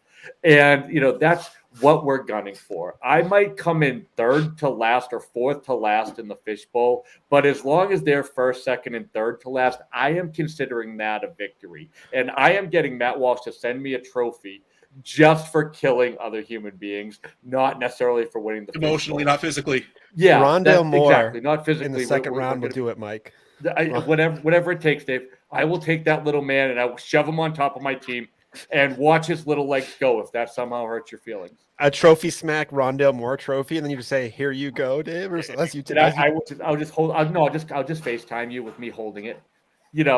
Just hanging out. But yeah, no. All I'm gonna do is I'm gonna go through every one of my 11 league mates' rankings, articles, whatever. And I hate reading, but this is how much I dislike my league. And I am just going to pick based on the guys that they are claiming are their guys. Maybe 3 rounds early. Who the hell cares? But I am going to go home feeling that I want them feeling like I stole a piece of them. Like that is what the fishbowl means to me. And that's my strategy. That's what we try and give off with SFB and Fantasy Cares. That's our message. Pain. It's in the company charter. Yeah. Pain. Yeah. Fantasy Cares. We care enough to try to steal your soul. Jamie, I put this up, but I don't want to give Shane Manila any attention more than he already gets. He's going to be on it a little bit, so. He's joining us soon. Oh, no, I forgot I put Shane on the schedule. Did I put him on when kids were still awake? That's a horrible idea. Anytime, 24 hours is the wrong time. He hosted last year. He did. And I put the hot sauce guys on during breakfast just for giggles. Just because I know they're going to say something wrong, like to start our day. Yes, that is... Sal, that will happen, yeah. See, this is what happens, though. These liars, these lies. Don't worry, Zach. I know who your guys are. Sleep with one eye open, buddy. It's going to hurt. Sal, watching Too Much Brian come on, it did kind of give me a couple of vibes of the Ball Blast Girls when they first started out way back when. Like, just seeing the genuineness of his, like, you asked him on the spot, like, hey, are you in Scott Fishbowl? And it was a genuine reaction. Hey, I'm going to win the satellite, and that's how I'm going to get in. Yes. And then seeing him read it, because once you said check your email, I knew it was happening, and then seeing him read it, and then kind of just see him interact with on the show, it kind of gave me that vibe. I recommend everyone go follow Too Much Brian because 1,000%. I think he's going to do _Brian. Yeah, I think he's gonna do some cool things in the next year. He's DM'd me a couple times over the last couple weeks in general, and I see something in him. I think he's gonna do some cool things. How about that silky smooth voice of his, right? Like, right. That beautiful baritone just hanging. What kind of there. audio equipment do they have in a Starbucks drive-through that gives off that kind of vibe? Like, whatever it is, it's working for him. And like, it's funny. Like, he was talking, and I went right into the Fantasy Cares DM. I'm like, all right, well, Too Much _Brian needs to be an SFB next year. And Scott literally just replies like seconds later, I just got him in right now. Oh, I love it. Yes, cool, right. And I didn't want to say anything. And then when Bob jumped in to, check your email, and I'm like, all right, good. It actually went through now. Because I didn't want to be that jerk to be like, hey, you got a surprise coming. And then Scott's like, dude, I was going to email him in the morning. What the hell are you doing? So like, yeah. And then see, like, yes, that was beautiful. I love, like, that's, words are escaping me. And that obviously means something because it's just so darn cool. So this is one of the things, and it's funny. I know that Scott and Ryan go through this about the fishbowl, and we have this about the Podathon. I actually had someone ping me and say, "I wish I could get on a list like this." And I said, "Why didn't you fill out a form?" We got everybody but 2 people on the show that filled out the form. One and was they knew what they did to not get on. They know what they did. They couldn't make it the times I had open. But someone like Brian, like, this is what we do. We bring first timers on. Gabriel and Andre, like, we bring new people. We meet new people. It's the best part for me, meeting new people. I don't want the same show every dang year. Their segment 2, that was a wholesome segment as well. So good. Oh my gosh. Oh, it was such a good pairing. We had Drew actually paired with Kevin from FF Unlimited, and Drew couldn't make it. He had a scheduling conflict, and we got him on with Brian, and it was just such a good pairing. And to watch it come together is amazing. To see those new faces, we actually have some more coming on later today, I believe. We have Ben Bentley and Wyatt Batdorf coming on later. Their first time. Deep Pandemic Clay will be his first time. Matt Chester. We have so many first timers coming on and so many voices that you maybe haven't heard before, maybe aren't big names in the industry, but they're going to be. And Brian's definitely on that list. I can't wait to get everybody on to have fun with them. But honestly, like seeing these people take off is the best part of this. I had like 40 followers before my first fishbowl, and now I'm hanging out with you idiots. So I'm not sure that's a good thing or a bad thing, but now it happened. But it's a It's thing. the best thing. The best thing ever. But yeah, so go follow Too Much Brian. Honestly, follow everybody we have on the show. I check their timelines. We have a no asshole policy. So yeah, just follow them all. They're all worth it. They're all good folks. Check them all out and enjoy meeting some new people, because hell, we know half the lineup here, but the other half you don't. Find somebody new. Find someone who'll give you a different strategy, a different look on life. It's always a positive. Seeing as this was supposed to be Chase's segment, do you remember the first year Chase came on? He literally donated money based on anybody that followed him. I think it was like $5 a follow or whatever, and he ended up donating quite a bit of money because the Podathon got him a ton of followers that year. Yeah, absolutely. And that was middle of the night too. He kept popping up in the back room. I kept putting him on. He was never ready. He's still awful all these years later. Oh yeah. It fed a really nasty habit of his, actually, if you think about it, because then he would like go on and get his chest waxed for different charities. So he's got a thing there. So I had to host that. I hosted the second one. Oh, I hosted the first one. Yep. I did the second one. Oh, yeah, I wasn't doing a second one. I was not. I refused. The first one I could. They're like asking me to talk football, and I was giggling the whole time. He was crying. It was amazing. And look, I know we make fun of Chase, but I got to work with him briefly at Dynasty Happy Hour back in the day, and he puts in work. And I think he works for Trophy Smack. I know at one point he did. I know he puts in a lot of work. So I know he can't make it here, and I know we love to shit on him and stuff, but like Chase puts in his fair amount of work, and I think he's a good guy behind it too. So actually, I'll tell you that after the expo 2 years ago, maybe it was 3 years ago, Matt Walsh reached out to me, and Chase had put me down as a recommendation to go work with Trophy Smack, and I told Matt, you're not going to get a guy who's going to work harder, going to grind, going to do the things that he needs to do. He's got good ideas. He's a little innovative, and I'm not tooting my horn for putting in a good word. I only spoke the truth. Matt happened to reach out to me, and I spoke the truth. So you're 100% right. We all break each other's balls here. I mean, Mike breaks my balls relentlessly. I love him for it. That's what it's all about. You know the guys that you could do it to. You know the guys that aren't going to get, all hung up on it. And, and you got to know who you can do these things to. And Chase is always a good sport. Yeah, that's why Sal never makes fun of me. I will tell you, Chase not only puts in the work, and I see Jamie in the chat, and Jamie was always like consistently at our shows. Chase gave me my start. To anybody who doesn't know that, he was my first podcast host. I was cutting my grass. He said, "Hey, we'll do a podcast together. Just write a show sheet." And I said, "I don't know what a show sheet is, but whatever. I'll see you at 8." And we started a show that lasted 2 years. Chase gave a start to a lot of people that you are going to see on this show. There are countless names that got their start because of Chase, because not only does he put in his own work, he puts in work for other people to have a platform. He started an outstanding platform. I see Brad Bolt in the chat. You're going to see Dave Kluge came out. Obviously, he was part of that crew. Nate Povo, who's coming in later, was part of that group.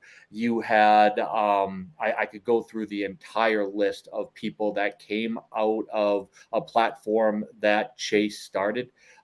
We've tweeted about it endlessly. He's worked, with Shane. Be able to work with me and Shane is not an easy thing to do. That's damn near impossible. But what I've seen from Chase is not only is a hard worker, not only is a good person, but he's selfless and will never take credit for what he did. But he did it for so many of us.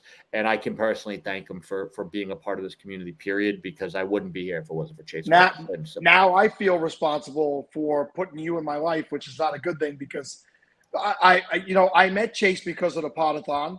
Let's go back. It was 3 or 4 years ago, maybe 4 years ago.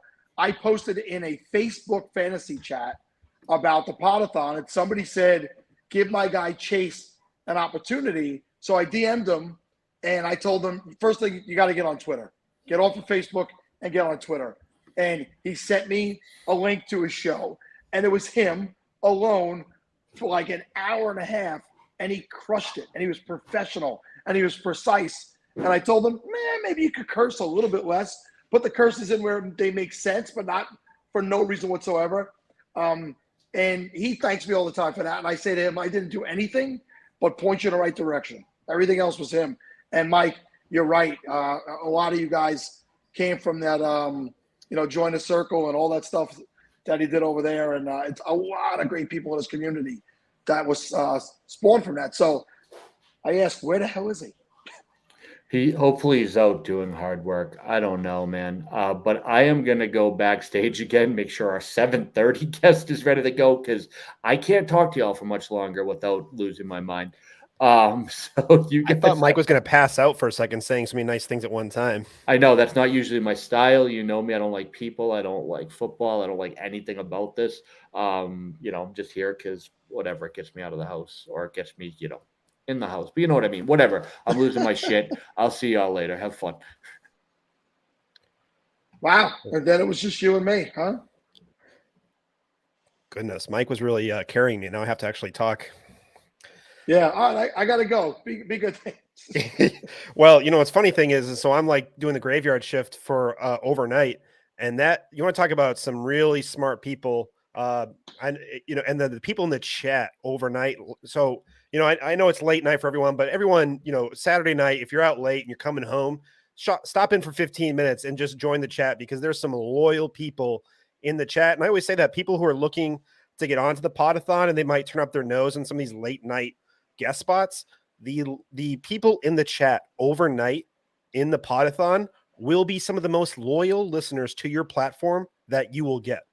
And I will say that emphatically. The people that you will meet in the overnight part of the Podathon, it will blow you away. So they will be donating like crazy, and it's a fun time in the chat. And it's also fun to listen to some cool accents at the same time. So definitely check out overnight in the chat, because you'll meet some very loyal people who will be dedicated to your brand. Yeah, the overnight. I'm actually there's the pro and a con to extending this to 36 hours. Is I used to be on for the full 24 hours, and I'd be with everybody. I wouldn't miss a single guest. But it's 36. I'm old, so I'm not there overnight. Dave, you're going to pick up a large portion of the overnight. So I do miss our European guests, our Australian guests. I'm going to set the alarm. I can't guarantee I'm going to get out of bed at 4 a.m., but I may try. I may stay up and watch the UFC until about 1 in the morning and check in on you guys, and then go to sleep. We'll see. But it's amazing what we're doing here.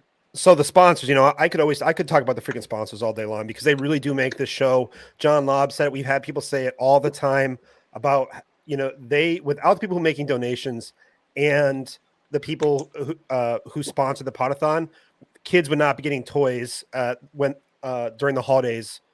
It just wouldn't happen. So that's a big shout out to all the sponsors. But I have a document showing of who was requested the most for sponsorship. The Aussie guys had a lot of people who wanted to sponsor them. That's just what kind of segment they are to the Podathon. And they're at 4:30 a.m. Eastern Standard Time. So I think it'd be fun too. And they haven't potted in a while. I don't think they've potted in a while. So I think they're going to have a lot of energy, and it's going to really pick the show up, because I'm probably going to need it at that point. Yeah, you're definitely going to need it at that point. And they've always done it for me and Kevin, Steven in the past. They've always re-energized us, because that was always coming around the corner down the home stretch when they would come on, when it was the 24-hour show. So very, very cool. And so it's 4:30. I thought it was 4. So I'll have to set the alarm for 4:29. It might be 4. You know what? I'll double check that. It's in the DMs. Yeah, I got it right here. It is. They are on at 4:30. You're correct. Yeah. Sweet. I'm getting a little slow in my old age, but and you're going to be doing heavy lifting because for a large portion of that, you have no co-host. So put your diaper on and get ready. So I actually kind of need you to have your alarm set so I can take a quick bathroom break, because I don't drink caffeine. I've never really had caffeine, but when I really need it, I drink Sunkist orange soda because it has caffeine in it. I don't normally drink soda, so I'll need a break. So that'll be appreciated. Let me ask you: are you prepared with the commercial that we have to run? Is it this time? It is. It's at 7:30. You know what? We'll run it at the halfway point or something here, because I do not. We need Steven to run it. What the hell is he doing? He's taking his time off. This guy. I'm not sure, to be honest. It escaped me with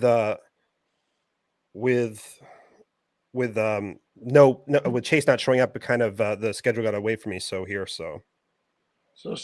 Steven's off living his life. All right. I'll send him a quick DM. But you know what? We have 2 minutes to the next people are on here. So have they showed up yet? Oh, they're waiting right there. So if you want to have them on, then we can maybe do. We can figure something out. All right, I'll bring them on right now. What's going on, boys? Look at these two handsome sons of bitches. Wait, so is that what? I can't see the jersey. Is it a Chiefs jersey? Is that? What yeah. I mean, let me move out of the way so you can see all the good Chiefs gear. I'm a Raiders fan, so I'm gonna have to ask you to leave the show. Oh, come on now. And I at first glance I thought it was Ohio State, and then why it was Michigan, and I was like, wow, this is some matchup we have here, but it's worse. It's the Chiefs. Why you're gonna get mad at me because I grew up loving Michigan. Like my brother, I always followed whatever my oldest brother followed, and we were Michigan. Desmond Howard back in the day, always followed them. But if you've been watching, you've heard me talk about Jeremy Ruckert, who was a tight end at Ohio State. I know Jeremy since he's 6 years old, and I had to go root for Ohio State for 4 years because, that's my guy, and I'm proud of him. But I'm coming back. Hey, that's a better excuse for being an Ohio State fan than whatever Ben's excuse is. He is an Ohio State fan, so you weren't wrong guessing that's an Ohio State jersey. He just loves the color red. He's the worst of both worlds over there. Oh, man. Is he a front runner? Is he a front runner? Let me know right now. Hey, I'm from Kansas City. Had a wrestling camp over at Ohio State, man. That's going to be a good game this year, boy. Ohio State, Michigan. Yeah, it's nice to see Michigan back in that rivalry, right? I mean, talk about that, Wyatt. Yeah, that was terrible. I mean, that was through transformative years of my life, from middle school till high school till college. Michigan was just getting whomped by Ohio State, and now we're back in the running. So making it 3 years in a row this year. I'll be at the game. We have my whole podcasting career started in 2016 and was based off of a league we called the Falafel House, and falafel was spelled FLAFFL, and it stood for Fantasy Life App Fantasy Football League. And we had so many Ohio State fans in there, and they used to make the comment all the time, well, it's not a rivalry when one team wins every year. And it was brutal to read that back then. And, it took Harbaugh a little bit of time, but he's the king now in recent years. Sal, I have the commercial right here if we want to play it real quick. Let's do it. Go ahead. In the unpredictable world of fantasy sports, when all hope seems lost and chaos and confusion rule, one hero will rise.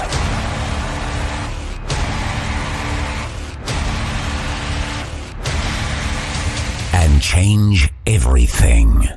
Goingfor2.com.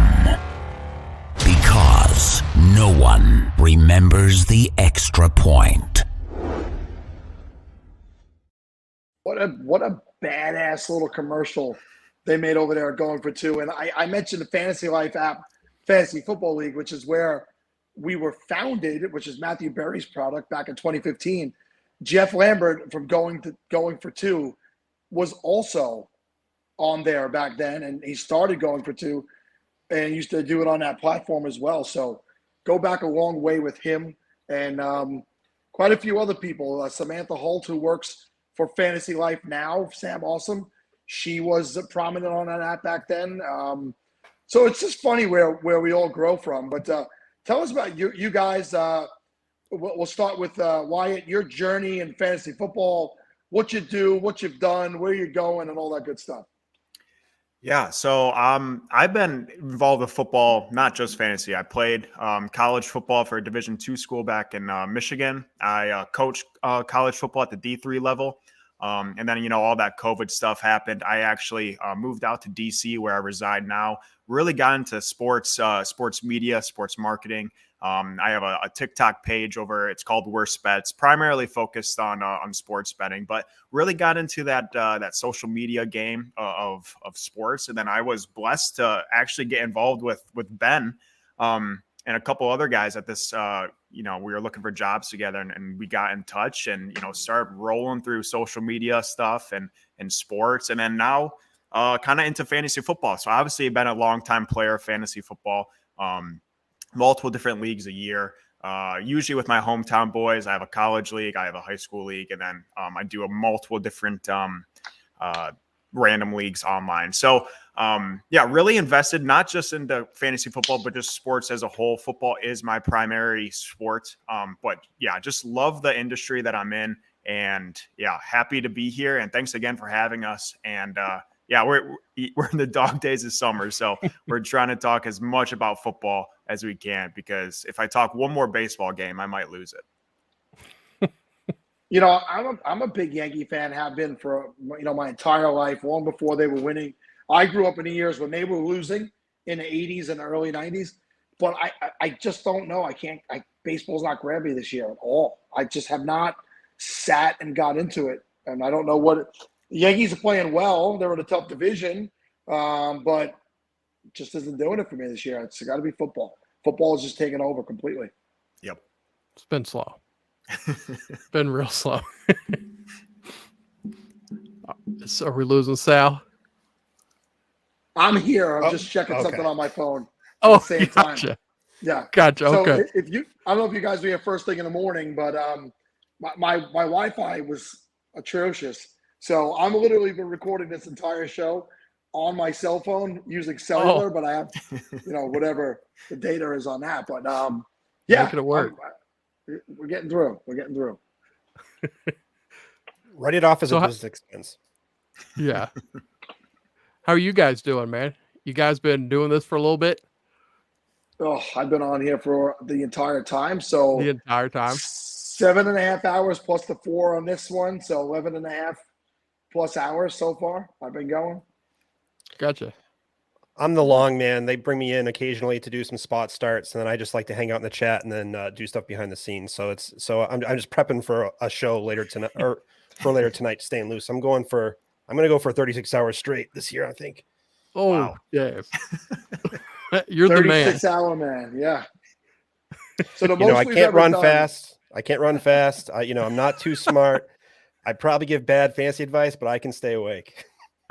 I can show up. Yeah, there you go. Ben, did we get your backstory? No. So this is actually my second year with Scotty Fish. I heard you guys talk about Chase a little earlier before we came on. I'm one of those Chase guys. He got me into this initially. Super excited to be here to do the second time. I think either I just made the first week of the playoffs last year, or I just didn't make the cut. I can't remember exactly where I got knocked off last year. But super excited to be here. I've been watching you guys for a while.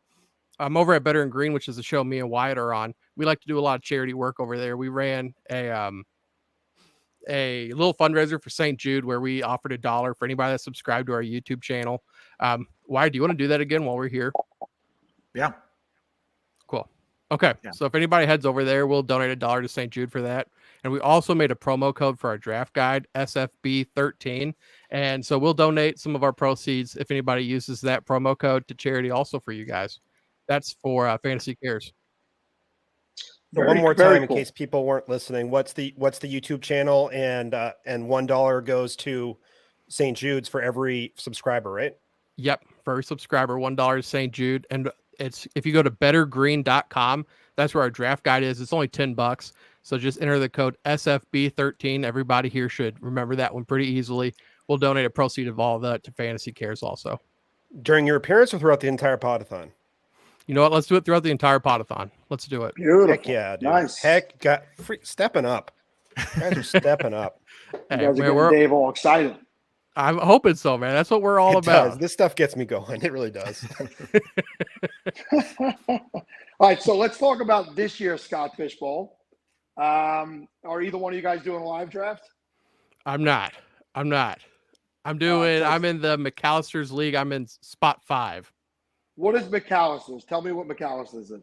Oh man, that's a delicious sandwich spot. So while Wyatt's out there playing football and working out, man, I'm hitting up all these restaurants. That's my thing. And which spot did you say you were drafting out of? 5. 5. Okay, so we've had a couple of 5s on today. It's an interesting decision going to need to be made there because there's the quarterbacks and the tight end, and I'm not going to say Travis Kelce's name so they don't know I'm talking about him. You think everybody knows? Yeah, there you go. And now, Wyatt, what are you drafting? And what league? I'm in it with Ben. So we're going together, and it's a better ingrained team. So okay. Yep. This is my first year doing it. Ben brought me along. So yeah, we're gonna tag team this one.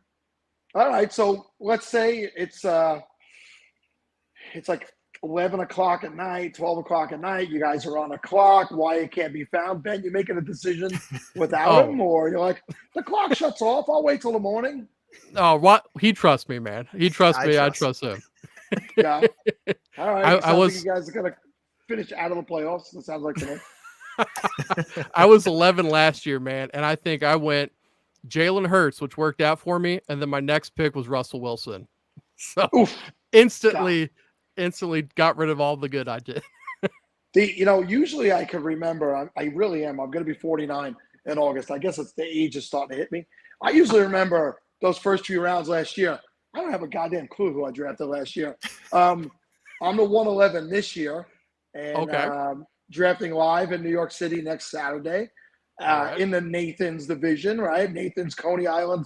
I just moved to Brooklyn 9 months ago from Long Island, so it's almost like I had to do it. It was necessary. I'm just interested to see what happens. So much can go on in the first 10 picks. Yeah. If there's a couple of tight ends hanging around when my picks come, I might grab 2 of them early. I mean, the scoring is pretty insane for tight ends, but I'm a big believer in getting your quarterbacks in this format as well. And we've mentioned before that in the past, there's been negative points associated with quarterbacks. Yeah. That doesn't exist this year. So I'm happy about that. Scott makes it very difficult for you to decide. He kind of levels off the scoring as much as possible. Yeah. Yeah, he does. He does a great job, man. I don't know how you guys do it every year, running this and then running the Scott Fish Bowl too. You guys do an incredible job. The stuff that goes on with the actual fish bowl itself, it's Scott's baby, and Scott and Ryan, who's his best friend in life and in the industry, and John Bosch has gotten so much more involved in recent years, and there's a handful of other guys, Bob Gilchrist. I don't know how they do it. I'm in a chat and I watch what's going on in the chat, and I'm exhausted watching it. And then I'm in the Podathon chat with Dave and Mike, and Bob's in there also, and now Steven Johnson's in there, and it's oh my God, it's so much work by so many people, and I just try to take some of the glory. I don't really try to do a lot of the work. Sal's underplaying a little bit. What was that, Dave? I didn't hear you, Dave. I said you're underplaying yourself a little bit, but listen, this was an idea I had 6 years ago with my former co-host, right? We did a show, and so I take credit for the idea because I did come up with it. And I'm older than you guys. When I was a kid, telethons were a big thing on TV. Jerry Lewis was the big one locally for muscular dystrophy, and they would be on for 24 hours. It was a variety show, and I said, why not do something? I mean, told I'm full of shit by Alan. Why not do something like that? And any idea of a Podathon came to my head, and Steve and Kevin were in, and I said, well, we're not that good at what we do, but staying awake for 24 hours, we could do that. We could stay awake for 24 hours. And we did that for 4 years, and then last year we made it 36, so I decided not to kill myself and take breaks. But I'm going for 15 and a half today and then 12 tomorrow. So Good on you, man. I got a question for you guys. So I was in it last year, and I don't remember Fantasy Cares. Is that something you guys started within this last year? No, Fantasy Cares has essentially been the backbone of SFB and everything for pretty much, if not from the very first year, way back towards the beginning of. So it was the FF Oasis Invitational, I believe, for 2 years before it became the Scott Fish Bowl. Okay. But Scott had always had Fantasy Cares, and fantasycares.net was the website. But yes, this is the first year that has become a legal licensed charity. Got it. A lot of it thanks to Bob Gilchrist behind the scenes. He put in, I guess he did a ton. Got it. Yeah, and Bob is in, and if you weren't here earlier, we had put a little chat together to raise money to donate in behalf of Bob's name for the charity work that he does on the side involving his daughter. And you could look up Bob's timeline. You'll see all the stuff involved with that and see what he does. But he's an amazing guy with a terrible accent, but very caring, very giving of his time, of his money, of his efforts, of his knowledge. Just a talented, smart guy. And yeah, this thing has grown. I don't know how much you guys have listened to today. I joined for the first time SFB 480. And for those of you who are listening who don't know, it used to be the number of teams. Like it was the SFB 240, then it was the 480. Then it went up to like 720 teams, but he switched it that year to SFB 7. So I mentioned earlier, I started in what would have been the equivalent to SFB 6, and now the SFB Podathon is 6. So it's nice to see the growth of what that idea. It wouldn't be as popular if it wasn't tied to the SFB, but that's why it goes so well hand in hand together. Yeah. I got another question for you guys. What do you guys think of Travis Kelce at the 101? I hate it because I don't have the 101. But how high would you take Travis Kelce? I think I would go 101 if I had. You would do 101. Oh okay. yeah, I think so. You see a lot of quarterbacks. He doesn't slow down. No. He just absolutely doesn't slow down. And like I said earlier, the freaking guy can play golf too now. Like I didn't know he was that good at golf. I got to put that on and watch that shit going on. And it's bad enough. I'm in the division as a Raider fan. They just embarrass us all the time. I'm leaving. I can't. I don't know. Dave, where are you at with that? I'm at the 103 in the division with Mike, Coop, Zach, Leo. So it's like the murderer's row of for the Boston Lansdowne draft. And I have the 103. I was thinking, I think I'm going to Mahomes, and I haven't listened to any analysis because for that Scott Fish Bowl yet because I'm going to do it next week. So I was thinking, I think Scott Kelce, that's going to be a great way to go because I think without the way the tight ends are going to score, he's just going to carry your team. He's going to score like an elite quarterback. So I thought I was going to be able to get him at 103, and now hearing people are like, he's the obvious 101. I'm pretty disheartened, especially when hearing Leo when he was on early this morning talk about it is like, I don't even know if he's going to make it to me at 102. I'm like, well, crap, there goes that. But I do think with a third round reversal, the issue with Travis Kelce is if there is a quarterback run in your draft, it could really hurt you. Now, because of the no negative scoring for quarterbacks, I think that might be minimized a little bit because I think in years past, what has killed you is those QB2s who are boom bust. I remember like early, like week 1 or week 2, Kirk Cousins scored like negative 20 something points. I feel like, and I thought my season was almost over with at that point. And without that happening this year, that might be able to balance it and you'll still be safe taking Kelce. I saw I think it's the Orlando live draft is happening today. And a buddy of mine, a sponsor from the Devi Devotional, he got Deshaun Watson in the 3rd round. So that seems like that's pretty doable. So I guess you don't have to worry about too much about a QB run. So I think the answer early in your drafts is Travis Kelce. Yeah. Why? What do you think, man? Yeah, I mean, we've been doing a bunch of fantasy write-ups on different positions, players, how to draft, and in most of the the normal drafts, Kelsey's going at 4, 5, 6, somewhere around there.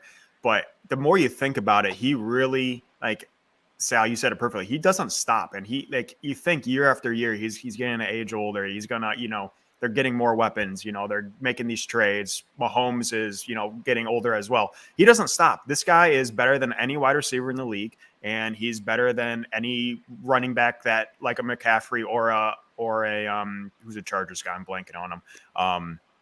Any running back that. Yeah, Eckler, the dual threat running back. Kelsey can compete with those guys even without rushing yards, and that's terrifying. So it would be very hard to pass at 101. I think you would take the risk and maybe not get him at 101. But yeah, I mean, if you're sitting at 3 or 4, you're just praying that he drops to you because that's an absolute steal.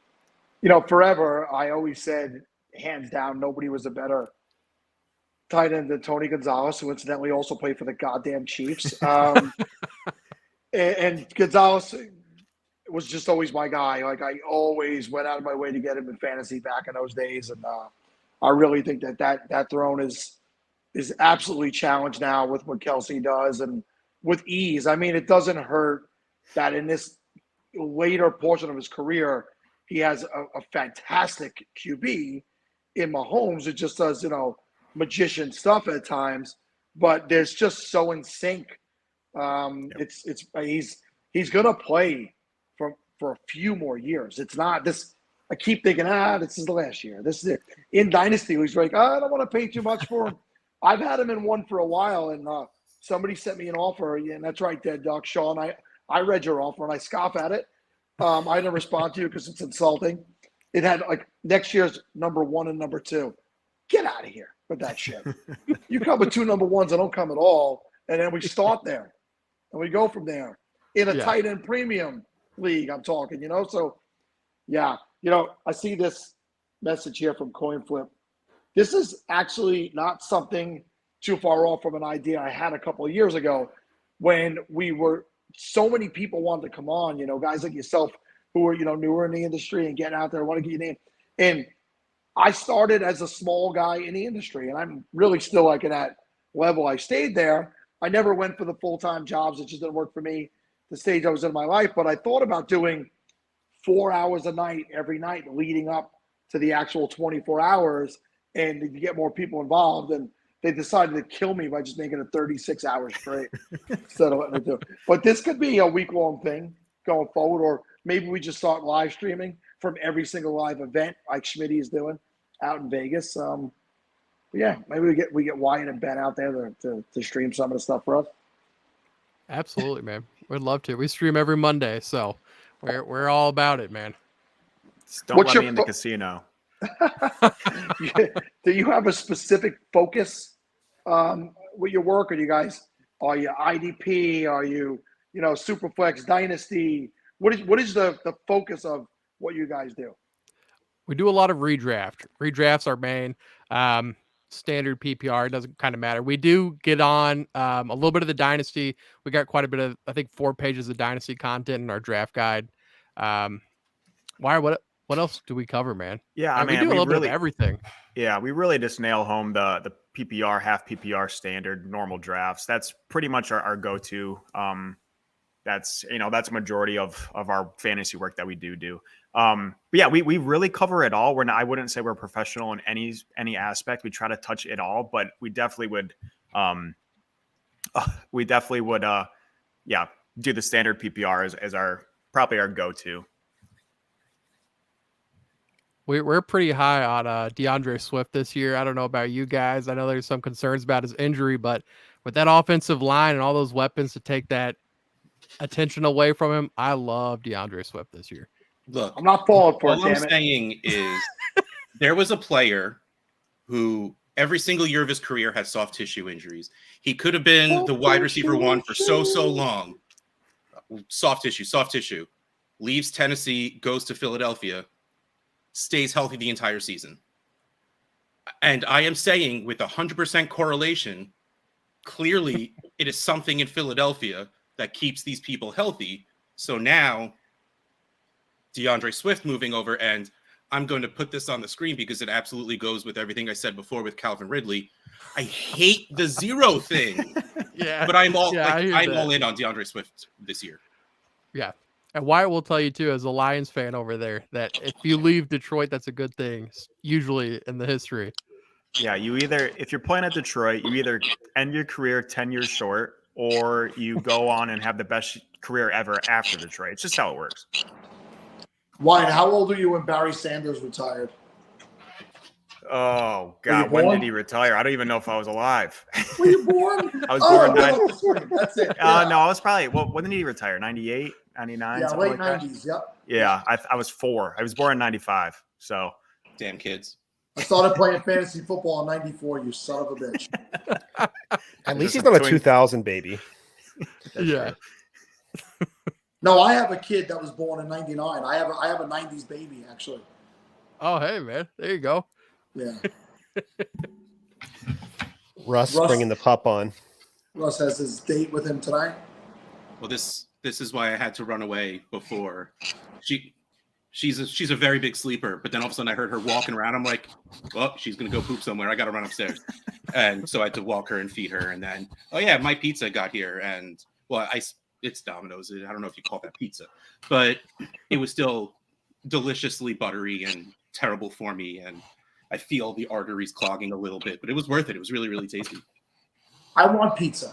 I'm gonna end up eating pizza rolls. I got the Tortinos in the freezer. I have those too. I love those. Nice. Well, I ordered a pizza too. Everybody's getting pizza except for me, you bastards. I got one. I just couldn't throw it up to the 9th floor, dude. I just couldn't throw it up to the 9th floor. You can order pizza, you know. We're getting close to the end of this this segment, so let's start with Wyatt.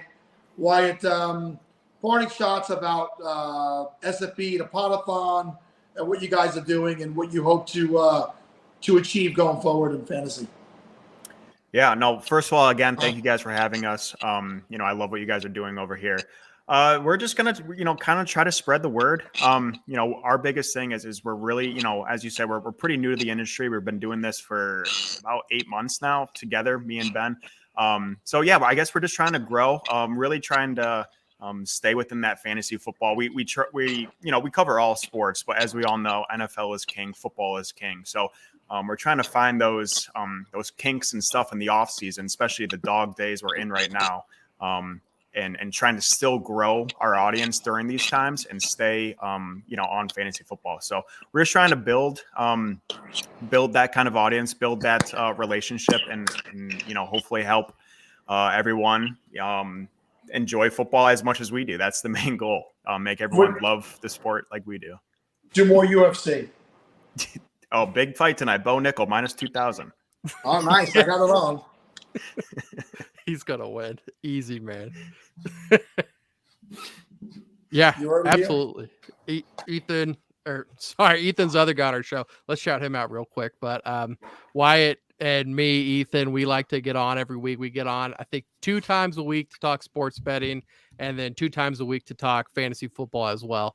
So we're all about just average Joes beating Vegas is our main thing, making you guys money, and then also giving back to charity. That's a big thing with us. I think helping make the world a better place, exactly like what you guys are doing, it's huge, man. And everybody, the more people we get on board, the better the world's going to be. Can't agree more, guys. Thank you so much. Dave, Rush, you have anything else for these gentlemen? I mean, can we start from the beginning? Because I missed most of it. Go ahead. I'm going to go get pizza. Go ahead. Follow their YouTube channel every single person follows their YouTube channel. There'll be $1 towards St. Jude. I think that really speaks to the Fantasy Cares, what it's about, what the Podathon's about, and let's get them up. Let's get them up to tier them up a little bit on their YouTube channel. Let's do this. Thank you, guys. Better in green. Appreciate it. Better in green. Here we go. All right, fellas. Enjoy the rest of the weekend. Thanks you too, guys. Good luck.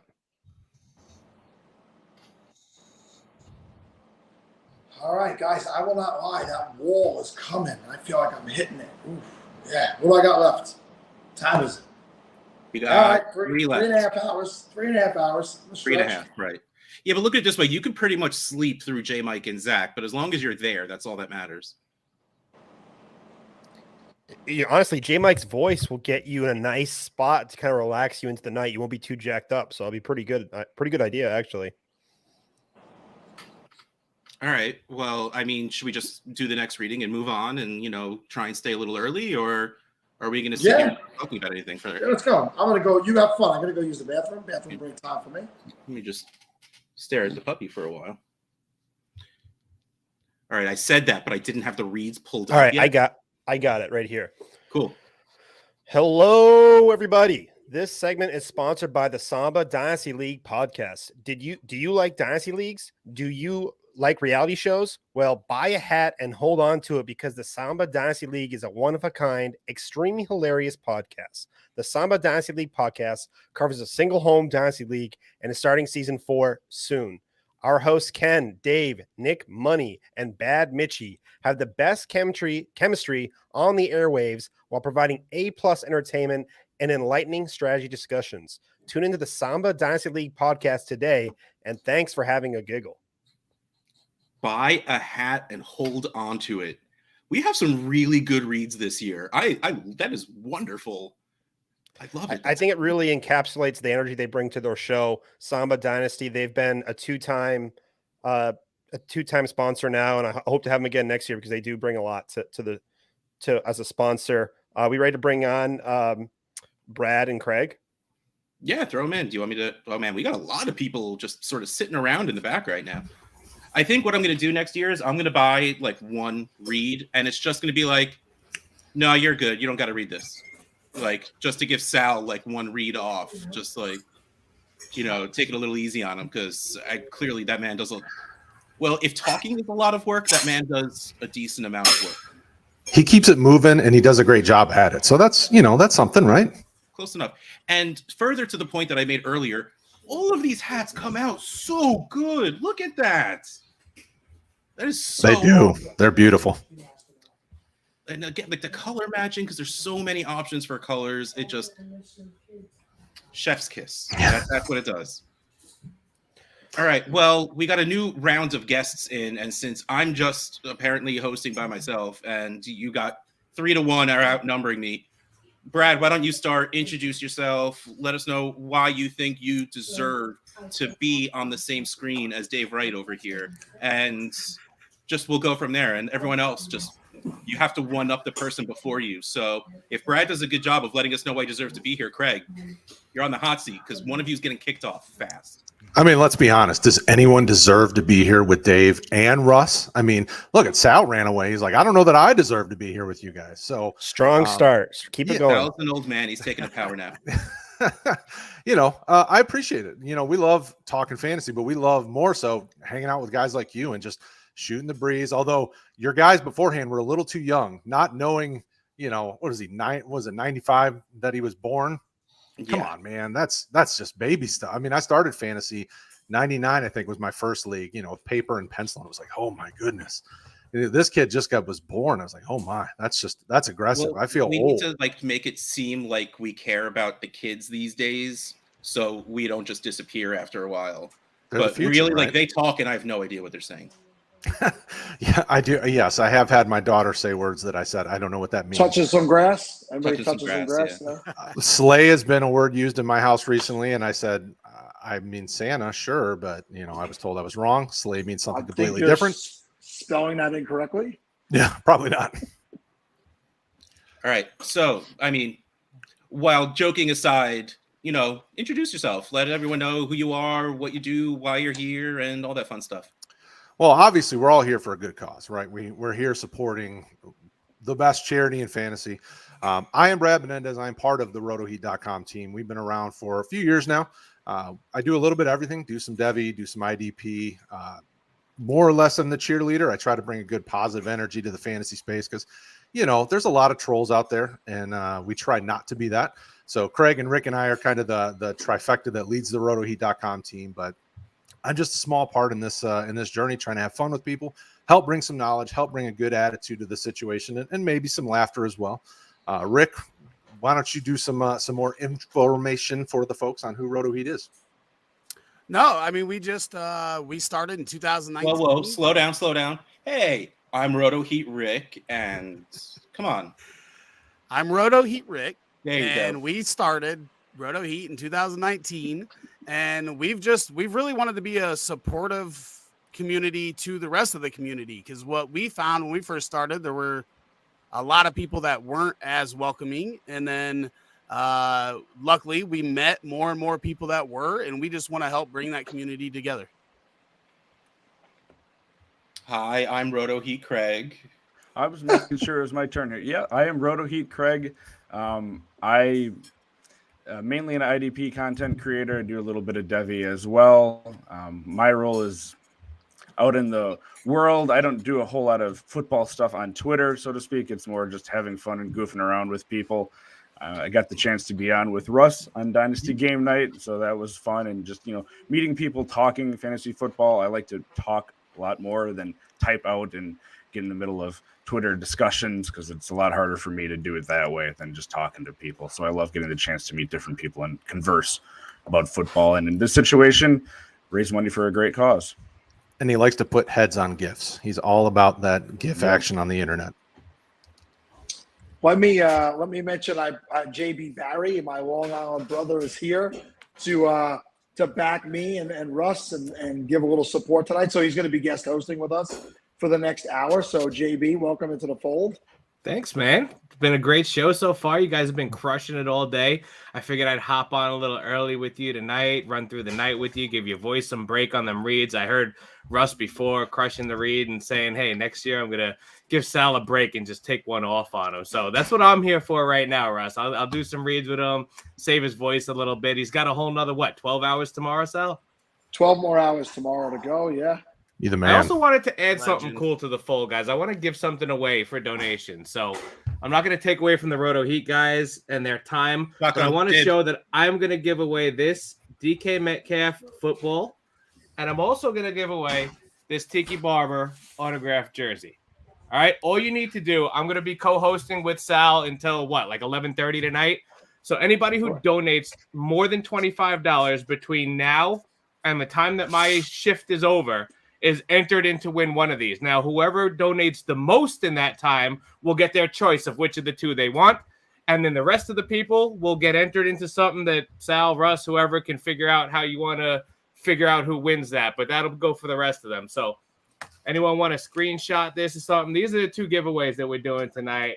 I just wanted to donate this to get some more donations to Fantasy Cares, because really, guys, that's what we're all here for. That's what this Podathon's for. We've got more, so we can just we can tag team these somehow. Get it, Rick. So I've got a PSA 10 Justin Fields red, white, and blue rookie card, and a PSA 10 red cracked ice. And the plan for us was to do, for every $10 that somebody donates with the code RotoHeat or Heat in it, they'll get one entry for it. And then Mike was trying to figure out when we were going to do the drawing, maybe 7:30 tomorrow night.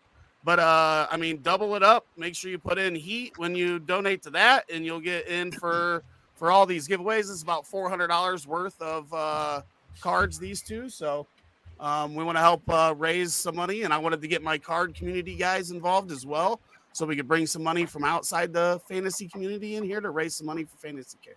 Love it, Rick. Guys, this is pretty awesome, and I know Russ has turned around to his cards. I don't know if you guys saw earlier, or if you know that Russ does TKO breaks. He does box breaks, and he steals my money. He used to steal my money. I got out of there.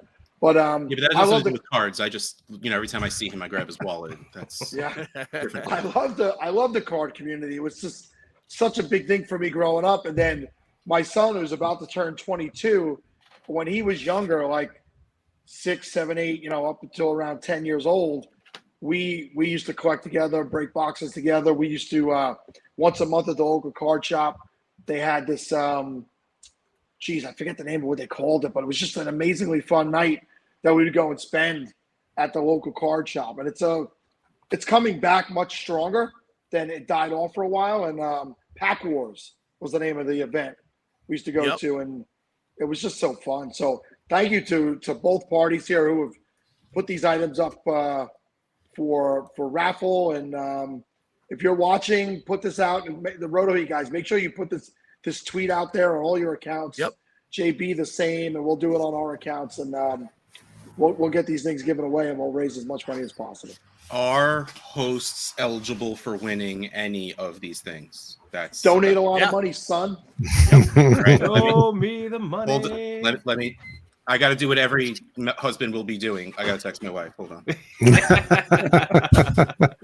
Can I tell you guys the DM I just got from Chase Vernon, who, by the way, missed this segment? All right, just let me know when I'm on, man. He spelt fuck with 3 U's, 4 C's, 4 K's. Fuck, dude. So yeah. Caught in 4K, huh? Was that it? Did he just did he acknowledge missing the? Oh, I've been working on my house and completely lost track of time. None of us believe he owns a house. Well, Russ, get into some SFB talk with these guys.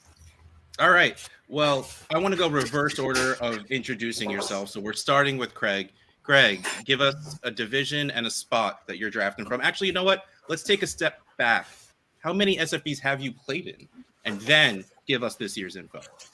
So this is my third. I was in the Lady Gaga division my first time, and then I was in the Isla Nublar for Jurassic Park because my shirt for this year, Culver shirt, is dirty from the kids. So I'm actually in the McDonald's division solely representing the love of Grimace from the Front Yard Fantasy guys. There's a number of us in the chat that are all about Grimace, so that's the only reason I chose that one. It's not because I love the food or anything like that, but I am in the 2 spot in that division. All right. Rick, how many SFBs have you been in? What are you playing in? And where are you drafting from? This is my 4th. I'm in the Hard Rock Cafe. And last year I was in the 2 and went to the semifinals. So this year I flipped it and picked the 11th spot and looking to try to repeat that success in a different spot. So is that your strategy? It's like, well, one after the first, I got to the semifinals. So if I do one before the last, I'm getting to the finals. Yeah, that's what I'm trying to do there. Yep. That is the most solid line of thinking I've ever heard. I love it. Thank you. That's the first time I've ever been told that too. So that makes me feel good. Glad I'm here for you. This is my 4th one. I think 10 was my first one, and I'm in McAllister's division, and I'm picking from the 7th spot because I failed miserably at the beginning and I failed miserably at the end. I made the bad choice in SFB 10 to go tight end. Went Kelsey Kittle. Kittle decided he was going to be injured for most of the year, and that left me hanging. And I put my hope in tight ends every year, and it seems like outside of Kelsey, they always kind of leave me wanting more. So this year, trying to actually do something of value, but we'll see what happens.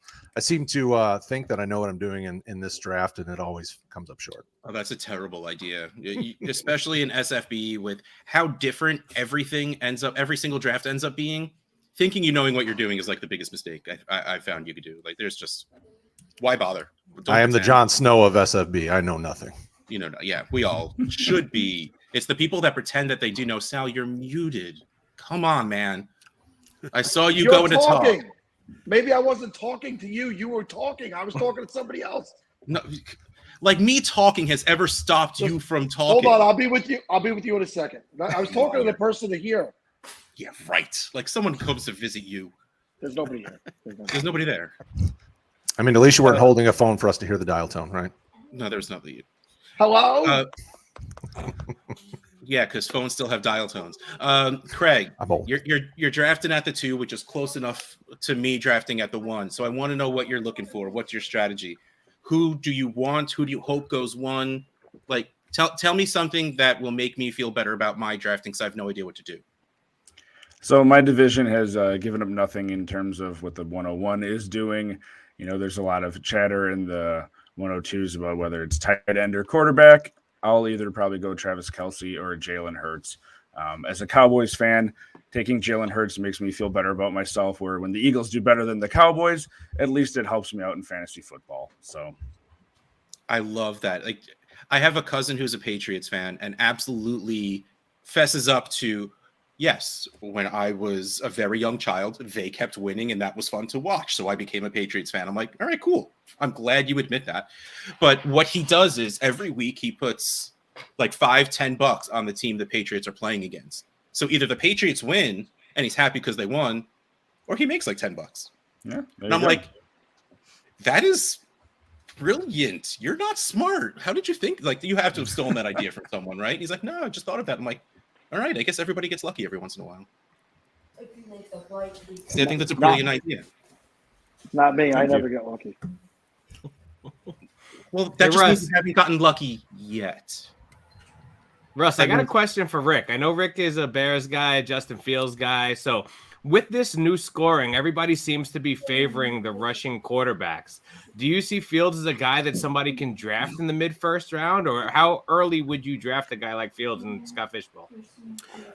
I mean, I think we've seen the upside in the middle of last year before Mooney got hurt, when Fields was the number one quarterback in just regular fantasy for like a 6 or 7 week stretch. And with the improvement of the offensive line and the weapons around him, I think that's his upside for the full season, even in regular. So, obviously I'm a homer. I'm a huge Justin Fields guy, but I think with that rushing upside, it's going to come down. He's not going to rush for 1,100 yards again this year.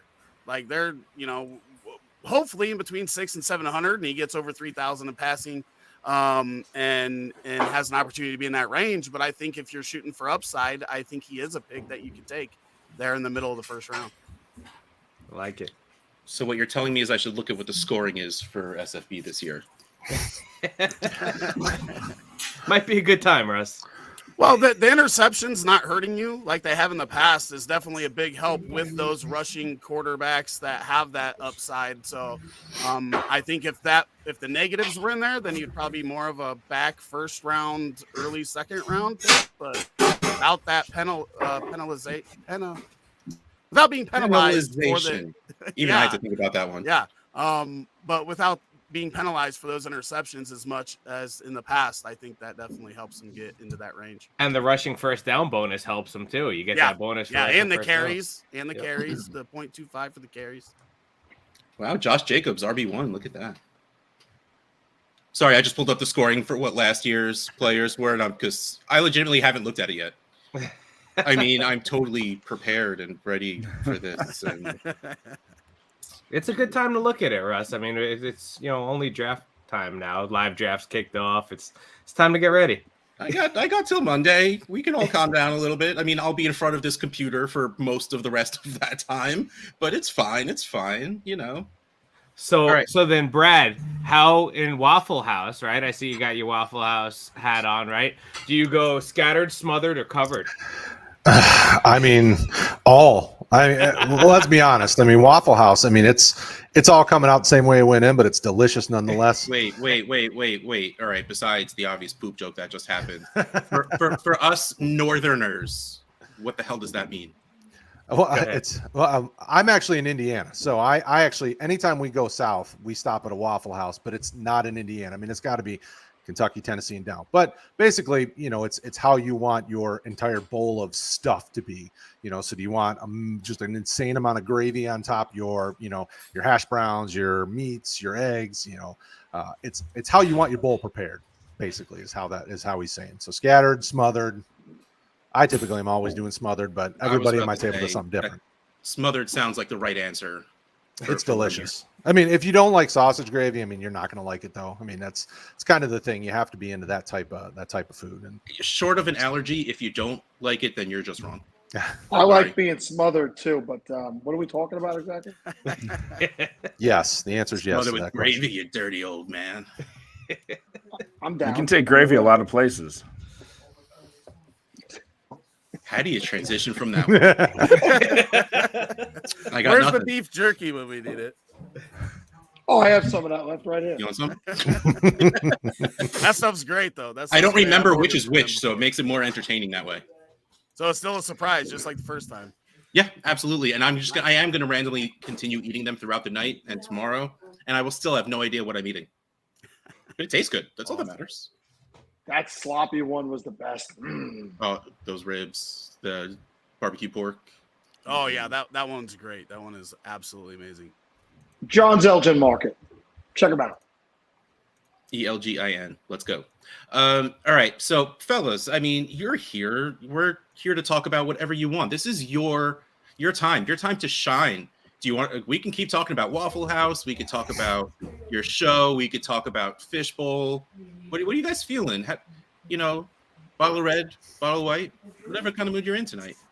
Just to rub it in Sal's face that Billy Joel left. He left Long Island. He's going to Florida. We'll let Craig steer us, because we asked Sal beforehand what we needed to prepare for, and he said, "Don't worry, I'll steer you in a direction." And then you immediately throwing it up. Rule number 1: never listen to Sal. Never listen to I'm Sal. pretty sure Mike said that. Well, if Mike said it, then this is Sal's fault, because he should be leading this, because Mike is always right. Mike knows what he's talking about. Mike's a good guy. But if it was Sal that said it, it's on you guys for thinking he knows what he's talking about. What a dirty ass kisser Russ has turned into. No, I just really like Mike, and you're okay. It's getting later for me. I'm getting more tired, so I'm just saying foul words. Let's talk more about Roto Heat and what we got going on Roto Heat. Give exposure to what you guys do. For sure. Well, right now we have kind of pivoted our focus from, on the website, articles first to rankings first, and we are building out a new system that is going to allow us to pull in different players from different rankers from different rank sets, right? So as long as they have the same type of point structure, we're starting to pull in the order of the different positions to break down into bigger ranking sets. And the ranking system that we built out, we are now, if there's any creators out there that don't have a ranking platform to showcase their rankings for, hit up Brad, Craig, or I. We're always, especially with IDP and Devi, we're always looking for more ranking options. So that's what we're doing there. And then on our YouTube channel, we are getting ready to come out with a ton of new content that we haven't done before, and trying some stuff that's different that we haven't seen, and hopefully that'll allow us to carve out our own little spot in the fantasy community. I was looking back at the chat. I definitely blame Mike. You actually looked back. I did. Hey, that's okay though. Some of us, myself included, I've been winging it in fantasy for 20 some years. Right. Sometimes that's the best way to go. You fall into some crazy things. And, and on top of what Rick said, we put a lot in building our communities. We've got Facebook community that's thousands. We've got YouTube, which is, I think, over 5,000 at this point. I drop daily shorts on everything from Threads to TikTok to try to, to just be fun, help people out, give them some information. Craig does a great job connecting with other communities. You'll constantly see Craig on the FYF guys show and getting involved there and connecting to different people. We're really trying to help just kind of build the community as a whole, while also finding a niche. Devi and IDP is kind of what people come to us for, just because there isn't as much of that content. But we've got guys, our team is filled with guys that cover all the different things, whether it's single QB, Devi, IDP, all that stuff. So we try to do a little bit of everything. But Rick is definitely talking about the things that we're trying to hone in and really work on our niche with. Yeah, IDP is obviously very a niche audience, but we've had people ask earlier today about IDP. It's not something I've ever put a lot of time into, but talk about IDP a little bit, because we do have people out there who are some of the guys you expect to step up this year on IDP, some of the players that have been at the level for a while you expect to take a step back, and give a little insight into that. Craig, you want to handle that one, buddy? I can certainly try to. Wait. What is it that you guys push to Craig every single time there's something to talk about? Well, I don't want to feel like we're overpowered.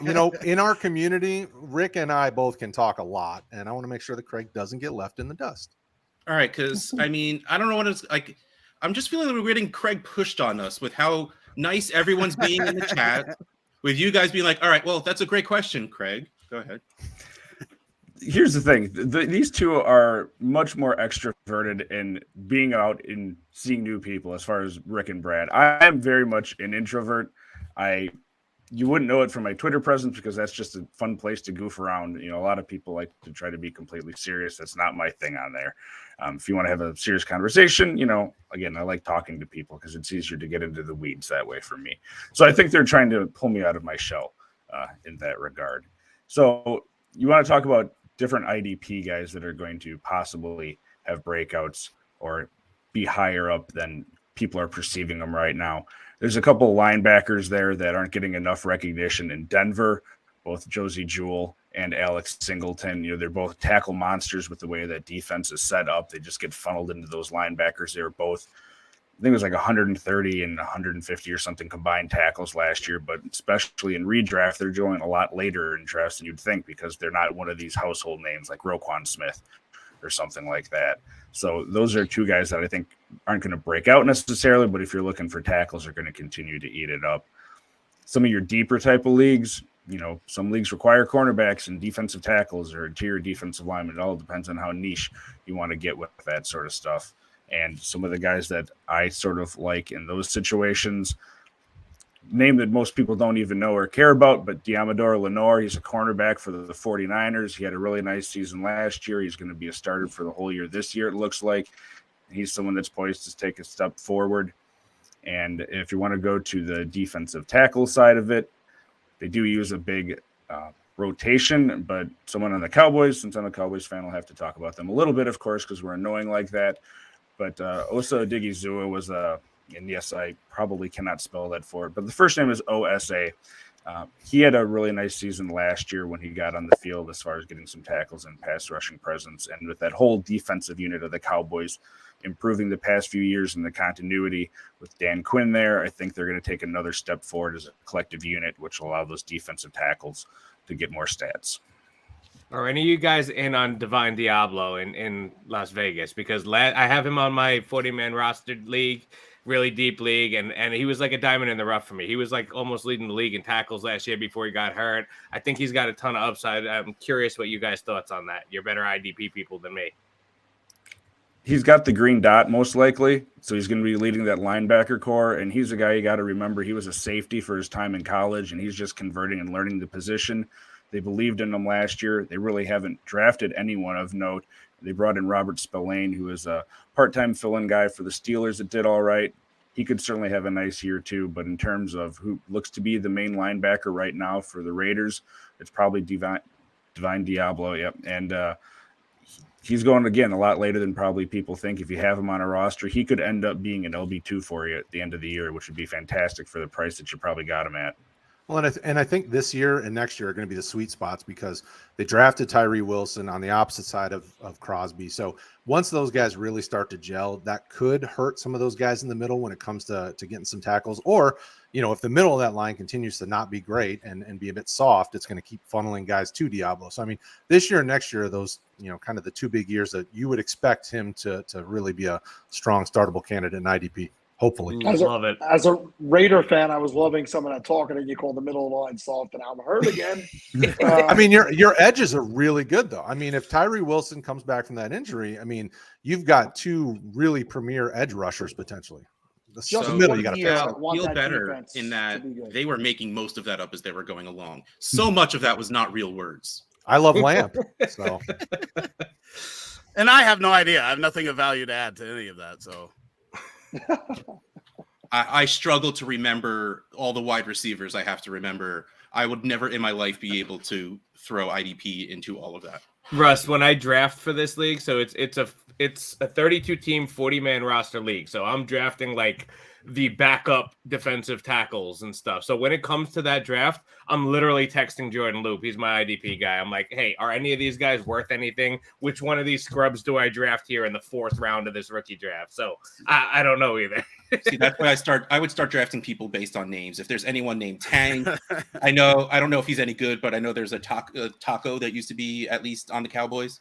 Delicious. Like, that's what I'm going for. Snacks. I don't know if he's. I literally did that. Beginning of round 4, I drafted a guy named Siaki Ika because I like saying Siaki Ika. Exactly. Hey. That's my IDP strategy right there. Before we let you go, you mentioned the green dot, and we have a question on here that people that don't play IDP do not know what the green dot means. So give us a quick explanation of that. Oh, I think I know this. Green dot's the mic of the earpiece, right? He's the one that calls relays the play. Hi, Russ. You're not the guest. I don't care. I was just really happy. I knew what they were talking. I knew the answer. We're gonna get him an IDP, is what I'm hearing. No. Yeah. No. We'll take you to Debbie too. We got Debbie too. Let's start. I did Debbie. I did Debbie with Scott in the Capitalist Pigs leagues and also in Kitchen Cinco, and I miss it. The Capitalist Pigs leagues ended up folding after many years. It was just too big of a take, and I got thrown out of Kitchen Cinco. We don't have to talk about that. But we'll start with Rick and parting words. No, I really appreciate you guys allowing us to be involved, and we want to do our part to help raise that goal of 150,000, and look for the tweets coming from Roto Heat with the Justin Fields rookie cards PSA 10s that we're gonna give away, and you'll be able to learn how to enter. $10 will get you an entry every $10, and I think we're gonna do the drawing at 7:30 as you guys are closing up the Podathon tomorrow. Mike was checking in to make sure on that, but we'll make sure to get that info out on the Twitter. Awesome. Well, now you got to get that on Threads and whatever. And Yeah, right, you guys keep going. I'll be sharing it on all the platforms. And we appreciate getting to chat with you guys. This doesn't get to happen often, and we do really appreciate building connections and community and talking to some good people and having fun with it, and that's kind of our goal with it. So thank you guys for having us on as always, and love to Mr. Scampers in the chat. I see Scampers in there. We do love some Scampers. Yeah, I just want to echo what these guys said. We appreciate you having us on here. It's our first time coming on the Podathon, and we really appreciate all the work that you guys do and put into this, not only these days, but behind the scenes and building up to it to make sure that we're able to raise as much money as we can for Fantasy Cares and just expand the reach of the community. So love what you guys are doing, and thank you. All right, thank you all for coming on, having a good time, hopefully, and putting up with Sal and JB for as long as you did. We appreciate it. Let's go. Thanks, Anytime. Good night, guys. Night. What time we got? All right, 8:30. I'll hit up these reads since I'm leaving in a few minutes. Podathoners, if you want to win your fantasy leagues, you need to visit goingfor2.com. Why going for two? Because you can't go for three. Going for Two has some of the best up-and-coming writers who want to share their passion for the game with you. From redraft to dynasty to daily fantasy, goingfor2.com has it all, including live shows at Going for Two Live, found on YouTube, and syndicated on all major podcast networks. Goingfor2.com today. Visit goingfor2.com today and every day going forward, because no one remembers the extra point. It's a really good line. I really like that read. That's a good one. Maybe I'll do it one time without screwing it up. This guest is sponsored by really Dynasty Hot Sauce. Really, we took their money? Doesn't that feel dirty in any way? No? We'll take anybody's money. Spicy. We don't care. Spicy. We're very, very dirty people. This guest is sponsored by the Dynasty Hot Sauce Podcast, a Dynasty football podcast hosted by @FF Larry Monkey, @RunDFF, and friends to discuss strategy, player value, and hot and spicy takes. At the Dynasty Hot Sauce Podcast, Larry and Justin talk Dynasty football and make you laugh as they let the good times roll and provide valuable and actionable Dynasty content every episode.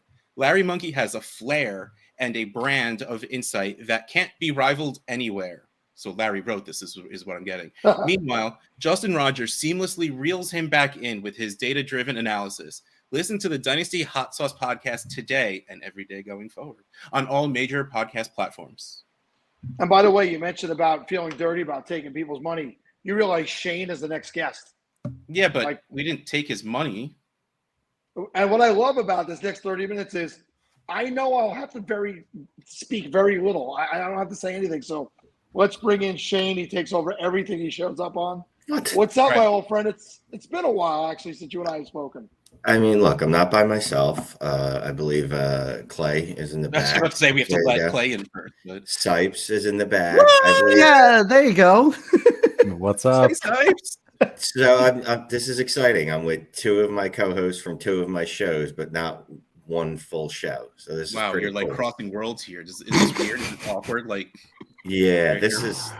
Yeah, what did you just say? What did you say? It's I like said it's baby's like mama. when your baby mama is kissing your girlfriend. Yeah, I don't know how I feel about that. You know what I mean? Like it's hot, but that's my baby mama and my girlfriend kissing. So I don't know. But so wait, am I the baby mama and Clay's the girlfriend? You right? cannot be the baby mama. You were too old. We've been together for like what 6, 7, 2 decades. How long have we been doing our show? I mean, let's We've face been it, Mike. Clay We love for you, like but 10 minutes. You've probably gone through the change by now. You're not having any kids. Yeah, your age, you're barren. Yeah. You are definitely Oh my barren. god! Yeah, you have like four sperm. You know. So we talking lots of football strategy. Is that what you guys had us on here for? I've been prepping. No, I think Let's go. I think Sal's right, because in all the years we've ever done this, I don't know that we've ever spoke too much about football, and it's always been Shane talking the entire time. Yeah, Shane, you're my wife's favorite guest on the Podathon. Every year, she endures Podathon, and she watches me. And actually, we kept my baby up today to watch me a little bit, but she is watching because you are the funniest person in fantasy football. Oh my God. The baby's not awake now, right? I mean, he's 1. He doesn't understand what you're saying. It's You okay. think, right? He likes his facial expressions. Saying, I'm just like that shit. Definitely, it soaks in. Like I know the stuff my dad did. He probably did like coke off my baby head. Oh my God. It probably had an adverse effect on me. So just because you're a baby doesn't mean you don't remember. I like how Man, Brian side says piece that Clay vibes. has side piece vibes. What's up, Brian? How are you, man? You know what is funny though? Doing the show with Shane as long as I have tried to protect him from different things of what he says. And when you say that there's a kid listening right now and you guys are live and there's no edit button on this, you got to be careful. I used to tell kids that smoking was bad. I used to tell them that all the time on the show, that smoking was bad. I would tell them that drugs are good, but smoking is bad. So I think I'm an absolute a good thing for children that know, because smoking is bad. That's a terrible habit, but drugs are fun. So if there's any kids watching, I hope they understand. I mean, at this point, I might as well just Carrie. make you the godfather of my next kid, right? Yeah, no, I was about to say Shane is my life coach, but we've got a performance review coming up. We'll see it. We'll see if he continues to be. Look, are you alive? Oh, that's great. You're alive. I can attest. He's my spirit animal. Shane has met my children in life, and they are still alive. And to the best of my knowledge, have not tried crystal meth. There used to be an ongoing good. joke where you used to do that on the show about the drugs and the cigarettes. Crystal meth? And then I would, no, not crystal meth. No. No, there's other Bath jugs, salts. but we're not going to talk No. about that. I wouldn't do bath salts. Like you got to know yourself, right? There's certain Everybody has certain their limits. There's a line. substances that you should stay away from, like bath salts, acid, anything psychedelic. Like I'm already messed up enough. I don't need to add. Like it's taking everything I have, and I don't know if anyone can tell this. It takes everything I have not to act on most of the demented thoughts that I have. That if I took acid or something, I think it would just be really bad. We didn't notice. We thought you were acting on everything. No. This is me restrained. One day, Clay, you and I need to talk about some of the stuff that we have to deal with when we're editing these shows and everything. Wow. See, this absolutely. I'm well aware. I'm well aware. No, I know you are. That's what I'm Yeah. saying. Yeah. Oh, I know. Exchange stories. I got you. So I just wanted to say this to Sal, right? And I don't know if anyone has ever said this to him, but good. You know what? I had a date on Wednesday, and then I went right after the live stream, and then I had a date with her again the next night, and then tonight while she was out shopping, she bought sheets for my bed. Ooh, okay. Because we were talking, and she was like, "You only have one pair of sheets," and I said, "Yeah, I'm a 44-year-old bachelor. Like you're lucky I have that. Like I'm not just sleeping on like dirty clothes." So she was like, "Yeah, that's not acceptable." So I said, Well, "Okay." wait, she bought the sheets for you? Not she was buying them for her own house to be ready for you? No. To be ready for No, for here. For Yeah. you? Yeah, that's bad. That's not a positive. But wait, Yeah. we're supposed to do a show after this, aren't we? Or do you have Yeah. plans now? Yeah, no, Because no. we're supposed to No. do a show, and Clay's going to be the guest. So Yeah, Clay's going to be the guest. Well, let me say this. I'm a few years ahead of Shane in the marriage ending and getting back out there on the dating apps. If you guys remember, I used to do Dynasty Rookie Tinder on Tyler's show, and I've graduated, Shane. I now have 5 pairs of sheets. I change them every weekend before anybody comes over. I'm on top with of thread it. count. What That's thread count we're way too looking much at? work for Shane. He's not Yeah. going to do that. No, I got to get better with the thread count. I don't even know. I didn't even look at that at first. They're clean, at least. They're at least clean. That's what matters. Well, clean is subjective. Don't get not. white No, sheets. it is not, Shane. Yeah, Clean it's is not not. subjective. There's That's a binary. there's no level of clean. it's either clean there or are not. levels of dirty. Yeah, But right. clean right, is right. clean. Like, All right, well, you're not going to change whatever. your sheet because it's a little dirty, but when it starts to change itself, Look, you should probably help out and change They it. don't smell bad. She's getting new ones. She asked me, like, what did I like? I said, I don't care. Just get something that's comfortable for your face. Not when your white. face is buried. All right, wait. What are we here for, actually? Well, Shane, you were about to say, I'm going to say to Sal, nobody's ever said this. Oh. I was interested to hear what was coming next. Yeah. That's a big cliffhanger. Yes, Sal, and I know no one's ever told you that you've been an inspiration to him, right? But when Sal was going through his divorces stuff, well, just the one that I know of, like, it was inspiring because I was like, if this ugly ogre can go out there and bag chicks, I can do it too at this age. You know, like I felt like I had a someone to look up to. I had another old person. We're not the best looking, you know what I mean? Like, no one's ever called the police on us. Well, maybe Sal, but we're not great looking guys, but like Sal still went out there and he'd hit the Tinder, and he made me inspired to know that I could actually climb on top of another human being. Oh my God! No! Listen. First of all, That's the Sal nicest is- thing anybody's ever said to me, Sipes. So, the compliment was fine. The way he ended it was, I mean, Climb on top of JB's another kids are listening, you know. Well, that's why I cleaned it up. I said, Cleaned it up by saying climbing on top of someone? Like baby He mama doesn't and know. girlfriend. You could tell who the baby mama is. Halfway through that sentence, Sipes was like, no, Shane, stop. Like, he knew exactly what was about to happen. Exactly. And he was on top of it. He was just like, Shane.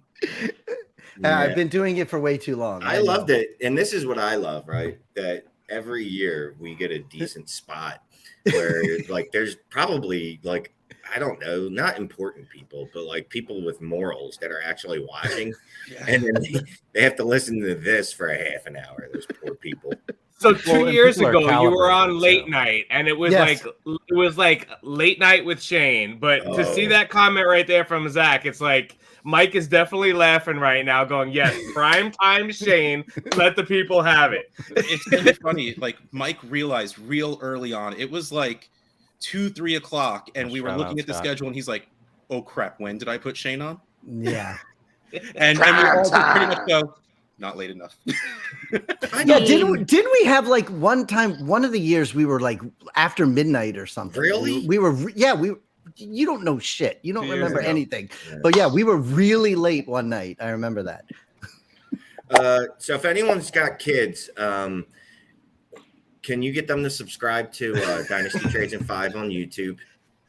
And Dynasty Trades HQ podcast. That will hurt our channel, Shane. Having children watch? Yeah, they're empty subscribers. They don't do No, anything. It's a I negative. think kids would love our show. Clay, Shane doesn't understand how that works, what the behind the scenes things that happen. He just sees the subscriber. He doesn't understand that if they don't watch it, it doesn't help you. He's what is it in the restaurant industry? He's front of the house. He's front of the house for better or worse. Can you just put Shane? He doesn't know what any of it means. Put Shane on the YouTube page with like Blue's Clues or Paw Patrol behind them. Just pictures of them. Ooh, The Paw kids will Patrol watch is and they'll good. listen to Shane. Paw Patrol's good. I have fun with the thumbnails. I haven't there done a you go. Paw Patrol yet. I thought of a new segment, Story Time with Shane for the kids. Boom. Yeah. Sign me great. up. I'm in. Yep, my kids will be there. Yeah. Well, how old are your kids now, Russ? They're old now. I haven't seen them in a few years. 8 and 10. No, they're not old enough to listen to it yet. Oh my God. I don't You know. know, we At the very beginning, we were having the conversation about like what's the right age to be cursing in front of your kids, and I say, well, the trick is start at the very beginning, and then you Yeah, never have to just- watch what you say. Like Brian said some good. Yeah, he Who's said in some charge of putting those on the screen? That's you, Sal? Okay, yeah. Because Brian said some great stuff so far. I haven't seen the term "pog" in some time, and it's a fun term. And if there's any kids watching, just Google it. Oh no! Do not! Oh my god! Oh God, it's so great. Who Jen's got a loves 14-year-old. Yeah, tell Jen if he's watching. Tell him to go check out Pog on Google. I don't like the wording. Hey, there. Jen. The wording is odd. You know, we skipped who over would love what Shane. every I have a other 14-year-old segment. who would love Shane. Every I'm other actually great segment. with kids. I look, kids want you to be upfront with them. They like when you curse. They like when you offer them drinks. Syph, I could tell you want to talk about Scott Fishbowl. Syph. No, I was just gonna say it's like every. What division are you in, Syph, and where you're drafted from? I've been watching you guys for a couple hours and have seen the way every single segment starts, and then of course we never did any introductions. All right, let's We do never did shit, introductions. you know. All right, let's do introductions. Come Let's on. do introductions. Syph, tell them who you are, what division you in, what slot are you picking from? Okay. Well, FF Blitz, and also obviously with Shane, Dynasty Trades HQ, except for the promo for this show says Dynasty Trades HQ with Shane Manila and D-Pandemic Clay. Like for some reason, they ended up having to We mess try. up with that. It doesn't always come through in the end. Yeah, especially you, Russ. I've known you for what, 2 decades also? But doing it as long as we have, it's been fun. Whatever. I'm in the monster division. That is I not picked- surprising whatsoever that you're in a division. yeah. Doubly fitting. and I took the 12 spot, which I know I saw Jen on here earlier. Jen Akins, she was on here, and we're always in the 12 spot together. We're talking to each other, doing, making. Wait, what's that say? Yeah. Why would I talk about Travis Kelce at 101 if I'm at the 12 spot? But we always just do that 12 spot every year. I like it. I always have a lot of fun with it. And the main reason I picked Monster was because I want to get them as a sponsor for our show. Oh, Monster. Don't try Monster. Bang. Don't try Bang Energy. I made 2 awesome videos for them. They didn't even give me a effing like. I didn't. sent them. but I got DM'd Monster. them. I DM'd them pictures, and Yeah. I was blocked. Wait, what kind of pictures? Well, that's not the point. No. Yeah, nether regions. That's the issue. I didn't get the Scott Fishbowl stuff in the mail yet. I did see some of the people, even in the last one, they had their Waffle House hat. So Yep. I kind of just put a can back here and one of these here. Hopefully that'll work. But The guy in the middle. Who are you? No, I'm going to interrupt everyone real quick. I have to run, go grab my daughter. I really, honestly, See I you, was Russ. supposed to half See you, hour ago, Russ. but I just wanted to see Shane. And well, Sipes, you showed up, and that's a wonderful. Oh, thanks. Like, I Russ. don't know you well enough to like wait Well, around. to talk Rocky to you. invited me on your podcast later this month, so Well, I got to talk to him about it. It's so funny. Russ, I'll see and you on all- Trade Addicts in a little bit. Russ. And Russ, in all the time we've ever known each other, I know that you love Shane, and I'm just hanging around. So that's all works out. Look, like Shane said, children like it when you're up front. So we got it for you. And We're you're the there for you. size of a child, so. Wait, me? Hey, Russ. Shut Yes, you. up. Hi, Russ. All right. So how about you, Clay? Where are you from? Baltimore. No, I mean No, your I know what you mean. website. Well, you teed it up for me. You teed it up, and I can't stay in Baltimore. I got to get out of here. By the way, so this is my first Scott Fishbowl. Oh, And wow. I damn near missed it too. I had to like really grind to try to get it. I saw one of Scott Fish's messages, and it was like, "Who's like ready on the sidelines? Immediately ready to jump in." I was like, "Me, co-host of At Trades in 5," and everybody. It was cool. Everybody jumped in and was like, "Get Clay in there." So I'm in. I am in the Pillsbury League, apparently, and I'm in the 8 spot. So again, this is my first Scott Fishbowl. So I actually like Sipes. I would like to hear a little bit about how to play in this thing. I'm sure Oh, I'm I going to got you. lose, but Wait, I've been in it since 2016. I think I'm pretty sure. Isn't that when we first is that did it, Shane? mahogany? Is that mahogany behind you then?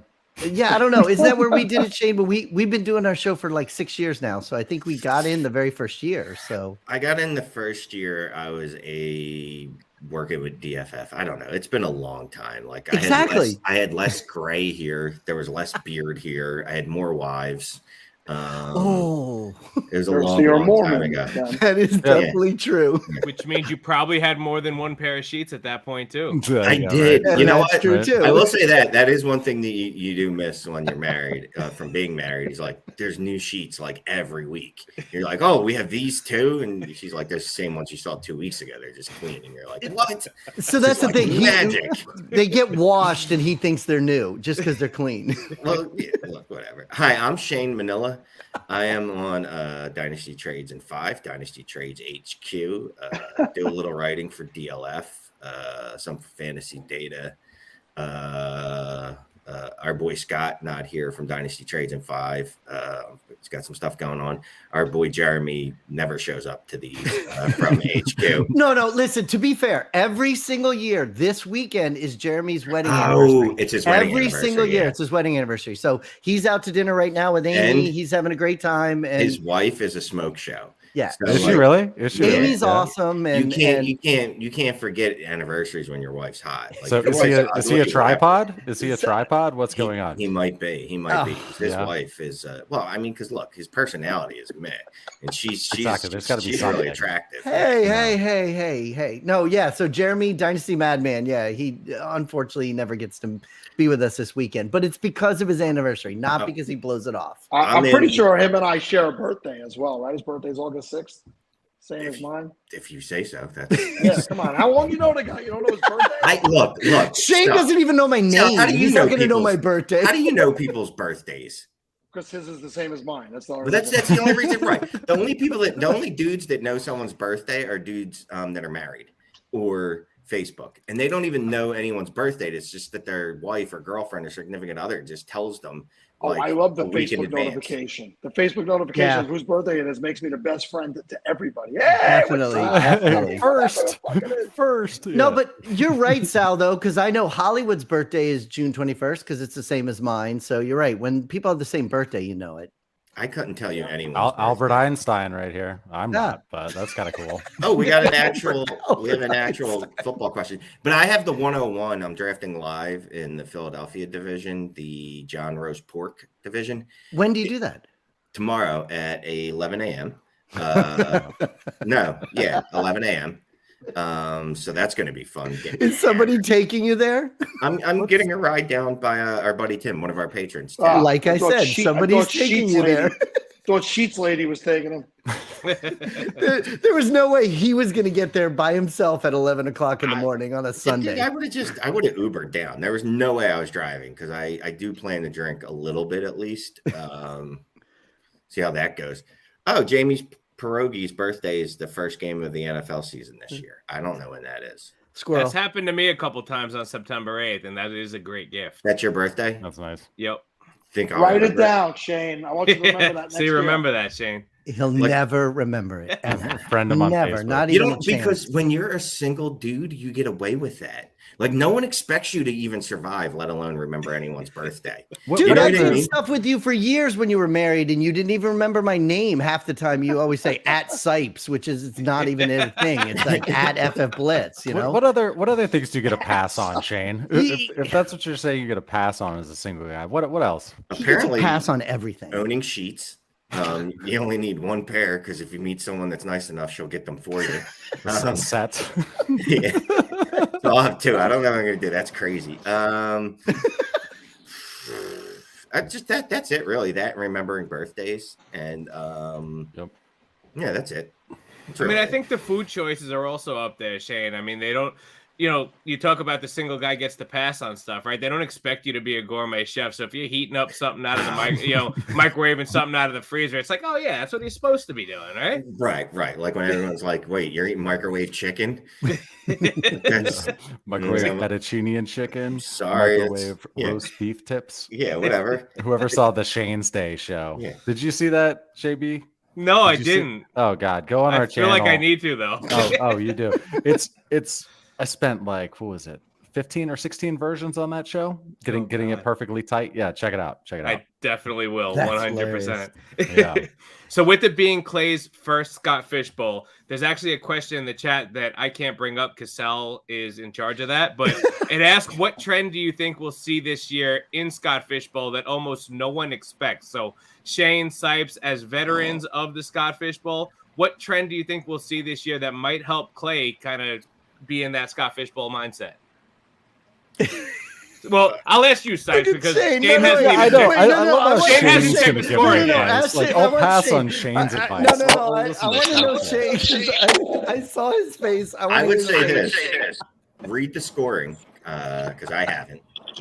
I knew it. That is not a special thing that can happen. Everybody reads the scoring. Clearly not.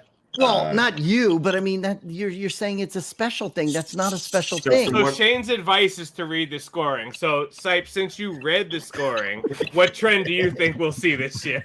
well, no, wait. What did you say, Clay? What did you say that your spot is at? 8. So you're at 8. So hold on one second. Did you do a mock draft? Did you do any mocks? Are you in the DM Sorry, thread for 108? I just got in. I was like a freaking photo finish getting in this. So you got Wait, when did you get in? Like 3 days ago, 2 days ago. The best ability is available. I know. I was stoked. Oh, I was You know what stoked. that I was? saw the email come through. I was like, oh yeah. That means you definitely got one of the spots that like Scott sent out an email and it bounced back. Oh yeah. It was forced. It was You got totally that. forced. You got that spot. Like there's like 30 people that put their email address in wrong and they don't understand Well, why they didn't make that's a problem too. I don't manage any of my inboxes anymore. So I was like, I've got like 5 of them. It's like, who knows what I signed up with? So then, whatever we got in. So when you say you don't manage your inboxes, what does that mean? You have so many email addresses, you don't check your own emails? I've managed to dump all of my admin stuff at this point. It's pretty sweet. All I have to do is I get to make cool videos. What else? Yeah, work the channel in the back end, like and create content. I love making thumbnails and designing shit. So all of my admin stuff is gone. Show up on live streams and make videos. You know what's funny? I asked Shane a question the other day because we were supposed to go somewhere, and Shane goes, "I don't know. I need to ask Clay because Clay has my schedule." Like all of a sudden, you were the one that was in charge of Shane's schedule of what he was doing. Yeah, and I know exactly what Shay says. I see Scott's message down there. So I met Scott at the Fantasy Football Expo. I guess it was 3 years ago. It was when I had Dynasty Pandemic. Is what I had. You didn't go last year? No, it always falls just like with Jeremy and this thing. It always falls during family vacation. But he said he met beach him. vacation. He No, said but he I met met him. I met him, yeah, a few years ago, and yeah, talked to him for a while, and yeah, I wonder if that's how he knows me because I'm the guy in the middle on our show. Nobody effing knows me. Scott, but Scott knows everyone. So like that's why people are always complaining. Like people are always saying like, "Oh, I signed up and I never get in." It's like, no, you didn't. Just shut up. And he comes with like a whole thing. Well, the first time you logged in was this, and you signed up the day after. Scott's Hey, Scott He's on is top of clearly that all the time. He's clearly commenting right here. Thank you, Scott. I don't know if it was you who gave me the invite, but appreciate it. Yeah, Scott's the best. And thank you for setting this up. What an event. So Andrew, ask your question again in the next half hour. We'll try again. No. This always happens. This always happens. Okay, so the 8s. Oh wait, yeah. So I have notes. Hold the on, trends, let me get out right? my notes. Where did you get notes from? I thought we So- moved on from grocery Shane. list. No, we Don't moved let him on kid from you. Shane though. At the No, he's going to 101 give notes. Go At ahead. the 101, I am going to say select Patrick Mahomes. But we were talking about Clay at 108. I'm not 101 worried. That's doesn't not do me. anything. What do I care? I don't care what happens to Clay. I hope he loses. But they asked you to give Clay advice. Oh. Oh my God. You should mock. That's what I think. Do mock drafts. Oh yeah, that helps a lot, especially in the mocks where like 7 of the spots are auto draft and you don't have anything to do with it, and it just fills in the spots. It's going to really help you, Clay.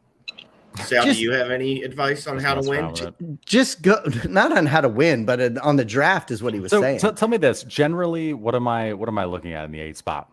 You're going to get, someone said CMC or a quarterback. You know what's funny though? I'm in the 12 spot chat, which I just got added in today. And a lot of people are saying CMC has fallen to 12, that there's a lot of people at the 12 spot getting him and a quarterback. That's what people are saying. So if you're thinking about at 8, then yeah, sure, you'll definitely get him.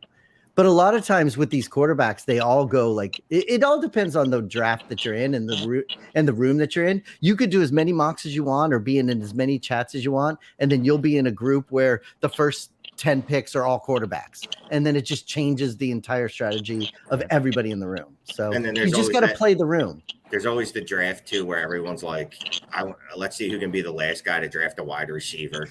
Always the wide and receiver. then it becomes It's a always thing, that. or a running back, and there's going to be someone that wants to be all proud and be like, I don't need to draft any tight ends. Look at my team. Like, there's always going to be those people. You know what I'm doing? I just realized since I'm drafted in Philly and I got the 101, I have to take Jalen Hurts. Come on.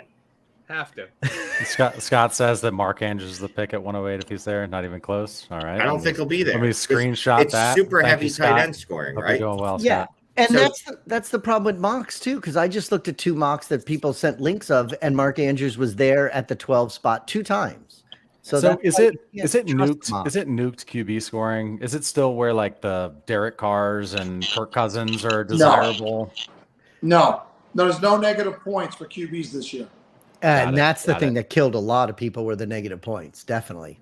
So you're in a good spot And- at the 8, Clay, because you got a lot of options. You can go quarterback, and you'll have a quality quarterback there. You'll get a CMC if you want him. You can get an Andrews if you want to go tight end. So you'll have a lot of options. You'll have a lot of ways to pivot, but depending on what the 7 in front of you do.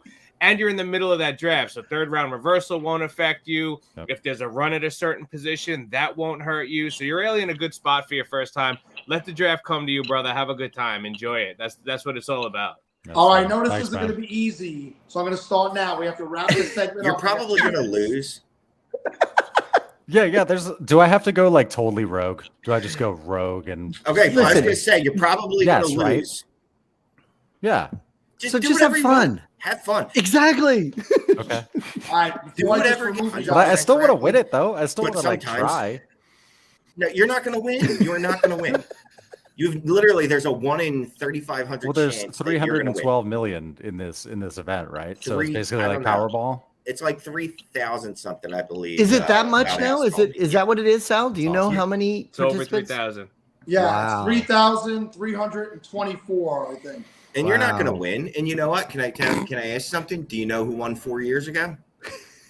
No. You know the Not only you, winner I right? ever know, the only one that I ever knew that won that I Yes. remember is Stompy, because he put out Hmm. softcore porn announcing his victory. That's the only one I remember. And he's in our listener league HQ1, and we deal with him all the time. So Exactly. yeah, Stompy. Yeah, exactly. That's what I'm saying. All right, knows so Stompy I well. gotta Bye. wrap you guys up. Oh, I gotta bye. wrap you up.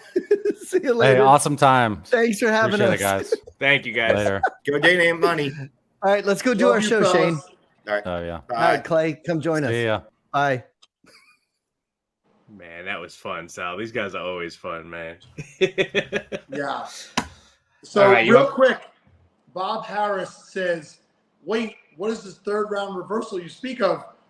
Bob, you played in this league for a few years. Bob's just messing with his league mates, I think. I hope that's a joke. I'm sure it is. Bob knows what he's doing. All right, so JB, are you staying any longer, or you got to go? Oh, I'm on, baby. I'm with you. All right, so you read this. I gotcha. This guest is sponsored by Upper Hand Fantasy, created by Faraz Siddiqui. Upper Hand Fantasy delivers high-quality content and digestible Instagram stories and posts, and dives even deeper on the Upper Hand Fantasy podcast. Don't assume you can find good fantasy football content on Instagram. 120,000 other fans already have been getting the upper hand in their fantasy leagues. Upper Hand Fantasy has built an amazing community over the last 5 years, and so many depend on Faraz and his team for their opinions and analysis as the NFL landscape shifts every day throughout the offseason and during the season. Come find out for yourself and visit Upper Hand Fantasy on Instagram at Upper Hand Fantasy, and check out the daily show on the Upper Hand Fantasy podcast on all platforms. We got some great guests coming in this segment, Sal, and I'm really excited for this because they're my Raz boys.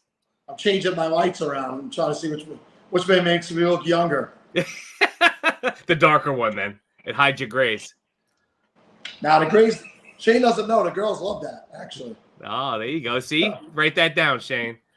You got to get the salt and pepper going, Sal. Like it's kind of what I have going here. My No, wife it's hates good. it, but like I mean, I'm overdue for a trim, but I figured I was just gonna be sitting with you guys for 2 days. I could let it grow in a little bit. So Sal, I gotta ask, like, are you just like pissing in a bucket during this? Like, what's the whole deal? No way. Oh, there we go. Want me to do it right here? No, I I've love gotten it. up and gone to the.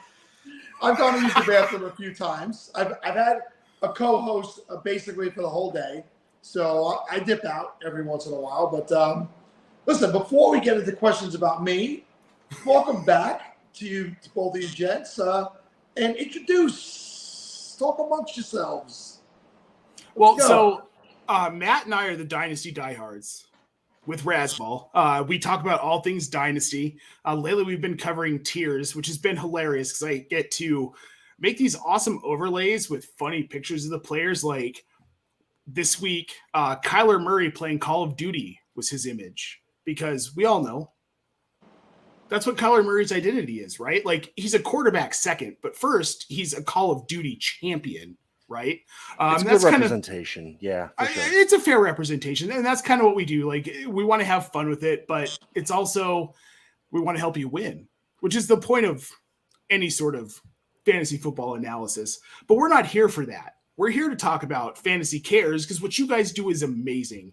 And I saw earlier today, and it made me so happy that you guys have raised $50,000 for charity through the satellite tournaments on Underdog. Like that's correct. That is incredible, you guys. It's such a testament to what this fantasy community is and who we are as people and what we value. And a big part of that is charity. And you guys have spawned so many other charity leagues. Like it warms my heart. And it warms my heart to be able to help with that and help promote it and get people involved. And what you all do is just so incredible. That's an incredible success.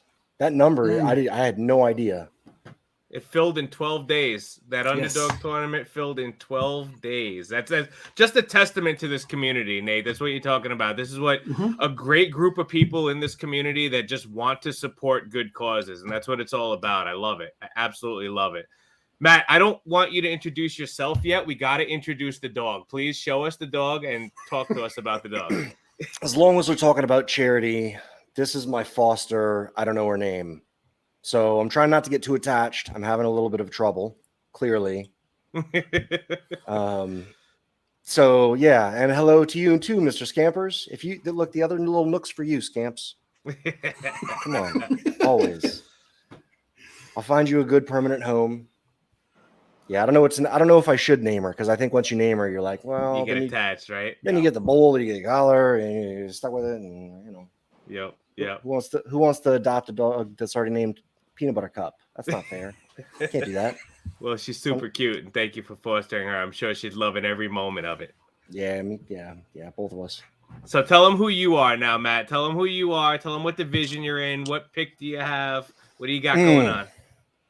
I've got pick 8 or 9, and I want to keep myself on my toes, so I haven't started doing my homework yet. We'll look at it like that. Been a busy couple weeks at work anyway, but that's secondary. I'm flying up to the Boston live draft probably the night before it. It's going to be on the 15th. I'll fly up on the 14th. Oh, and you're staying with Coop, right? Yeah, I'm staying with Coop. How'd you know? He was telling me that yesterday. Yeah. Are we going out? Wait, I'm in New York. I wish Oh, our drafts okay. were the same day. If our drafts weren't the same day, I would probably come hang out with you guys. That's fun. Cool. But Yeah, I would not let him hang out go. with this guy. He's full. He's not. His wife ain't let him go to Boston. right. Yeah. Suddenly, catches a sickness again. Has to miss the thing again. Nate, what do you got? What league are you in? What do you drafting? Oh, you doing live? Denver live draft tomorrow morning. Nice. At Oh, 11 you better a.m. stay- No, this is amazing. So Joey Wright's already in town. He's going to come drop by. He's here for an Abbott Brothers concert at Red Rocks tomorrow night. Nice. And then we've got, obviously, Dave Kluge, who lives in Colorado. We've also got Josh Larkey. And then we've got Jordan Vanek from 33rd Team flying in to hang out with us and draft. We've got Gary Zamarripa from Fantasy Pros who's flying out from Kansas City to draft with us. Like, it's just going to be such a good time. I'm the third spot. I have done no prep because I look at my division and I'm like, well, no mock draft is going to prepare me for drafting with these Sharks. We've got Stompy, who, Jordan, was the winner of Scott Fishbowl 4 years ago. He is in our division. He'll be there. Yo, you missed the segment earlier where who was it that was just saying nobody knows the winner from 4 years ago? Shane. Who was, Yeah. who was- Shane. Yeah, Shane was Nate, and Yeah. here Nate is fucking 5 minutes too late. He won Scott Fishbowl 8. So it's pretty cool. 2 years straight in the Denver division with Stompy. It's going to be fun, man. I'm looking forward to it. It's going to be a good time. We've got some good people in that draft. You know why I don't bother doing any mock drafts? Because I find people, especially in a fishbowl, they try to test out theories in the mock drafts, and then when the drafts come, they shit themselves and will absolutely not go out on a limb. And it's like, well, all right, every mock I did is useless because it didn't follow that pattern. And if you're going to win a Scott Fishbowl, do the crazy shit you're doing in the mock drafts, because you don't win if you go chalk. You just do not. Oh, no, 100%. And when you're in a division full, which everybody, that's the cool thing about Scott Fishbowl is we all get to draft against our idols. The first year I was in a chat with a guitarist from a band that I've been listening to for years. And it was just so cool to be able to converse with this guy. And then you get into your divisions and you're with these Sharks. And this is a free-for-all, especially with the scoring this year. Like, this scoring's insane. All positive scoring. We're talking about 100 to 200 point bumps for some of these players in the scoring. That's insane. And it's hard to prepare for, especially when you're drafting with someone like Dave Kluge, like the shark of all sharks. What band was that, by the way? August Burns Red, JB Brubaker. Nice, because I met Nixon, the lead singer do. from Framing Hanley, through Nixon. Look him up. Yes. Kenneth Nixon, lead singer for Framing Hanley. And he invited me to a dynasty league as a result of meeting him through the SFB.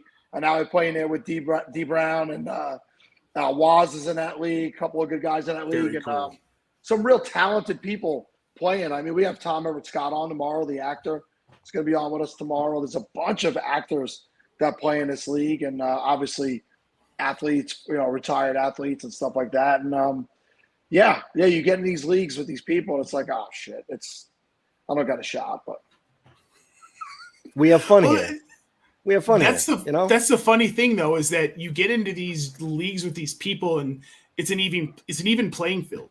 We're all kind of coming from the same place, a love of fantasy football, and I think it was Herms who was in a division, the REM division, with the bass player of REM last year, who is apparently a big fantasy football guy. And while that's intimidating, you kind of find this speaking of Herms, and you find this this common ground with someone you never thought you'd find a common ground with. My wife and I are rewatching Psych right now, and as we're watching, I'm like, James Roday Rodriguez is actually in Scott Fishbowl. Yep. Like, how cool is that? Like, this dude I'm watching on TV, I know has a common love, and we're degenerates. He's probably not. So I do a Fantasy Cares Eliminator, and he's always has one the last couple of years. So I've been in his every time that he has one. And it was awesome last year just talking to him in the Twitter group chat, and he was responsive. And a lot of the people there were watching his current show and were commenting on the episodes. And, he was, that was such a tough one to film. Just down-to-earth good guys. Like, you look at these celebrities, and you wouldn't think that fantasy football is going to bring you together in a group chat and you're going to be talking to them. It's really cool. And that's another thing that Scott Fish does to bring people together. It's just amazing. Every league really is the league from the league. You know what I mean? It's true. Every single time. And that's how you know we're all here for the right reason. There's 3,324 of us drafting fantasy football in July. Here we are. Some of us, I'm flying from New Orleans to Boston. I just want a part of this. We're just thirsty. Are you from Boston originally? No, I actually never spent time there, but now I get to go hang out with Coop for a night and hopefully wake up in time for brunch, but get to see the city. It's a great excuse. Boston. Can't wait. Oh my God. Boston is the greatest place on earth. You're going to have so much fun. I bet. New Orleans is the second greatest place on earth, but Boston's. Okay. We'll see. So, now I'm a little defensive hey, Mike. there. Hey, what's up, buddy? Speaking of Boston. Yeah, I heard someone talking about Boston, so I figured I'd jump in with all these fucking New Yorkers here. Hey, calm down and get that dumb snapback off your head, backwards snapback. Don't What are worry, you, bro. I'm a 6? Met fan. It's okay. You Don't 6 worry. years old? I'm surprised you're still awake, so. What? It's 9:10. I'm surprised you. Did you just wake up to take a piss after going to bed like 3 hours ago? You probably wanted a sandwich, right? I want pizza. Nobody ever brought me pizza. Dude, that's because you're in Brooklyn this year. I bring you pizza every year, and this year you're in Brooklyn. You don't get on a train to help a brother out? What the? No, I don't leave Long Island. I'm only leaving Long Island for our live draft next week. You are whipped. I mean, Jesus. Lazy. So, Nate, you talked about the scoring changes this year. Are there any interesting trends that you think we're going to see this year, or any players that, maybe in past years you wouldn't even think about drafting, but because of the scoring changes, you're kind of bumping them up in your rankings? So Geno Smith is a little bit higher on my – well, he's higher in my world anyway, because I think people are just sleeping on him. But in this scoring format with no negative points, with his efficiency, I think he's a top 10 quarterback, and he's being drafted as a 18, 19, 20 quarterback. Mike Gesicki is a guy that I'm pretty high on. You're welcome, Mike. I love your Patriots boy. He's an efficient wide receiver. He's not a tight end. Right. And Bill O'Brien has done things with 2 tight end sets, which he has with Henry and Gesicki in the past, with some guys you may have heard of, Rob Gronkowski and Aaron Hernandez. They were pretty good together. And this is Bill O'Brien bringing that feel back. They have the talent at tight end. Gesicki's a guy who's going, 17th, 18th round? If he's going at all in drafts, don't sleep on that guy. He could be a league winner. And has Gesicki ever shined before? Maybe he has. How did that work out? Well, I mean, Bill O'Brien was his head coach at Penn State, so boom. The old college shower narrative. Always. If the coach was in the shower, I'd be questioning that. All these New England rumors with the cheating in the shower room. Typical. Matt, I know you don't want to give things away because you got Mike here, and you got a really tough draft room in Boston in general. Like, a lot of great names. He's not in our division. He was scared and got into a different one. Go ahead, Matt. Continue. Give me someone you're looking at. Give me someone you're looking at late in the draft, and that you might be bumping up because of the scoring. Why would I do that when I'm competing against this dip in a week? Huh? He said you're not in his division. There's a Boston live draft chat room with like the 36 people in the 3 drafts. Yep, and everybody's like, let's do a mock together. I'm like, are you out of your fucking mind? Why would I ever show you who I'm going to take, where I'm going to take them? Why would I do that? You're my opponent. Oh, I jump give you a roadmap. Jump in those mocks all the time. I'm like, cool. We are going first round, Daniel Jones. See what you idiots think. But then what are you taking away from that, huh? It's just a troll staying a troll. You're not learning anything. Nobody's fucking anything in that. Get me out of there. You're not going to learn anything. That's why all the chats are fun. I mean, you have your pick chat, then you have your division chat, and you got to remember which one you're talking in, because you want to strategize in your pick chat, but you don't want to go too much because you don't know who's friends with somebody who might be in the chat above you, right? So it's like, you kind of got to be guarded in everything you do here. Well, my pick chat does nothing but argue the first 4 picks over and over again. Yes. Like if I had $1 for every time they said Kelsey, I'd be a millionaire. Like seriously, we've talked no strategy. All I know is they like Kelsey and Mahomes. I'm like, yeah, so does everybody.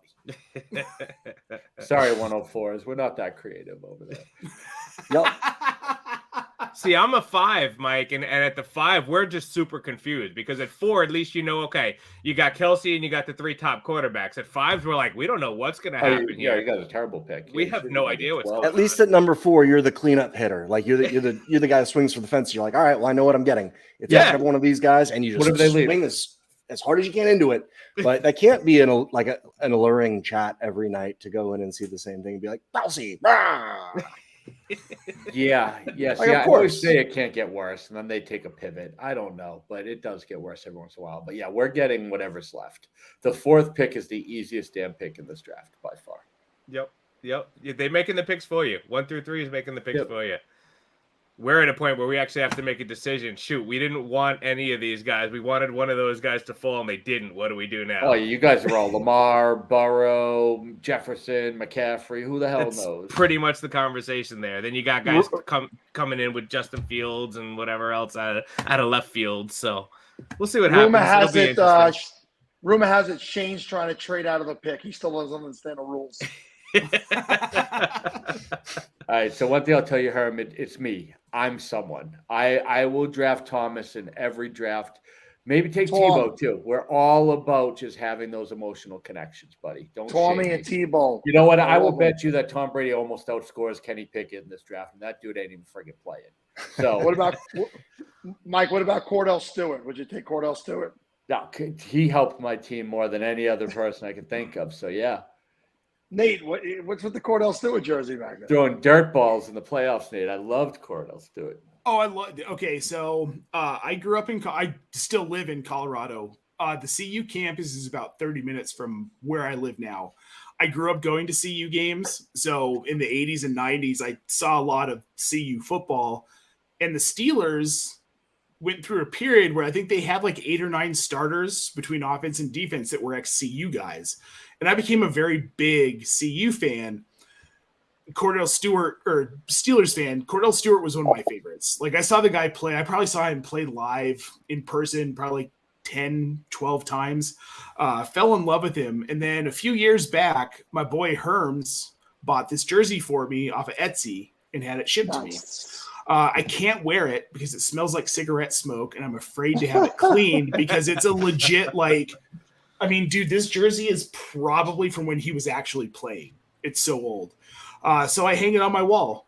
It's a matter of pride. I'm a closet Steelers fan. So CU trivia. Cordell threw the pass on a Hail Mary. Who caught it in the end zone? Michael Westbrook, and it was tipped by Ryan Westbrook. And it was tipped by Ryan Shiverini. To be all fair. right, more. I'm going to give you one more Damn. question. Michael Westbrook retired from the NFL. What did he go on to do? What was his next career, or one of the careers that he had for a small period of time? Didn't he box? He fought in MMA. He was actually an MMA Okay, fighter. it was MMA. I loved He never Michael got Westbrook. into the UFC, but he did appear on Bully Beatdown on MTV. Okay, all right. Yeah, I know. I do kind of remember that.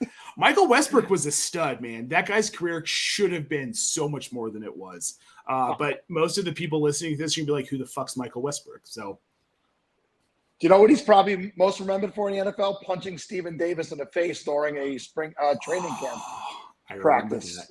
I remember Yeah, that. I remember Yeah, that. I'm old. I'm old, guys. How did you see about that? How was that delivered to everybody? Was that just training camp news? Telegram. This is so back in the day, to be honest with you, Matt, you know how I used to get most of my fantasy information back in the day? They had Pro Football Weekly would put out a newspaper every Wednesday, and they had tidbits and camp news, and you get little gems in there. I picked Stephen Davis up after a draft based on something they said in there, and he scored 6 touchdowns in the first 2 games of the season that year, and went on to have like 18, and literally took me to a championship just because I got a stupid blurb in a newspaper. So You're like Mel Gibson from Conspiracy Theory, but with fantasy football, and you were like, no, it hit this one time, and you just been chasing that dragon ever since. Well, yeah. I keep trying to go buy the newspaper, but they Looking don't seem for to his have it. weekly peeps. Sal's hanging out Barnes and Noble every week. Sal, I bet that so in your first fantasy leagues, it was pencil and paper scoring, right? Oh, it was pen and paper, and it was still that way until 2020 when COVID hit and the league had to end. So if you guys think that I'm old, my cousins that I played with were 10 to 15 years older than me that got me into that league in 1994. And when COVID hit, on a serious note, one of my cousins passed away. She had been battling cancer and passed away, and her husband was in that league. And it kind of just put a damper on everything. And that was a live draft in person every year for nearly 25 years. And it did end when COVID hit, but my cousin, who was the commissioner, would never put the league online. He absolutely refused. The official newspaper was the New York Daily News. That's where the score was taken from, and you added the scores up yourself. Nice. That's awesome. That is awesome. So Sal, who was your first pick in your first fantasy draft? My very first pick, and at the time I was dating my future wife. She loved Dan Marino. So quarterbacks were a bigger deal in regular redraft back then. So my first 3 picks in that draft were Dan Marino, Herman Moore, and Thurman Thomas. Nice. Okay. My first was Randall Cunningham, still with the Eagles. Yeah, sweet. He had some bigger years when he was with the Vikings, and he was launching passes down the field to Randy Moss. But he had some really great Eagles seasons too, and he ran the ball like crazy. Like he was Michael Vick, and he was Lamar Jackson, all those guys before it was a thing, you know. The count of the under 40 group just went down. Look, we're just trying to appeal to the old. Like, let's get some of these geriatrics. You don't remember back in my era? My first draft was Herman, Thurman, and Dan. But that's legitimately the 3 people you just got. Herman, Thurman, and Dan, as his walker shakes under him. You kids wouldn't understand it. Back in my day, we chalked it up with the current rag of. Do you even know what a newspaper is? We didn't even have a dry erase board. We had to write it down. Yeah, so just as a heads up, everyone that knows what you're talking about went to bed an hour ago. That's a fair point. Yeah, if we could pivot back to something that's interesting. Trey Lance. Oh, don't. No. I do remember this newspaper, Brian Ford, but I'm not allowed to talk about it right now. They can come back on when he learns better. You can't start talking about Trey Lance on this show. I want to hear before we let them go. I want to hear what you guys are doing on Razzball. Let the people know what you're doing. Tell them about your show. Talk to them about what's going on in your world. Matt, take it, Nate.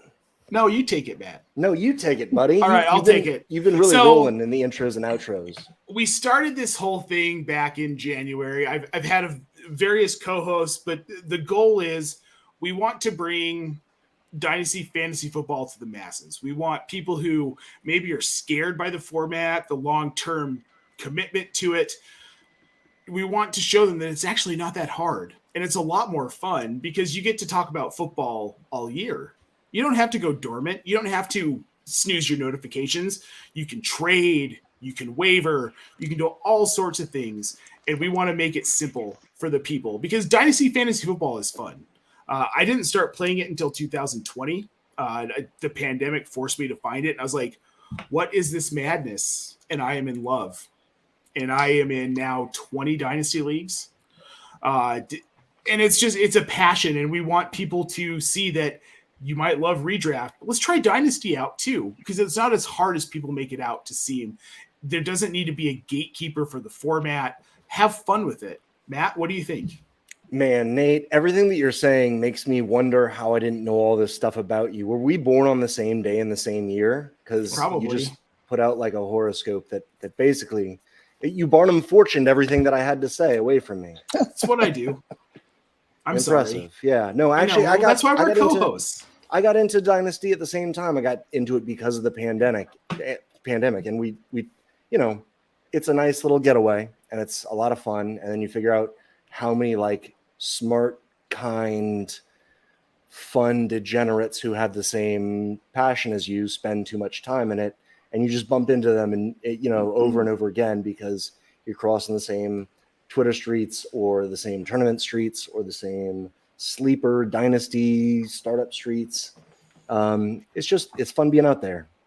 And I love it, guys, because I've been with Razzball for a few years now, and you guys bring something to the table that we really didn't have before, and you're doing a phenomenal job with it, and it's bringing a whole nother level to that Dynasty component. So love having you there, and keep doing what you're doing, guys. It's awesome. I appreciate that, man. It's been fun. I got to say the Razzball team is amazing. Like so much fun. You guys make me laugh all day, and it's been a joy to get to work with all you guys. Fantasy besties. Like it's really cool to be on the same network as you guys. It brings joy to my heart. You were one of the early shows that I actually noticed when I joined fantasy Twitter. I was like, these dudes are just out here having a blast. Like, it's fun and it's enjoyable and it's cool to be a part of that network. And that show stemmed from Scott Fishbowl. The 5 of us did not know each other until SFBX when we all met in a group chat and decided to put a show together. And we still have a text chain going that we talk every single day. Like, that's what Scott Fishbowl does. Well, that's the cool thing about fantasy football. Like, it brings people that there are so many people that I've become friends with that in the regular world, you wouldn't think we would have connected, but here we are, talk every day. Talking every day to one of my best friends, Mr. Scampers, who is a cat. You know, a year ago, I never would have imagined that one of my best friends that I talk to every single day is a beautiful, young, sad-looking cat. And he says besties go hard, and he's right. And that's why we're typically when besties go hard, it ruins the relationship. But this is something different, so it's cool. You're thinking of furries, I think. Look at Mike. Look at Mike. It's a perfect segue because one of my besties is coming on in the next segment. So who's it going to be? Besties. I guess you'll have to tune in to find out. Can't wait. Or Willie. Linda Cooter. Hey. This is awesome in there. You Mike, can't it's just, off the rails, Mike. You I'm can't just just bringing throw it in people early. onto the stream without them knowing about it. What if they were pooping or something? You don't know. That's a good point. I saw Linda's face on Crunch, and I knew they were good to go. I pre-pod poop all the time, and if you catch me 3 minutes early, you're gonna see some shit. Literally. Well, when we see you early on Crunch, we'll stay away from it. We can't do poop talk again. This is what we did last year. We did do poop talk last year. We got to do something else this year. Nate and Matt, we're going to let you guys scamper off. You see what I did there, Matt? Yeah. We really did. We love that segment. We love you guys. I look forward to having you back next year. And good luck with everything you do this upcoming season. Oh, thanks for having us, Sal. Thanks, ladies. guys. Have fun. Bye, guys. Nate, I'll see you in a month. Yeah. See all of you in a month. Yay. I got rid of them. That's wait. it. They're not going to talk around here. Who wants to read these? You want to read these, JB? Sure. Podathoners, if you want to win your fantasy leagues, you need to visit goingfor2.com. Why going for 2? Because you can't go for 3. Going for 2 has some of the best up-and-coming writers who want to share their passion for the game with you. From redraft to dynasty to daily fantasy, goingfor2.com has it all, including live shows at Going for 2 Live, found on YouTube and syndicated on all major podcasting networks. Visit goingfor2.com today because no one remembers the extra point. Our guest is also brought to you by CampusToCanton.com, a website focused on all things college fantasy, including Dynasty, Devy, College Fantasy, and Campus to Canton leagues. Campus to Canton is the fastest growing format in fantasy where your teams have college and NFL lineups. And as college players enter the NFL, they join your NFL roster. Visit CampusToCanton.com as their team of experts bring you articles, podcasts, cutting-edge tools, exclusive ADP, industry-leading draft guides for Devy, college fantasy, freshman supplemental drafts, and the deepest set of college rankings anywhere. Check out CampusToCanton.com today. That was a mouthful. Yeah, sorry. You did it flawlessly. Yeah, you did so. Like, literally, while you were doing it, I was like, "He's crushing this." I would have tripped over Campus to Canton. I would have tripped over it. And they made me say it like 4 times. Yeah, you did great. Thanks, guys. Somebody's guys Also get throw a tricky with reminder their out lineups. there that we got these giveaways going on. So anybody who's donating in the next couple of hours while I'm hosting, we are giving away this DK Metcalf football and Tiki Barber autographed jersey. So whoever donates the most up until about 11:30 tonight will get their choice of one of these two. And everybody else who donates $25 or more will be entered into something to win the other one. So jump on in and donate. fantasycares.org/Podathon. Please get in there and start to donate. It's been slow for the last couple of hours, and I understand people are fading out. They've been here all day, and new people are coming in. But I might convince JB to keep that open a little bit longer because we need more. We need more donations to come in because those Sal, are can I amazing let you know prizes. something? I have a group Please. chat that there's a word I have to try to drop, and every time I drop it, they're going to donate. Nice. And if I can get you guys to figure out what it is with being subtle, then I'm going to donate 100. So it's like, Is it weenus? We're trying. No, it's not Weenus. I have a Weenus mug over here somewhere under one of these hats, though. Thank God you said mug after you started that. Like I have a Weenus, and then you said mug. Mug. I thought you were just going to Well, stop. Two. But yeah. But we do all have those anyway. So Yeah. nice. All right. Well, I'm going to pay attention to Yeah. what this Yeah, word I is. love word games. I'm like, It's not now like I'm it's locked general. in. It's not something like Yeah, Irish but I'm- Spring soap or something. Like it's very general. I'm locked in. You can't trick me. Who I'll the figure it hell out. says Irish Spring soap? I don't know, or I don't like even know what that. Nutri-Grain. Like it's not something. It's general, but I think you'll pick up on it. I think the word is general. You know. That was quick. No, that's not it. Damn. Generally speaking. All right. Well, listen. Let's talk. Cooter Doodle. Matthew was on earlier. He cursed. I hope you're proud of him. He cursed did here on he? the show. Nice. Oh, he said the F word. He blurred it. And he hijacked Heath Cummings' segment. He stayed all the way into Heath's. Yeah. It was Matthew's great. I mean, That's what friends do. Tell me what it's like getting to work with him because, I mean, I know him about 8 years now, and he's always been amazing to us when we were first starting out, and he was our first legitimate guest back in 2016. But what's it like transitioning over and working at Fantasy Life? Honestly, like everybody feels like friends. I know that sounds cheesy, but I enjoy everybody, and he supports me losing my home league and having to do, loser punishments, and he doesn't judge me. At least he doesn't judge me to my face. So I couldn't ask for a better boss, I guess. Nice. I like that and idea, Linda. Craig. Yeah. Linda, you're with another one of my old friends who came on my pod back in 2016, Matt Harmon. You're over at Reception Perception, and talk about how that came about and exactly what it is that you're doing over there. Well, I can't believe it because Matt Harmon was like the very first person that I was like, oh, this like exists in a realm that like I had no idea that this many people would sit and talk about fantasy football and like produce articles and like a whole world opened up when I found him on Twitter. So it's just like wild that I interact with him anyway. But last year they asked me to do some end of the season kicker rankings for their draft guide that comes out, and they liked it, so I get to do it again, which is awesome. To be connected to that is fantastic. Pretty cool. And I was out in Los Angeles in April, and I got to have some beer with Matt at a brewery after talking to him for so many years. And Matt's a guy who I kind of watched grow up from when he first started to where he is now, and seeing him get married and moving over here. He said he's waiting 3 years before he has a kid, but I said the same thing and got my ex-wife pregnant on the honeymoon, so that's how that goes. But yeah, Matt's a good dude, and if you ever go back and listen to Backyard Banter, which was his original podcast, which they are evergreen, and it's a great launching ground for people who want to get into fantasy. There's so many people who tell their story, and episode 50 is probably the best one, and that's because I'm on for the first 15 minutes. Well, that would make it the best one. I'll have to go I'm find modest. it. I'm Yeah, very modest. you always have been very humble.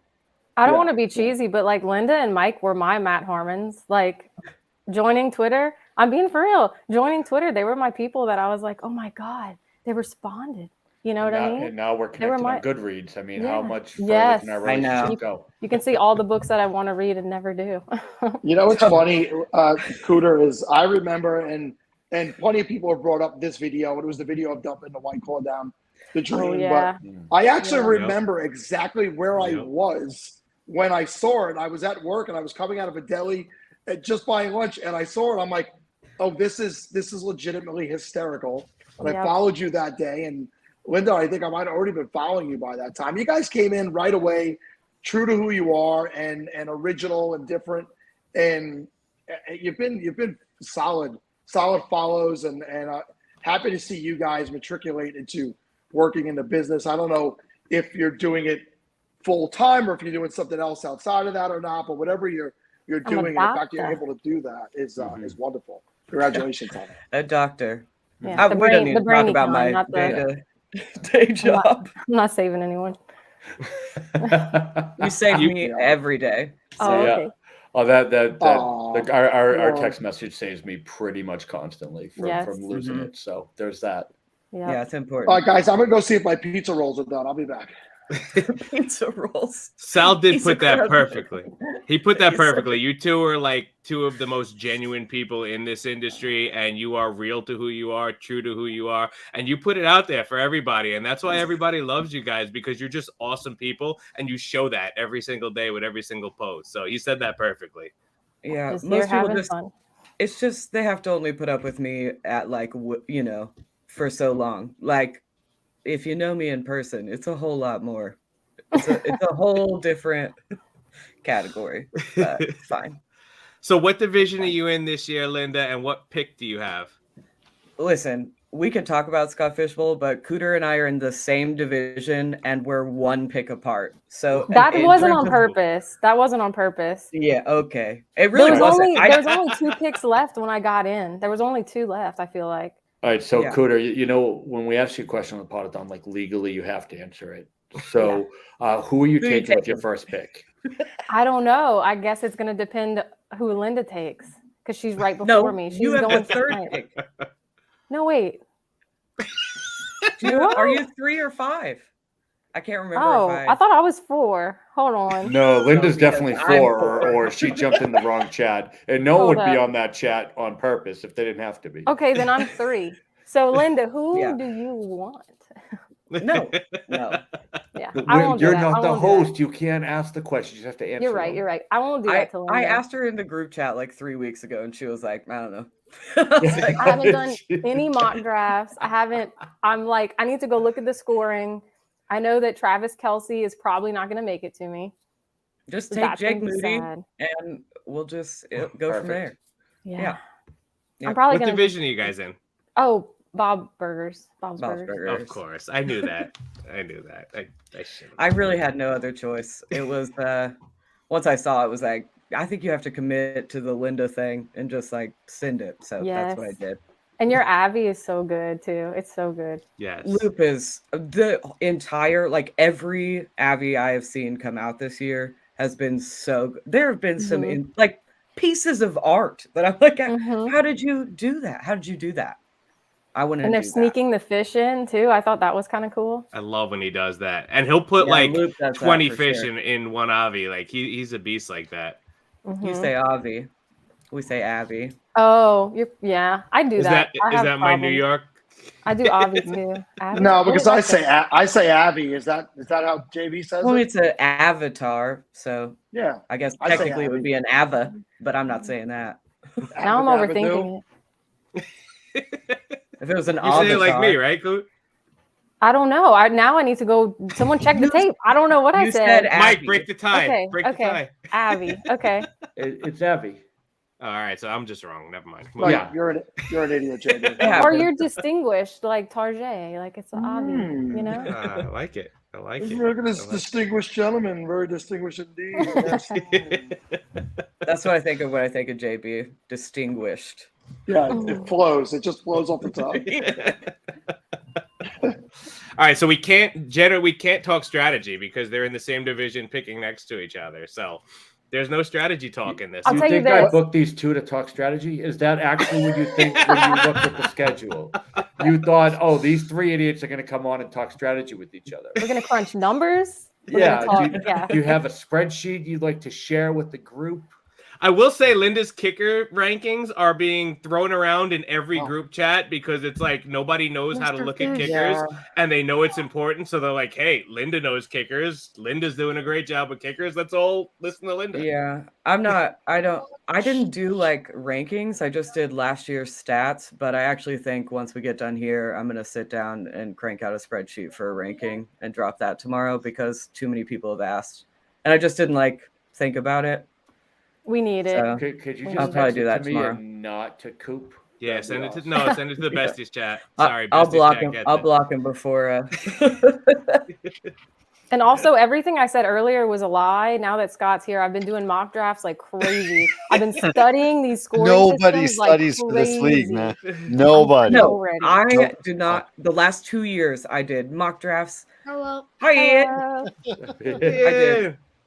The mock Yeah, drafts he's didn't around matter. here. I But don't pivoted swear. No, I'm and just kidding. picked an Swear. entirely different strategy by the time I got to my first round pick. So this year I did no mock drafts and I'm just gonna wing it. That's the I think it'll spirit. go better. That's how it goes. Yeah. I think Well- my guts sometimes. I think I outsmart myself. Like I get like I make it too hard sometimes. I think. Do y'all remember when Just I gonna- winged it? Wang it? When I wung it? When Wang I it. whatever Wang it. past tense of wing. You wanged it? Don't I- wang it. When I remember when I took Tannehill and I was like, That was I'm awesome. gonna just That didn't was go well. awesome. I Yeah, do you were the remember highest that. person in like fishbowl history to take Tannehill. Yeah, it was rough. And I like just 107 or something. You ever just get that like right before you hit draft, you just get that little gut, that little butterfly, and you're like, you know what? This is It's it. the move. And Yeah. I felt so good about it. Last year I took Adam Thielen like wide receiver 9, so it's fine. Yeah. It's fine. You're terrible at this. Thank you. I took Evan he was Ingram. my 3 wide rounds too receiver high, one if on that my helps. team last year, so still made the playoffs somehow. Yeah. Yeah. No, I wing it every year. I've made the playoffs 10 out of 12 of the SFBs, and See, I wing Scott it every year. I don't even look at. I wang don't it. care. I have He no wangs. idea what the score it is That's- each year and either. I pretend Feels like a I really do. good percentage. Feels Yeah, like a pretty I've good made 1 out of percentage. 3. You've made literally you've missed the playoffs as much as I have, and I've done this 3 times. Same. I Very put this much up same. because Robbie Lawler just had a knockout. If anybody's watching the UFC, I was, but then I came on here and thought it'd be rude to be watching the UFC. Yeah. It feels really Leave him weird. alone. He's eating his pizza rolls. In fairness, it's not like Sal's the host of this thing or anything. So like, oh wait, is this still on? Are you having a little? Are you having a little juice box with your pizza rolls when you're fighting? I have water. Mommy gave me water. That's good. You gotta have water. Keeps you hydrated. In fact, before I came on, I was like, I don't feel very good, and then I remembered I hadn't had water since like 8 a.m. So that could I had do a it. water. Yeah, I was like, wow, I feel better. Or I it was the just edible. Had to focused be one on or the other. having. I was just focused on having my weenus mug here for Cooter, and I didn't fill it. Yeah. But hey, it's the thought that counts. big day for fantasy life on Monday. I don't know what you're talking about. I do, but no, I do. I'm trying to build suspense. I'm sure you So- do. Everybody so last- tune into fantasylife.com on Monday. I don't know so what it funny. could be. Last year, Matthew waited one day till after the Podathon to announce that he was leaving ESPN. And Yeah. this year, he can't announce the Fantasy Life announcement. Oh. I have nothing in life. He can't give me this. Oh, no. That jerk face does it all the time. I'll text him that and say, jerk face, what are you doing, buddy?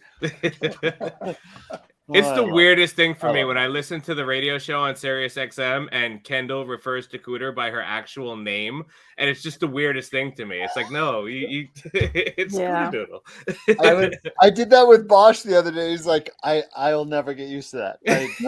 So when I go to used Canton, Cooter's name. it's going to be my first time going.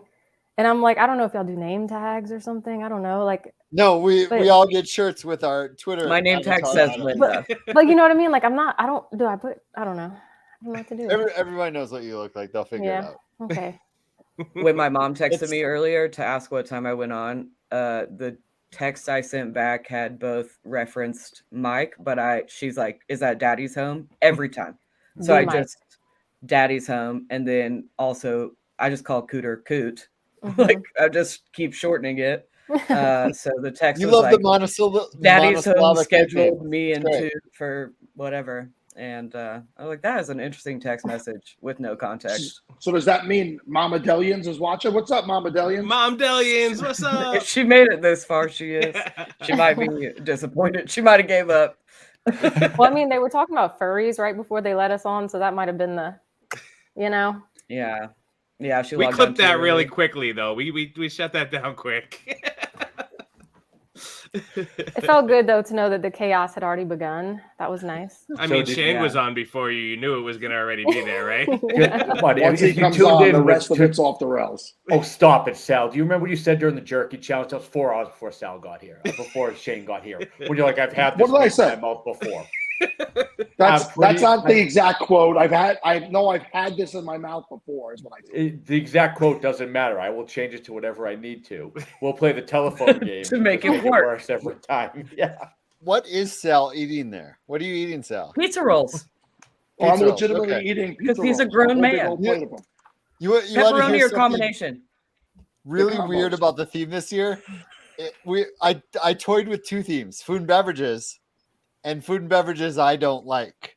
Oh, Which would have been things like pickles, or onion rings where the onion to breading ratio is off, or any kind of white sauce except for garlic aioli, which is good, or or yeah, I had a bunch of them. Those are that were really long league They were names. super long. And that was the problem. They were way too Brace way too ribs when they're a long. little too sticky. It just didn't work out.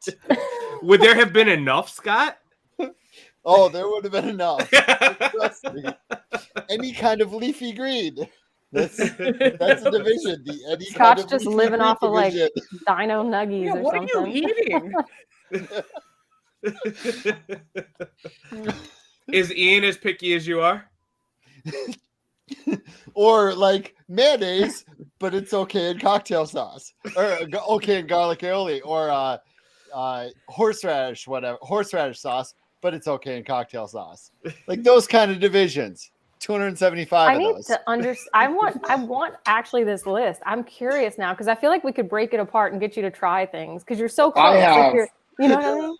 I have one that's absolutely would be censored, so I'm just going to keep it to myself. Oh, especially my. since we saw we saw your son make an appearance. I'm going to keep it to myself. Oh no, no, you're good. You're good. No, it was like that one girl that one time. Like things you Oh, know. God damn it. I knew it. I knew it. As soon as he said, I'm going to keep it to myself, I was like, A, no, he isn't. And B, I know exactly what it is. I was like, oh, it must be some kind of phallic food. No. There's like bananas. Could have been I a get crow. it. Yeah, crow He is currently watching the Colts Vikings historic comeback on the TV there. He's not listening. Nice. Yeah. I love that. I love that, Scott. I Yeah. absolutely love how into it he is, how into every aspect of it he is. And thank you for He is. sharing that with the rest of us. Dude, I would He pay is. for He's 10% been of on a that couple in my shows kid. this week, dropping his kicker rankings. I don't know if you caught that, Linda. He was dropping his kicker rankings. Competition. Oh, I did waving hear you that. down. He went I on. did hear that. He went on Fantasy Alarm and dropped some kicker rankings What? earlier. That's incredible. Is that today or yesterday? Ian? Yeah. Yes. He had Evan Yesterday. McPherson, Harrison Bucker, and Justin Tucker. I did hear Yeah. that. Yeah. Yeah, that's my guy. And then for Fantasy Football Weekly, he was dropping some sleepers, dropping his late round SFB sleepers. I Oh, love it. do you want to hear? So my daughter has this. I'll tell the story really fast. My daughter has this bunny. His name is Scott. I'm not really sure how he got there, but he had to have a bath a couple weeks ago. Like it needed to happen, and so he's in a bowl of water. And Piper said, "Scott Fishbowl," and it took me a minute to like. I was like, okay, and then while I was doing dishes later, I was like, she's clever. So just like infiltrated my Nice. house. My wife hates that name. I know. I don't even use that name. I say SFB or the Fishbowl. I always wanted to be the Fishbowl, like when it turned from the invitational to the Fishbowl, but fishbowl.com, .net, .org, all those were taken. So I just put Scott Fishbowl and I called it the Fishbowl. It didn't take. People threw the Scott in there anyway for 10 years. I have Do no fish control over it. Have like good marketing? Why are all those taken? Yeah, it's Big Fishbowl. Big Fishbowl has everything locked down apparently. We gotta check into this, guys. I tell you. I like how somebody was talking about what they're wearing to the expo, and Scott was like, "Yeah, I'm gonna wear a shirt with my name on it." Yeah. Have you seen me the last couple of years? I literally do, but it's like a great An Scott Under Armour Black one, right? Panther shirt, or it's a Fish Under Armour shirt. I don't wear my own. I don't wear the SFP merch. I wear other stuff that has my name. Yep. Yeah. Sneaky. You're sneaky. Sneaky. Very, very, very, very sneaky. I think last year was when Scott told us his packing strategy. Oh my you gosh. pack like your old undies, your old socks, your old. So Yep. you're like, whatever, I'll leave it. Absolutely. It's fine. Don't Oh, even come back. I think that was right after he bought his second pair of jeans, right? Oh yeah. I was big time in it. With two pairs of jeans. No, I get this. My wife and I went to France last November or so. We went to Paris. We go every like 5 years or so, whatever, 10 years. I don't know. But we went with 2 duffel bags and 2 backpacks. We got rid of so much stuff that we got rid of a whole duffel bag and we came home with 3 bags instead of 4. Just Nice. leave it in France. I think over there they call it avies. Those little pictures. That's where they call it. I think they do. We. So, Coot, did we get to the word yet? Like, did we get the word in at all yet? I don't know. I've been seeing a ton of people in the chat talking. They think it's Wang. Like they're like, "That's Wang credible. Wang, Wang, Wang, Wang, Wang." I'm like, we're about to wash their mouth out with soap or something. It's getting wild. No, that was just her trying to figure out the past tense of wing. Yeah, I think it's wanged it. soap. I You think it's wanged it. soap. You wung it. Is it soap? I don't know. It might be, Linda. I think it's soap. Oh, so tell the story again. And Soap, did soap. Piper wash Scott with soap? Yeah, well, we had to have. Yeah. Have to have what? How much money is donated every She time? brought up Irish Spring soap. It's all coming And together. then she was like, "They're gonna have to wash their mouths out with soap." soap? Listen, Hmm. I fuck with word games. Word games are my shit. Yeah. But you know what? It works because now I donate too, so it's good. Nice. I know. We It's love good, to see it's it. I'm just glad I got to play a game. I was not prepared for a game, and so like, then I forgot we were playing. I've learned a lot about myself. Everyone's like, it must be Wang. It's definitely Wang. I mean, I think you can look in a mirror and see why people might assume that that was the word. Do y'all not say that in daily conversation? Wang? But really, what's the past tense of wing? Is it wung or winged? Wing. I think it's winged. Winged. You winged it? Winged. Winged. I would Yeah, I winged. would use ed. Yeah, I feel like I wung. think. You wung it. I wung it. I mean, I No. like wung, but I think it would sound like I won it if I was just talking. So I would probably do Maybe. winged. Yeah, I think winged. Can we get a vote in the chat just real quick? Wing, Wang, wung, please. Or winged. I'm going winged. It's winged. Like there's no wung. Like no one's ever said the word wung before. I'm until Googling this wung. podcast. My mom's gonna text me the answer because this is the kind of shit that I like. We're go breaking check her ground out. with new words. Jenna, come on, tell me it's winged because it has. She said she can't figure out how to comment. She texted me. She was like, "I'm watching, but I don't know how to comment." So Mom Delian saw us all say hi. Yeah, she's in it. Good. Well wung. Yes, Bob. Well wung. See? No. Did you Google it? Yeah, and then I went to a Reddit page and it didn't give me an answer. Winged. It has to be winged. It's definitely winged. It says winged it, but then it gives like it could be a verb where you would say wung it, and if it was another kind of verb, it would be wang it. So I guess it just depends. I don't know. JWB says wanged it. A combo. Oh, hold on. Yeah, because winged. But that's means like having wanged wings. would It's be a not past double tense. past. Wanged would be double past. I feel like you can't do the ed with wang. Sorry, John. You're the doctor. Tell us. The hell's the point of being a doctor if you don't know the answer? You've seen Like my you don't typos. save people. You don't know what winged is. Yeah, it's just so What are you that every doing? now and then at work, people like, respect me a little bit. That's all Dr. it was. That's Doodle, all it was. paging Dr. Doodle. Oh, I would legit turn to that person and be, excuse me, it's Dr. Cooter. Like I would just say No. that every day. No. My mom said with 2 exclamation points that she's behind wanged. Oh. That's a you hard know, vote right there. 2 exclamation points. 2 Yeah. exclamation points. Yeah. I got to stay in this conversation. There's so many things I could jump in and say, and it's could be completely inappropriate. See, you're going to say you're not going to do it, and then you're going to do You it. wouldn't want want to do that, Sal. Yeah. We wouldn't want to ruin the whole show by saying something inappropriate again. I love that Sal is like giving us a side profile as he eats. And watch I don't us know full why. It's fighting like man. it's beautiful. Because he already told us he's watching UFC. Should we get the Side double view? profile, Hold on, yeah. wait. Oh, that one didn't come out right. He's On like the pizza roll pruner. We have different angles on him backstage. He's got some kind of multi-view. And he really half-asses this hosting job. You're doing Horrible great, at it. Sal. I'm having a great time. I am on hour 13 and a half. For God's sakes, fish.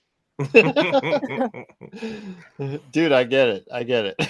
Honestly, you were this bad though at 8:30, so it's not like it's the time that made you this way. We were No, on. no. Me and Scott Mike, were did both you see there. that first hour? He was much worse. See, it's probably a bell He curve. settled in. It's a I was bell gonna say, curve. He Scott, we were peaks both real on quick. at that time. We know what he opened like. Like me playing beer pong. Yeah. I like Trying to Jamie's. set it. Well, I like Jamie's idea. Jamie's gonna get Cooter a personalized Saints jersey that said Wang. Oh my god. Oh my So god. Sal, did you burn the skin off the top of your mouth yet, or you're not actually eating pizza rolls? There's only two right answers there. They're like still frozen in the middle. Did you cook them in the microwave or in the stove? No, in the oven. Toaster oven. Okay. Gotta go No, toaster an oven. actual full-sized oven. And Okay. I've learned the fine art. I live alone now for 6 years. I've actually makes become sense. an adult again. As he eats pizza That's with a rolls. pizza roll. First of all, how The dare adult. you? How dare you insult the pizza roll? It's not I'm like an it's a adult. Hot Pocket. I'm a man. I'm 40. I'm a man. I'm 40. So, I'm out. I can't come back from that. I'm out. Look, I just gotta say, I'm team microwave on those. I didn't think that was. No. Yeah. Treat Pizza yourself. rolls? Oh my god, you Pizza crank. rolls? Gotta put them in. Dude.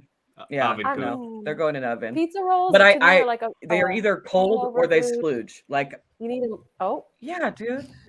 Linda has a word, a magic word for the Yours they- don't splooge? They need to splooge, or else you didn't cook them enough. You know. But they do Right. pop a little bit in the microwave, but I just feel like whenever you get Your pizza mother is rolls, you're usually watching, in for a God's rush. sakes. You're usually in a rush with pizza rolls. Okay. It's not like a delicacy. Do you have Like, an air fryer? Like, can you just We do. meet us in the middle? No. But I don't mess with I don't have them. enough kitchen space for an air fryer. Mine just so takes I up my do whole them in kitchen, that- but I don't care because I cook everything in it. I do them Like in my that oven. stove takes up more room, and I don't know how to use that damn thing. But I hit a little button that says French fries Right. on an air fryer, and French fries come out. I mean, what the I hell? would love it if you took out the stove and just put the air Just fryer put on the the air fryer floor. This is my new stove. I don't know what y'all are having, but it's right there. Oh man. Well, this segment was brought to you by Wang, Splooge, and Soap. Wow, so we have to actually wrap it up already. That feels like the process there. I just know whoever's next is in like the waiting room right now, and they're probably just. I'm Yeah. sorry. Poor Jeff has been back there listening to this the whole time. Oh my Follow God. that one up, Jeff. And it's only 10. You should see what it gets like at 2 around these parts. Oh, I can't wait to jump in the chat just like middle of the night and see some crazy stuff. Yes. All right. Well, I'm going to go apologize to my kids for all of you. Enjoy the rest of the show. I'll pop on later. Say soap before you leave, Mike. Soap, soap, soap, soap, soap.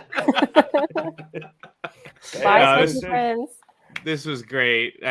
Coot, Linda, you guys are awesome. You know how we all feel about you guys. You're Literally gems. everybody feels. Yep, Yeah, you guys are gems. way too nice. I'm uncomfortable with it. Gonna have to unpack when we get out of Insult here. us.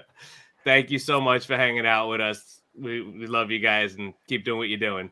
Bye, Thanks, guys. See guys. y'all in a month. See you later. Yeah, see you in a month. See you next month. I gotta go too, guys.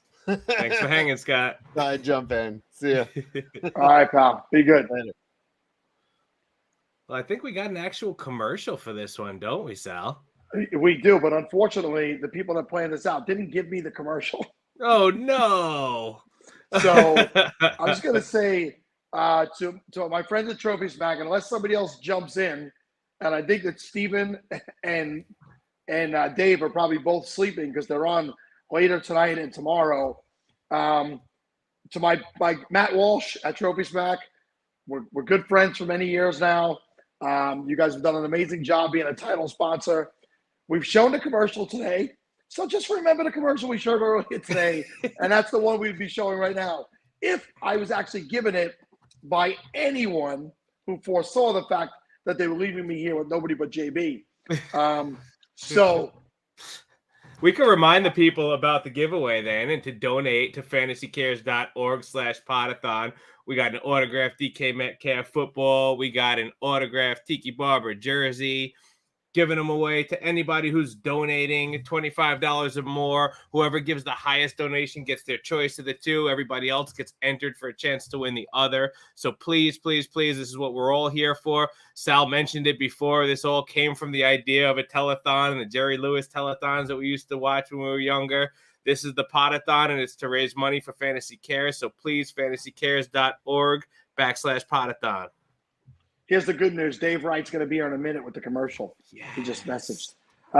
Spaceman always comes through, man. So, Jeff and Kyle, just be a little bit more patient, fellas. We're going to get to you in a minute. And the other thing nobody filled, they might have, and I got 8 gazillion chats going on Twitter today. Mark Schofield, who's supposed to follow these guys up. We got somebody. You did? Yep, we're good. All right, perfect.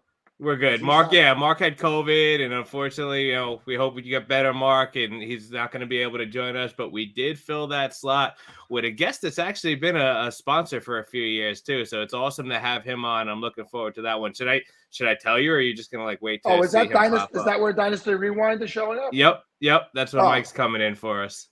Now, JB, I know I'm a little bit older than you, right? So I'm going to explain to you in the future, when somebody's sick, you just don't blurt their information out on the air. You say, hey, they couldn't make it. You're like, he got COVID. Hi. You violate every HIPAA violation in the world. I'm not his doctor. I just want to wish him well. I want him to get better, I wanted to make sure that, hey, there's a reason he's not with us, and we hope that he gets better soon. I'm not his doctor. I don't have HIPAA laws. That's it. As a guy who works in a hospital, I'm now liable for you opening your mouth.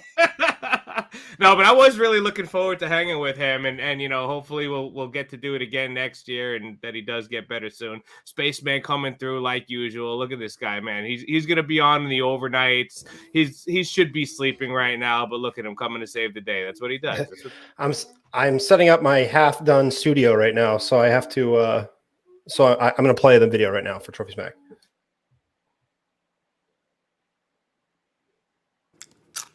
You want to make your fantasy sports league more than a fantasy? Hold my baby. Mike! Then you need Trophy Smack. It's the #1 store for fantasy and tournament trophies, belts, draft boards, loser awards, and other ridiculous products. Click the link and get free shipping. Nice. Shipping. Free shipping. All right, so let's bring these guys in because they've been very patient. Jeff's been in the back laughing. I could see him laughing during that entire segment. And let's get Kyle up here. All right, guys, what's going on? Welcome to the SFP. Well, we're not a couple of good-looking ladies, so everybody left us. Let's sell yourself short. You're a pretty good-looking lady. He really is. It's just wait till you see those legs. He keeps them off air. It's true. It's true. It's getting weird. It's getting wild. It's getting late. Keep your camera up here. So, guys, come on in. Introduce yourself. We'll start with Kyle and tell everybody a little bit about yourself. Yeah, Kyle Lindemann. I'm with Rotoballer, Marine Corps veteran. I've been in the fantasy space for about a year and a half. I mean, I've been playing for God, how many years, but kind of entered the space, year and a half ago. So want to give a shout out to a couple people who really helped me get started. Kevin Coleman, Jeff Bell, Adam Koffler, Andrew Cooper. Love you guys.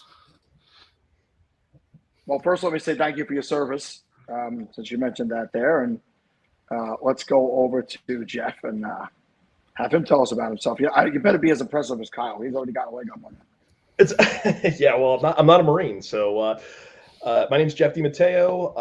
I have been kind of bouncing around the fantasy industry, kind of just on the periphery, if you will. Mostly through Twitter and some other spaces, and then started my own website, gridironratings.com, in the last couple of years here, and been slowly kind of building up some of that content, and just trying to view fantasy from a different lens and trying to give people a different perspective, and remind people that we're here to have some fun at the same time. I love it. What division are you in, and what pick do you have? Well, you already drafted. Yeah. Oh, you a live draft guy? Yeah, live drafting in Atlanta today. Waffle House division. Let's go Waffle House.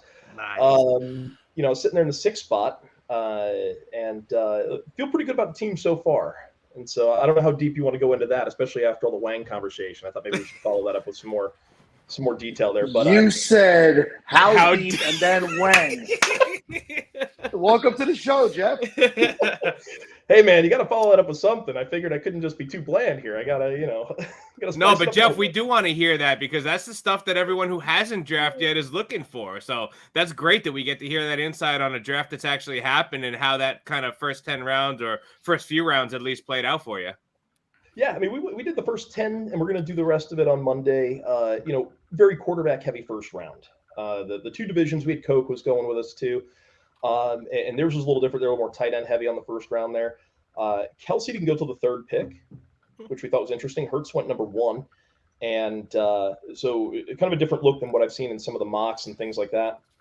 I personally did 0 mocks and 0 research. I put together a cheat sheet at about 1 o'clock in the morning and was ready to roll this morning.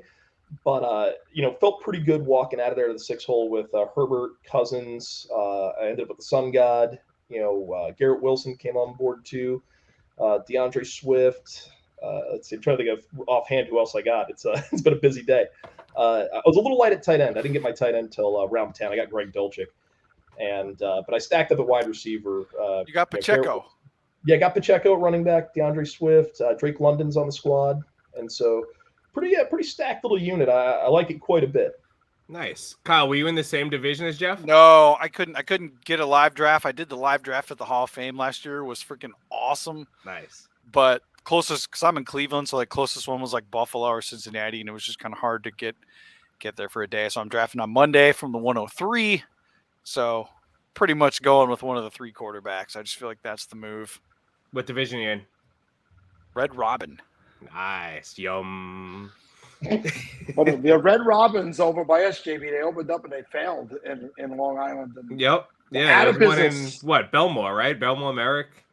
There was one in West Babylon, right by me, and next town over for me.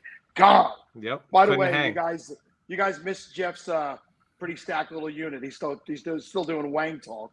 So I like to be on theme here. I don't want to. If anybody's been watching and listening for a couple of segments here, I just kind of want to keep the flow going. I like it, Jeff. You said you got Herbert at the 6, right? Yes, sir. So was that your target, or did somebody go 5? So I'm picking from the 5 spot, and we're assuming that Kelsey and the top 3 quarterbacks are going to be gone. So Herbert's part of that conversation of what to do at 5. Was that your target, or did someone go 5 that you were looking at? Herbert was kind of in the range where I assumed that's who I was going to land. And the board just kind of came to me. I didn't go into the draft saying, well, I want Herbert. It was more like, I want one of these 3 or 4 guys. If they come to me, that'll be great. The Burrows, the Herberts, those kinds of players. And, Herbert came to me, and it was just ideal. I love getting a quarterback who can chip in a little bit if he's healthy rushing. And then, not only that, but you get, Mike Williams, Keenan Allen, and Quentin Johnston exposure, not to mention a little bit of Austin Eckler on the backfield. You can't ask for a better set of weapons at that point in the draft when some of the other more premium guys are already gone. Yep, and that's part of that conversation we're having. It's either Herbert and Burrow, like you said, and Lamar. A lot of people are talking about Lamar because of the rushing upside and the different scoring settings this year. So, that's why I was kind of wondering who went 5 and if you were targeting that guy or if you were targeting Herbert. Because I honestly still have no idea. We're drafting next week. Sal's in my division, so I wouldn't say it anyway. But we're drafting next week, and I still have no idea. If the 3 of them fell to me, don't know who I'd take. Well, I pick 11. Say whatever you want to say. I pick an 11. Lamar actually went the lowest in your draft. He went 101 in a draft. He went at the 108 in your draft, which was the lowest that he went in the 11 draft or 12 drafts. Okay. Yeah, so Lamar was right in that range. He went just after I had picked. So yeah, there was Burrow. I think was right before me. I think he was at 5. Makes sense. Huh. All right. So Kyle, 11 drafts. Kyle, I'll stick with quarterbacks for you because I know you like the rookies. You do a lot of draft analysis, right? So I want to ask you about CJ Stroud and Bryce Young. Do you think either or both of these guys could be, sneaky late round value in Scott Fishbowl with the scoring settings the way they are this year? Yes. I think the frustrating part for me, because I'm a huge CJ Stroud fan, I'm a huge Bryce Young fan. I think both can like really hit the ground running. I just think what sucks is like they both have like two of the worst receiving groups in the NFL. That is probably the number one thing. I'm just like, man, I just don't think as a rookie quarterback that like you can elevate an offense to a high level without somebody to help you. So I think they could be good for the second half. I think the interesting thing about Stroud is he's really got sneaky rushing upside. Like I wouldn't surprise me if he ended up rushing for like 450, 500 yards this year. So that could he might really have could to help his value. Yeah, I think I'm definitely bullish on both. I'm just worried about the supporting cast. I think that's where I'm just like but maybe those guys have value and maybe no one else around them does because they spread the ball around so much. So you say it would add value. You know, they got the point per carry and also point per first down rushing, 0.25 per carry, I should say, and a point per first down. If he can get that kind of yardage, it does up the value for sure. Yeah, and I actually have a video on my Twitter of like some of his runs over the last 3 years, and like, you know, he's not Anthony Richardson or anything like that, but he's actually a much better athlete than most people would think. I think probably one of my hardest projections so far that I like go back and forth on is trying to figure out exactly how much Bryce Young is going to rush. Like he's a pretty good athlete, he's a really good scrambler, but he's not really a runner. So he can run. I just don't know how much he's going to run.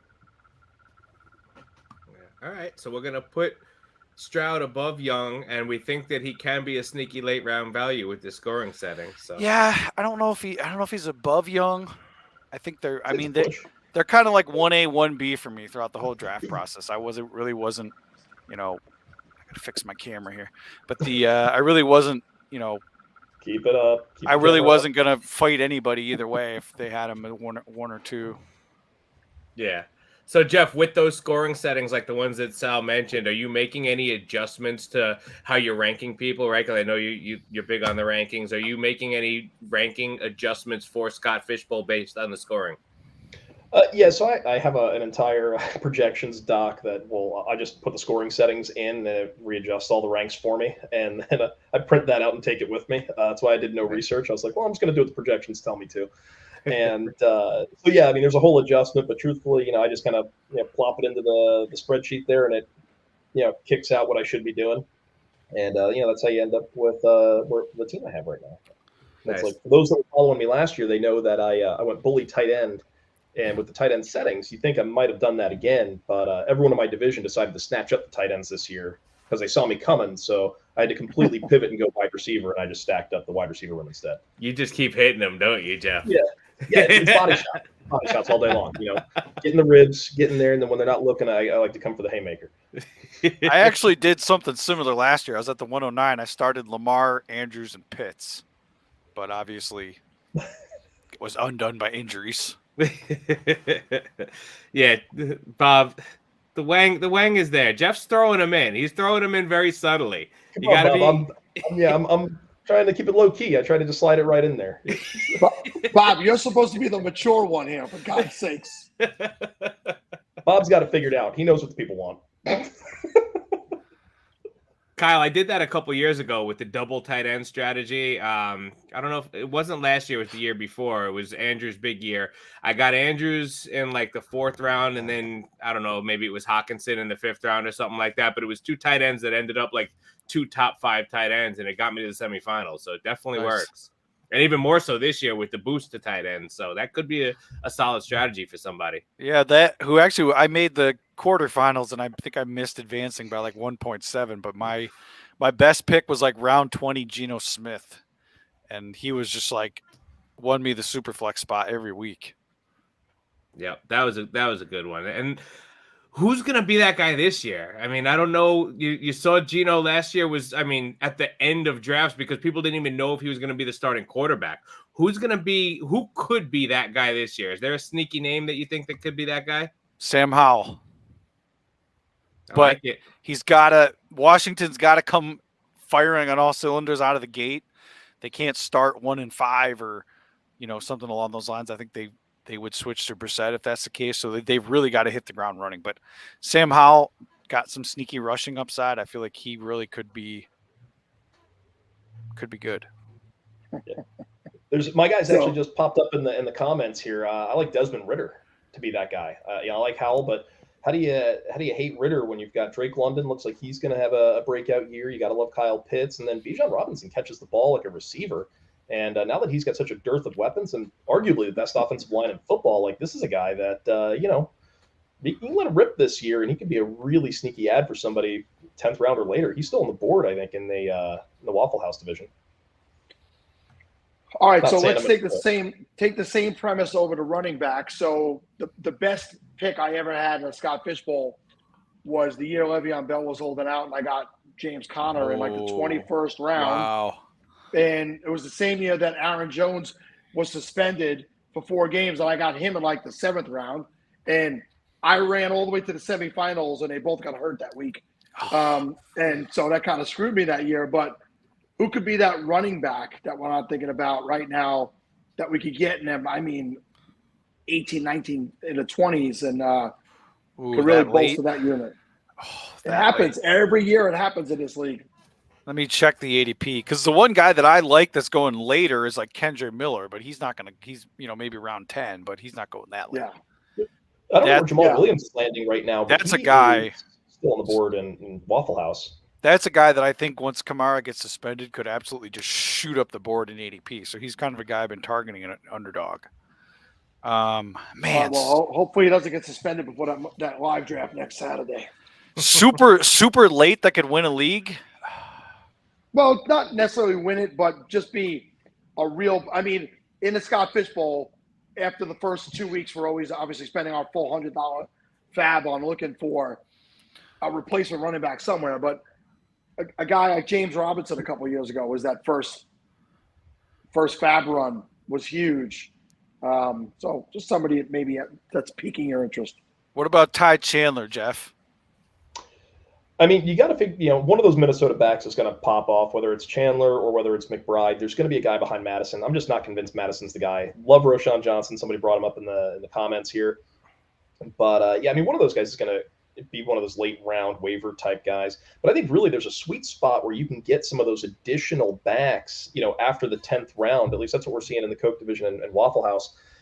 Eli Mitchell still on the board. I mean, he's going to see some carries, and with the quarter point per carry, that's going to be a useful player as a third running back. And if once running back attrition sets in and guys start getting hurt, that's a really useful player. Jamal Williams is another still on the board. He's out there.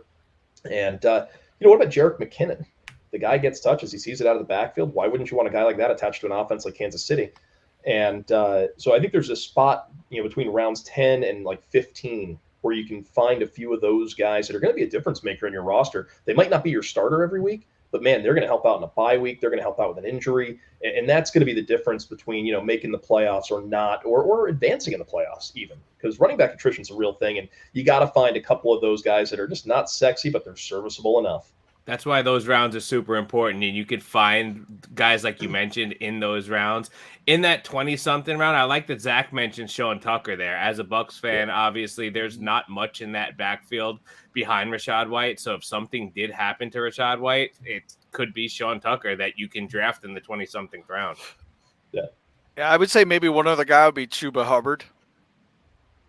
Like Chuba. I don't think there's really that much of a difference in talent between him and Miles Sanders, but obviously Miles Sanders got paid, so he's going to play. Did the lack of production from Chuba scare you at all last year when he had the chance? Maybe slightly, but I feel like he was probably better prospect in college than he ended up. I think he ended up being a 4th-round pick. Yeah, I'm not going to say anything bad about him because Linda's probably still listening, and whenever I talk bad about Chuba, she's not happy. So, well, that's probably what 2,000-yard season in college. Like, this is a guy where had he come out early, he probably would have been a first rounder in rookie drafts. Like, this was a dude that people really loved and were on, and then all of a sudden, that last year at Oklahoma State, the bottom fell out, and now everyone hates him. I mean, the kid can play. I think the maturation of the Panthers' offensive line is certainly going to help. And that's going to create a few more running lanes. And let's be clear, the NFC South isn't exactly a gauntlet of teams to go through. Tampa Bay is, that defense is getting older. They're down swinging. New Orleans, they're not exactly stopping, anybody. Sorry, buddy. I see the jerseys up there. And You're a Mets fan too, right? I got this for you. I just wanted to make sure you know that a card-carrying Mets fan also. My man. And, so it's not all hate here. I got to make sure we have some common ground.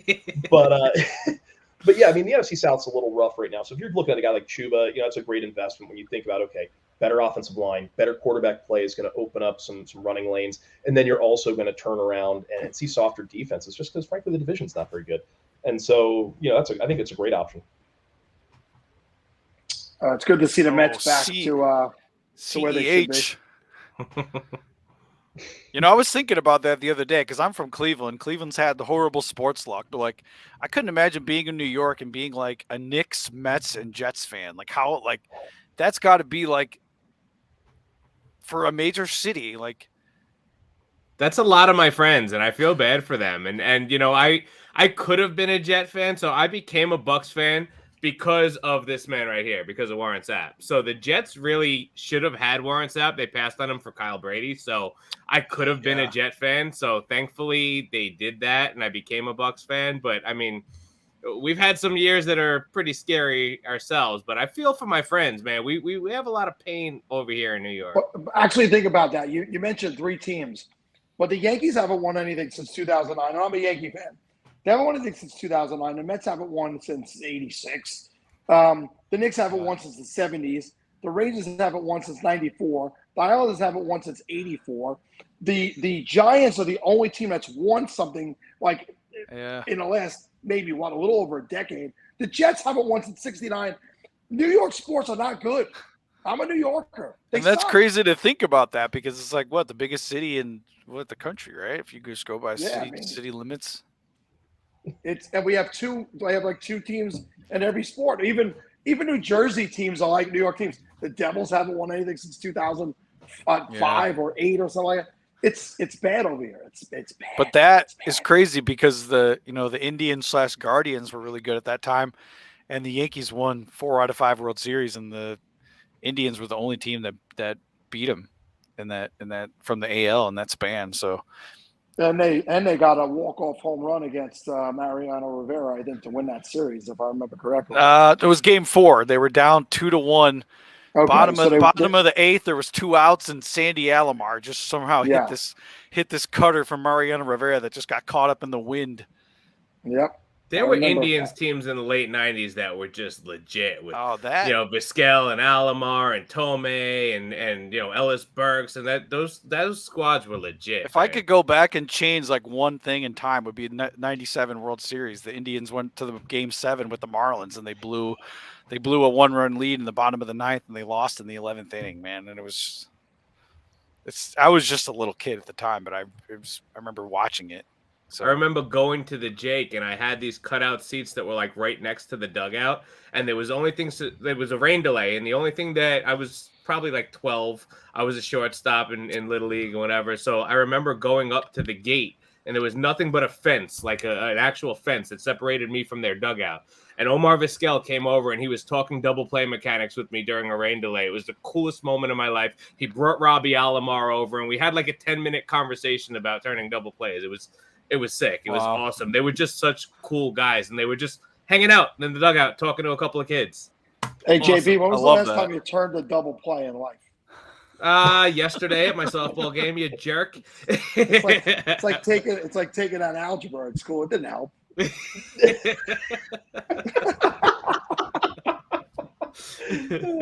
Hey, I won states in my junior year of high school, buddy. So, guys, I have 1 hour left out of 15 and a half. I'm just taking shots at everybody now. I'm punching. And I'm just glad you survived the pizza rolls, man. We were worried you were going to burn your mouth up so bad you wouldn't be able to talk. I was watching you just shovel those things in one after the next, and I was like, that man is not going to survive this show. I actually put them on the side for a solid 10 minutes. Yeah. Oh, good. Yeah, I think maybe drop them in the fridge for a few or something. Who's coming to the expo here in 5-6 weeks? JB, are you going? JB, we gotta get a private jet. I saw you last year, JB. I remember that. But. Yep, last year was fun. So last year was a last minute decision for me. The besties were all trying to get me to go, and I was trying to go, but I officiate weddings as a little side thing, and I had a wedding booked for that day. So I was like, I can't not go. But then my wife was like, yo, just go, the baby's here, he's fine, whatever. I officiated the wedding, literally drove from the wedding to the airport, hopped on a plane, and surprised them at the expo. They didn't even know I was coming. It was awesome. But I'm not going to make it this year. Derek Brown said he's going to be there. I'm looking forward to meeting you, D-Bro. Nice. Yeah, I don't think I can make it. I'm gonna be. I got a work event the week before I'm traveling for, so it's I gotta do some of the that real work. Unfortunately. Yeah, I mean, I think it's fun if you go and get you get the premium package or whatever. You get to go to the Hall of Fame because I only live like 45 minutes away, so it's the only week of the year where people are jealous if you live in Ohio. But I just think going to the Hall of Fame is just so cool, man. I feel like every football fan should do it. I like to tease D-Bro. I can't speak English because I went to see Dallas on Thanksgiving Day 2 years ago. They were playing the Raiders. I'm a Raider fan. And we were supposed to meet up, and he pretended to have COVID to avoid me. You just violated HIPAA. We're violating HIPAA again. That's two HIPAA violations. He pretended. No, Sal, next year, write it down, bro. Next year, you and me are going to the expo, okay? Because I can't go this year. I just started a new job. I can't take off yet, but we're going next year. You're going to be solidified in your job. You're going to be able to take off. We're going next year. I said it to him like 5 times. Wow. I'm still trying to figure out. I'm still trying to figure out a way to go this year. It's impossible to fly from here. Why don't you drive? It's like 5-6 hours. It wasn't that hard, dude. I flew into definitely Cleveland and way more rented a than- car. Is it really? Yeah, it's like Long Island to Cleveland? It's Oh not yeah, that because it's Canton. I mean, yeah. it's like 12 hours. No, don't drive. I No, it flew. can't I be rented that a car and I drove there. I drove There you there. go. Drove there. Hey, Wait, I we getting back wanged into it. like past tense. Somebody here, said wanged it? We Wanged wanged it. You drove. Hey, for the past tense of wang, by the way, just going back to the last segment here, I want to get this thought out there. I think it's kind of like deer and deer. The plural of deer is deer. I feel like the past tense of wang is still wang. What about I feel wing? Like it's a word. It's wing.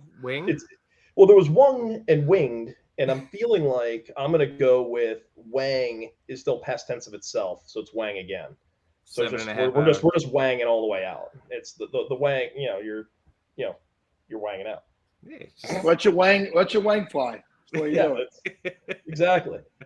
See, wang, baby. There's Cooter right there. All Cooter. about the wang. She's in the comments. Is Cooter? So Cooter's really a doctor, huh? That's Dr. Coot. That's great. That's impressive. But somebody really, Coot, you need to get a custom Saints jersey with wang on it. You have to now. She's not the type of doctor that saves lives, but she is a doctor. Jeez. She is like one of the wittiest people I've ever met. She has the best one-liners. I'm just like, man, how do you come up with all this stuff? But she's great. Well, listen, My favorite Zach, follows if you up. pick me up, Zach's going to be on in about a half an hour. If you pick me up, I'll go. Just tell me where I gotta Classic be. Mike. Classic Mike's driving out from Eastern Long Island, he said. Is he really? Mike, That's- what the? Mike, I'm in Brooklyn, bro. Stop on by. Mike, I come mean, on, man. you guys I'll need to come get the to group Long chat Island. here. Yeah, I'll get come the to group Long chat Island on to meet Twitter. you. Yeah. Well, he's going to be at the New York live draft next week. So I'll talk to him then. Where are you picking from? Do you know where you're picking from or no? Yeah, I'm 111 in the Nathan division with JB. We're in the same division. Where are you picking, JB? I'm at the 5 spot. I'm at that spot that nobody wants because the 4 good players are gone and we don't know what to do. Well, I think you know what to do. You're taking Burrow. That's a pretty good player. I mean, come on, you got to take. We've got 1 minute here. So you got Burrow, you got Herbert. Let's talk it out, man. I mean, I got a week to figure it out, and I'll still send me a spreadsheet, bro. Send me a spreadsheet. I got you. I just feel like I love Burrow, but he's got to throw for 35 touchdowns and 4,000 plus yards to be there. He doesn't have the rushing upside that some of these other guys have. So again, he's got the best weapons, so he probably will throw for 4,000 and 35 again. But I just feel like Lamar is the guy that can take down a tournament. It's just don't like him. There's Brown. F it, Miko Andrews.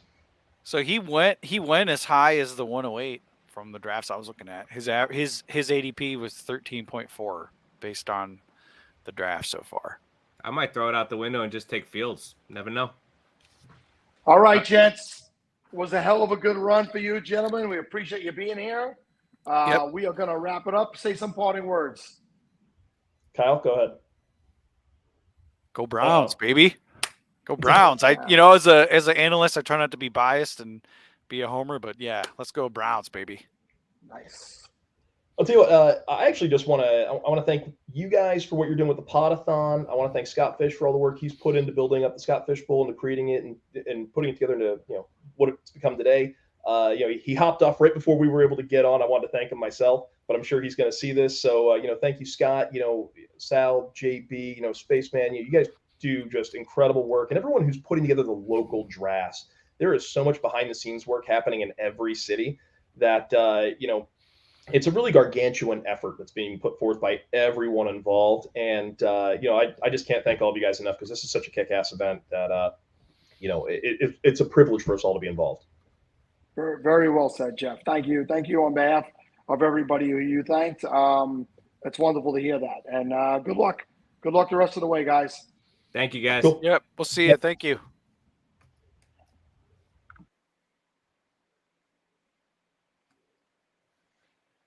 Okay, JB, before we get to the reads, very important to remind everybody that this is the final 30 minutes of this link. We are going to be switching at the bottom of this segment. We're going to be switching over to feed number 3. If you go to the pinned chat on the @SFB Podathon Twitter handle, you will see the link for part 3. Click there, or just go to the Fantasy Cares YouTube page. You could stay there through the whole show and just click the links that are right up there as we're moving forward. So I'll be on for one more hour. I'll put in my 15 and a half for today. So JB, before we bring on the gentleman that's jumped in to salvage this half hour, run through those reads for me. Yes, sir. This segment is presented by Dynasty Underdog, a Dynasty football podcast delivering key information about the basics of Dynasty football. New to Dynasty? Dynasty Underdog has you covered and will help you compete with the Sharks from the start. Join at JustUriahFF, at Willie Beeman DFF, and at Joshua M. Goldberg as they keep it real and fun to help listeners avoid common mistakes when playing Dynasty football for the first time. There are sharks in the pool. Listen to Dynasty Underdog on all major platforms to navigate the Dynasty waters together. Dynasty Underdog. Bite down. The transition from season-long fantasy football to NFL DFS can be tricky. If you want to take DFS more seriously this season, rely on experts who do this for a living with the help of Occupy Fantasy. Their staff has millions of dollars in lifetime NFL DFS earnings using the affordable tools and unique strategies created by co-founder Brian Jester at Occupy Fantasy. The goal of Occupy Fantasy is to teach you the right way to play and to help you completely reshape how you think about DFS at any bankroll level. Subscribe to Occupy Fantasy for their informative ebooks, live player models, daily write-ups, and the smartest lineup builder in the industry. Visit OccupyFantasy.com today. Wow. And let's bring in Mike. Boop.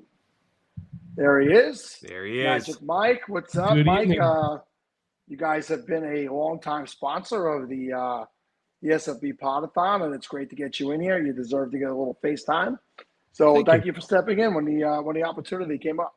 Of course. Hey, you guys are lucky. My wife goes to bed real early. So I said I'm going to do a Podathon at 10:30. She's like, by all means, I get the bed to myself. So she was quite thrilled that I'm here and not in there. So thank you guys for having me. Happy to be here. Are you like on the other side of the house, down in the basement? Where is this studio you're podcasting from?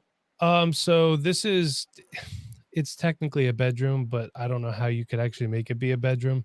So my daughter's room is right there, and then our room is down at the end of the hall, but we have window units in the windows, so no one can hear me. She says I'm too loud. I think she's full of it. There's no way she's hearing me with that air conditioning on.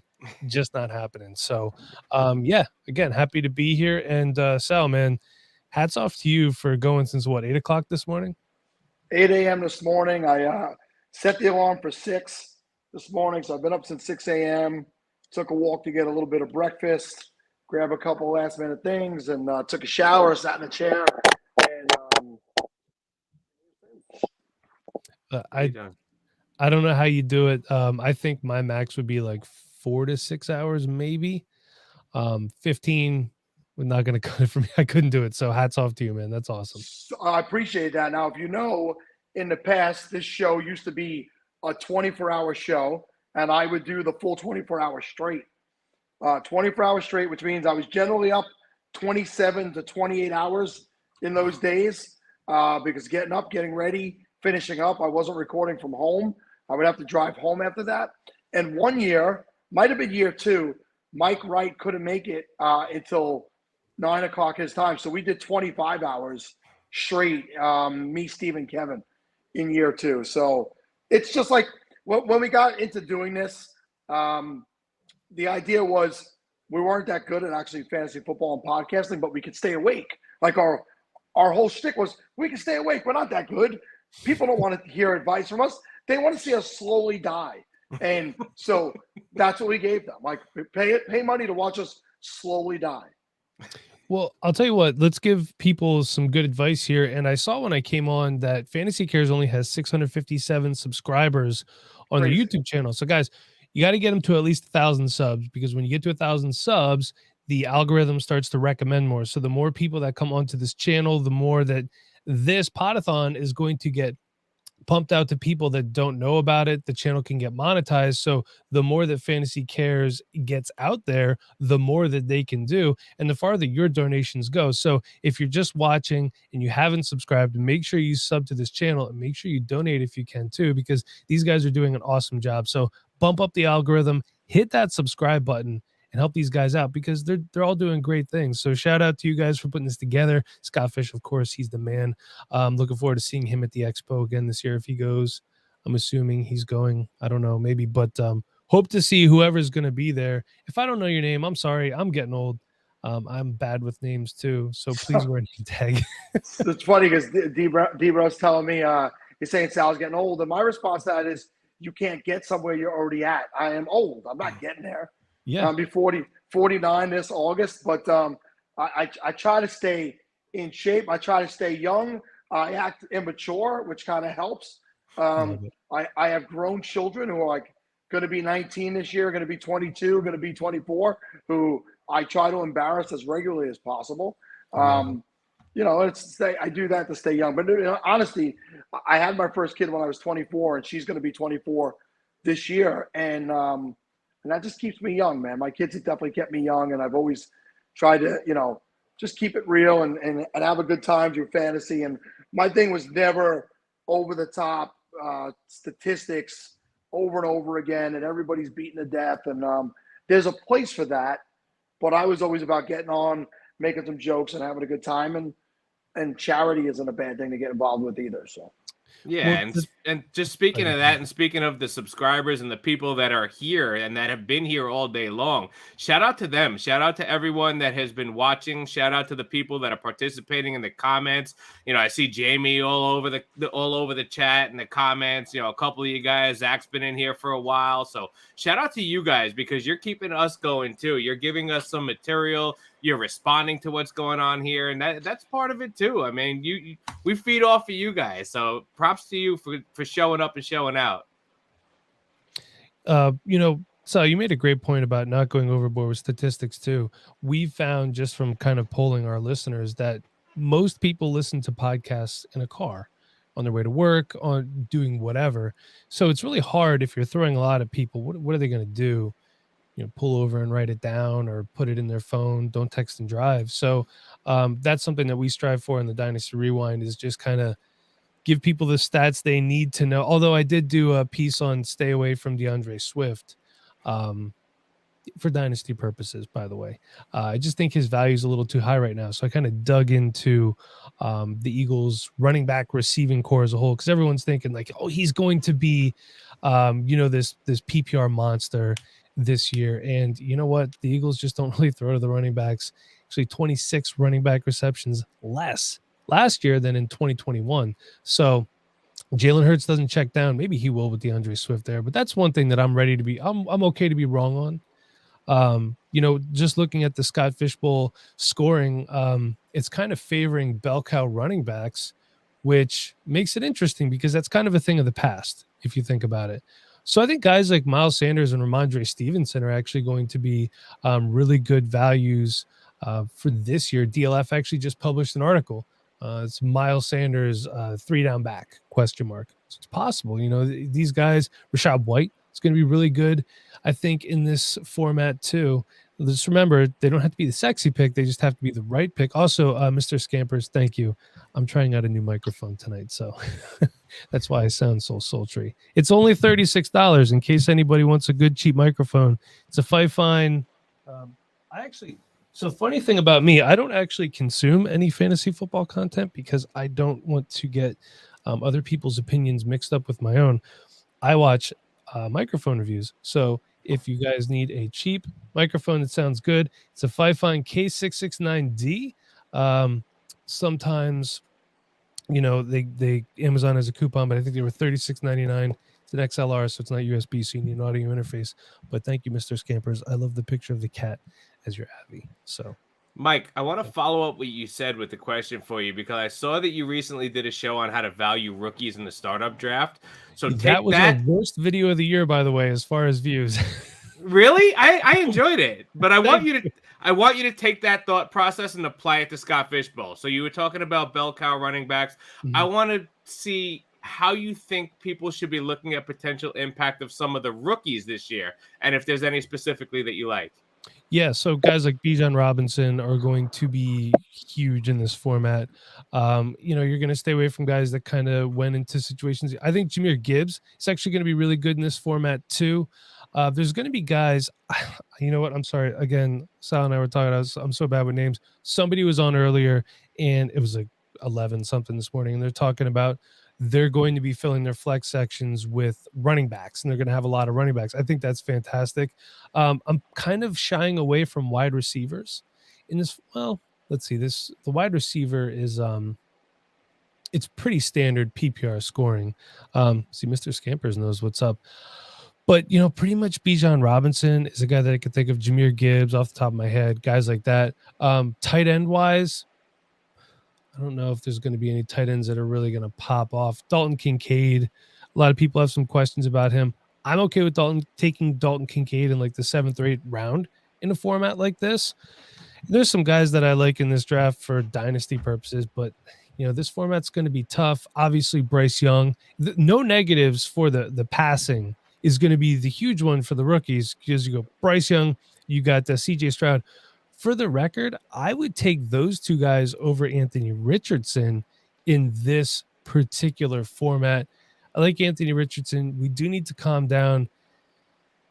We never know what guys like him, Trey Lance, they kind of have a similar skill set, athletic, running, good stuff like that, but raw. They need time. So, there's going to be some rookies, but in a format like this, I tend to typically shy away from rookies a little bit, to be honest with you. No, it's kind of like a you got to see it to believe it thing, right? And especially this year, you talk about the volume and Bijan's going to get it, but even Gibbs is in what could be a shared backfield, so you get a little worried about that. So I like what Toronto Dave said here. He said that the Rewind shirts were one of his all-time favorite T-shirts. And Mike, I have to tell you, before I even got involved in this industry, when I first started playing, I said, how do I get a fantasy football related hoodie? I wanted a fantasy football related hoodie. And somebody tagged me to you. And the first fantasy football related hoodie I owned was that Dynasty Rewind. And really? It was the soft Bell End canvas. It was just the most comfortable hoodie that I owned at that time. And it was my first fantasy football related hoodie. So thank you for that. When did you buy that by chance? How long ago was that? 5 years ago, I want to say. So that probably, did it come in like a white, like plastic? It was, you had told me that you were like trying out a different vendor or something like that. So it was at that point, whenever that was. It might have been sent to you by me personally. It was. I was talking to you about it. Yep. Look at that. I'm sorry. I talked to so many people, and hey, look, it was years ago. Yeah. If you want a chance to win a Dynasty Rewind t-shirt, we will be raffling one off tomorrow at the Philadelphia live draft, which is where I'll be. I'm going to be representing the John's Roast Pork division. Also, fun fact, one of the guys on our crew, Porkman, that's where him and I met for the first time, John's Roast Pork in South Philadelphia. So that's why I picked that division. So I'm really looking forward to doing the live draft. Got some t-shirts. I have sizes We're only giving away one, but I have to bring a variety of sizes. So I have medium through double XL. Threw some stickers in there too. So if you're there and you just want a sticker, I'll hook you up with a sticker. We got some wristbands. I'm going to throw some wristbands in the bag too. Bringing my camera, bringing my laptop. Going to take a lot of pictures tomorrow. So it's going to be, I'm really excited about it. You got a sticker? I do have your sticker there on my sticker wall. So there is a Dynasty Rewind sticker there. You're on the wall, buddy. Is that the square one or the die cut one? The diamond. Okay. Yeah. Nice. So if anyone needs to buy stickers, Sticker Mule is where we get our stickers.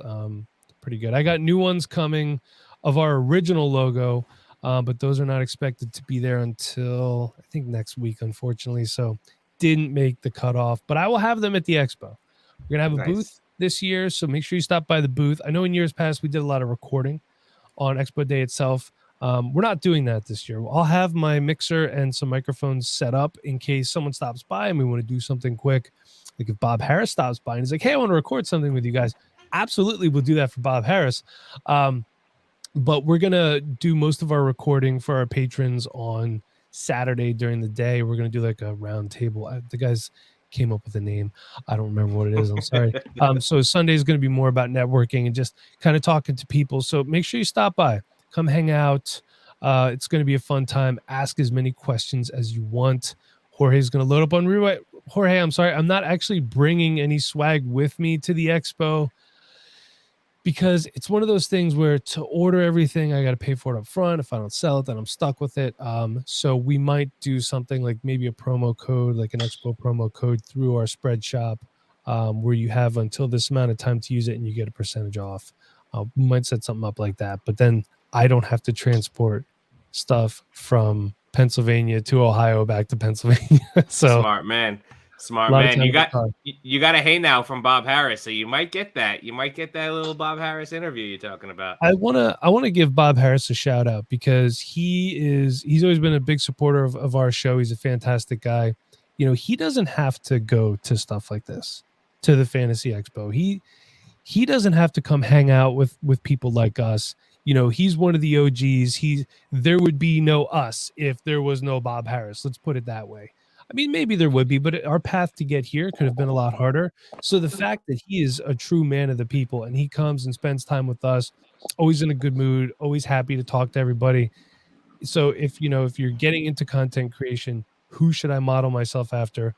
Bob Harris. Comments are over there. I don't know where comments are. They're somewhere. Model yourself after Bob Harris. He's a great guy. I actually bought the Football Diehards fantasy guide last year, and I made him autograph the cover for me. It is framed. It is sitting up there, so it's in my studio/office. So Bob is the man. I have to say something. I got to break in, and I got to let you guys know something. Bob does have to go to all those things. He made a deal with the devil. Bob he's not that good. He's not that talented. He's just here on longevity, and the devil has made him relevant. And so if for eternity he has to show up to every dumb expo or stupid event that fantasy people are at in order for him to maintain his notoriety. So that's something Bob confided in me, and I probably shouldn't have said that. All right, well, I'm going to ask him about that privately someday because I love me some Bob. He's a great dude. So, Bob, thank you for everything that you've done for both me and he is the absolute best. He's the absolute best. I know that he would get a kick out of what I said. He says I'm spitting facts. So we did an interview with him, and he said that the way he started, he used to like fax people stuff. Like that's old school right there, faxing stuff to people like that. And hey, you know what? That also shows you got to embrace the new and up and coming stuff. Like people are getting on Threads now. Another social media platform that we got to have an account on, I guess. It's like, come on, kill me. Like TikTok. I don't do TikTok. I don't care. If anyone from our crew is watching and they want to start a TikTok, by all means, go ahead. I'm not interested. I'm just not. No, Mike, I needed to just add to that Bob Harris part because honestly, even before I was even close to being involved in this industry, when I was just a fantasy football player, it was Bob Harris's show on Sirius XM, and I would call and I would talk to him all the time. There was two guys for me. It was Bob Harris and it was Howard Bender. And they were the most down-to-earth guys that always interacted with you on Twitter, that took your phone calls on the air, and you felt like you knew them. They were those kind of guys. They weren't the I'm above you fantasy analysts. They were the down-to-earth guys that really cared, and you could tell they cared because they took the time to answer everybody who tweeted them questions. They took the time to have those conversations with people. And when I met them both for the first time in person at the expo last year, it was awesome. Like it felt like I was meeting guys that I've known forever. And it was kind of like almost to that point where it's like, you feel like you know them. So when you meet them, it's like, oh my God, it's so good to see you in person because we've been talking for so many years. And they give you that back. It's not just like a, hey, yeah, nice to meet you. It was like, oh, JP, like, it was, they give you that. They're those type of dudes. They're awesome, man. I couldn't have said it better than you said it. Jamie has a comment, bought a Bob Harris book and always dreamed of Bob autographing it. Never made it to the expo. Jamie, I don't know if you have Twitter. If you do, my handle is @RewindCEO. If you have email, I'm assuming you have email, mjbauer85@gmail.com. Bauer is Bower. You send me that book. I will take it to the expo. I'll get Bob to sign it, and I will send it back to you. And I'll throw in some Dynasty Rewind stickers, too, if you're interested in that, Jamie. By all means, I'll glad to take care of that for you. So I have no problem doing that. I'm going there anyway. And what's room for a book? I can make it happen. Mikey Bauer, you're a special kind of fellow, my friend. It's very awesome. Look, here's the thing. I'm not better than anybody. I appreciate everyone that downloads our podcast and buys merch and subscribes to YouTube, and especially all our patrons. I'm not better than anybody. I just try to make content that I would want to listen to. I want to be a nice person because, JB, you said it best. Like, the worst is if you meet someone that you admire and you've consumed their content for years and they turn out to be a jerk. That's the worst thing. So I just try to be, I'm just myself, And like I always tell people when you're getting into content creation, I'd rather have somebody hate me for me than like me for something I'm not. Yes. So if you think about starting something, just be yourself. Just a quick reminder to everyone that in 8 minutes, we're going to switch over to the third feed of the SFB Podathon. There are 5 feeds, and the third feed will kick on in 8 minutes. Right after we're done with Mike Bauer, we will switch over, have J. Mike and Zach Reed on with us. So please stay with us. That'll be my last half hour, but some of these other great guys will be carrying us on through till the morning when I get back up and come back on. So support throughout the night. We have tons of great European guests coming on, Australian guests. It's going to be an amazing, amazing overnight here on the SFB Podathon. So just remember that, and let's run this out, guys. So, Mike, you told us you were drafting tomorrow in the live draft. You told us your division. What pick do you have? The 107, which I actually requested. I figure I'll take the bullet here for somebody, right? Because I know people, especially in formats like this with the third round reversal, I think a lot of people like the later picks. Right? I got to be honest with you guys. I've never done a draft with third round reversal ever. We've had it where, like you're starting a league up and the startup draft's about to start, and everyone's voted down that. So I've never done it. So I'm curious, but I like to actually pick in the middle of startups or anything when I draft. What's up, Russ? What? Russ just comes on whenever he wants, I've noticed today, and I love it. He could do that. He's the Dynasty Outhouse. He could do that. I literally have the power. Yeah. I'm hitting at the 107. I'm pretty excited about it. I'm just excited about the live draft, to be honest with you. I don't think they had a Philadelphia live draft last year. No. Maybe no, they didn't. So I'm excited to be there. Honestly, I don't really know who else is going to be there. I know my man Steve is going to be there. Fantasy Ladder. Shane Manila is going to be there. I don't know too many other people. I think Porkman from our crew is coming down to just hang out. He's not in the Philly live draft. I think Joe Pep is part of that, right? Yes, he is. Is it Pep or Pepe? I don't know, so that's why I call him Pep, because that could be short for Pepe. I would think it's I think it's Pepe. It probably is, but that's why I call him Pep, because I can't get it wrong. We were in the Gotham division last year together, but I actually knew him prior to that. I call him Tony Danza Jr. Yes, me too. Accurate. That's accurate. I've put his face on Tony Danza's pictures before and sent them out in different memes and whatnot. Have you ever heard of a movie called The Garbage Picking, Field Goal Kicking Philadelphian? Yes, and Yeah. Tony Danza's in that, correct? Yes, and he plays like somehow he becomes the kicker for the Philadelphia Yeah. Eagles. It was like right. I think Jeff Lurie just bought the team, so they just switched over the colors to the midnight green that they have now. Jeff Lurie is actually in the movie. He was a bartender. You have to find like the poster of that and put his face on that one. That's the one that you got to put his face on. He would probably hate it, so it would be fantastic. Gotta find it. Gotta find it Absolutely. now. I'll see if I can find it because JB, you still gonna be on after this? Yeah, I'm on. I'll see I'm if I on can until find Sal it. goes to bed. I'm gonna see if I can find it. I'll DM it to you. How's that sound? Perfect. That's great. Perfect. Awesome. Yeah, it's going to be a bunch of good people there. Philly draft's going to be fun. I mean, we got our New York one next week, so we like seeing what's going on in all these drafts that are going on. I saw San Francisco was earlier today. I think Atlanta was also earlier today. So love seeing this. So we can kind of see how people draft before us, but we can also kind of see how much fun they're having at their live drafts and get us even more excited for ours next week. Yeah, I bet the New York draft is going to be just absolutely wild. To be honest with awesome. you, the New York I'm not drafting there. You're not drafting there, Russ. Where are you drafting? No, I'm going to be there, but I'm not drafting. I know myself well enough to know that I will be way too overwhelmed with everything to actually try and draft. So I'm like, you know what? No, just going to slow draft and then just completely concentrate on being an idiot while I'm at the live draft and not have to actually try and pretend to do anything intelligent like drafting. We got a great group of people. It's going to be hosted at Rick Wolf's Friends Bar, and Rick Wolf and Glenn Colton are paying for the first $4,000 worth of drinks at the bar. So, like, just that alone, like, shout out to Rick Wolf for hooking this all up because he's done an incredible job nailing the venue with that incredibly generous offer of covering that bar tab. And there's going to be so many good people there. It's going to be a lot of fun. And Sal. I'll be there too. Yes, and probably a little bit more awake than I am right now.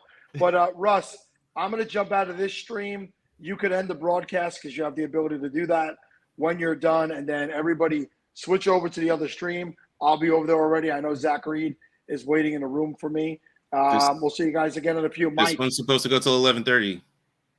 No, I was told to switch after this. All right, man. That's what I saw on the schedule too. All right, but oh yeah, the next one starts. You know what? No, I'm not going to question it. You guys know what you're doing. I'm here because Russ, my daughter fell asleep and I couldn't fall asleep again. Thanks for being wrong again. See you guys in a few. Mike, thank you again. Absolutely, Sal. Mike, take us out. Give us some parting words. Tell the people something. What do you want to say? How do you want to end? Hey, look, if you're going to a live draft, even if you're not participating, people had to put money up for this. So make sure you help them out if you can. I did donate a little bit to try to help people out. Make sure you donate to this cause. As a sponsor, we donated, of course, which we've done for the past few years now. It's a great cause. Yeah. So listen, Scott Fish, the crew, everyone that's working behind this is just doing a fantastic job. And also, don't forget, don't be that guy on Twitter saying, "Oh, why didn't I get invited to Scott Fish Bowl?" You have to sign up. Okay? They don't just invite people. Please remember that. I've seen Scott every year. Did you sign up? Did you sign up? Did you sign up? Well, no. Was I supposed to? Those are my favorite because he'll come out and he'll tell you.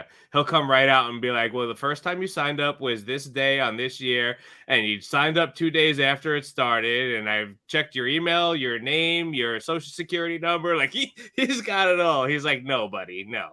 Yeah. And also, And the if worst you're is the like 101, people join competitions or like all the contests we do and win races, and when we tweet out the contest, just please sign up. Please be eligible. Please sign up. When we're running the races, please just be signed up. When you win, you're not signed up. I don't know what you want from me. Like I love it. I absolutely love it. I'm going to jump over to the other one so I can keep Sal from having to do a read. But Mike, it's been awesome hanging out with you, brother. Thank you for jumping on, and definitely find me that picture and send it to me. I already got one right now, so I'll be sending it over in a few minutes. My man. Thanks, brother. See you, JB. Russ, we ending it here? Yeah, man. I mean, it was good to see you for about 30 seconds. It's been. Are you going to be at the expo? Oh, heck yeah. I want to hug the outhouse. Oh, that's absolutely, the rules. man. Whether even if you didn't, it was happening. That's fine. That's fine. Russ, thank you. Thank you for everything that you do for Fantasy Cares. It was great seeing you. Always. All right. Have a good night, man. All right, man. You too. I'll see you. See you. All right. See everybody over in the next session.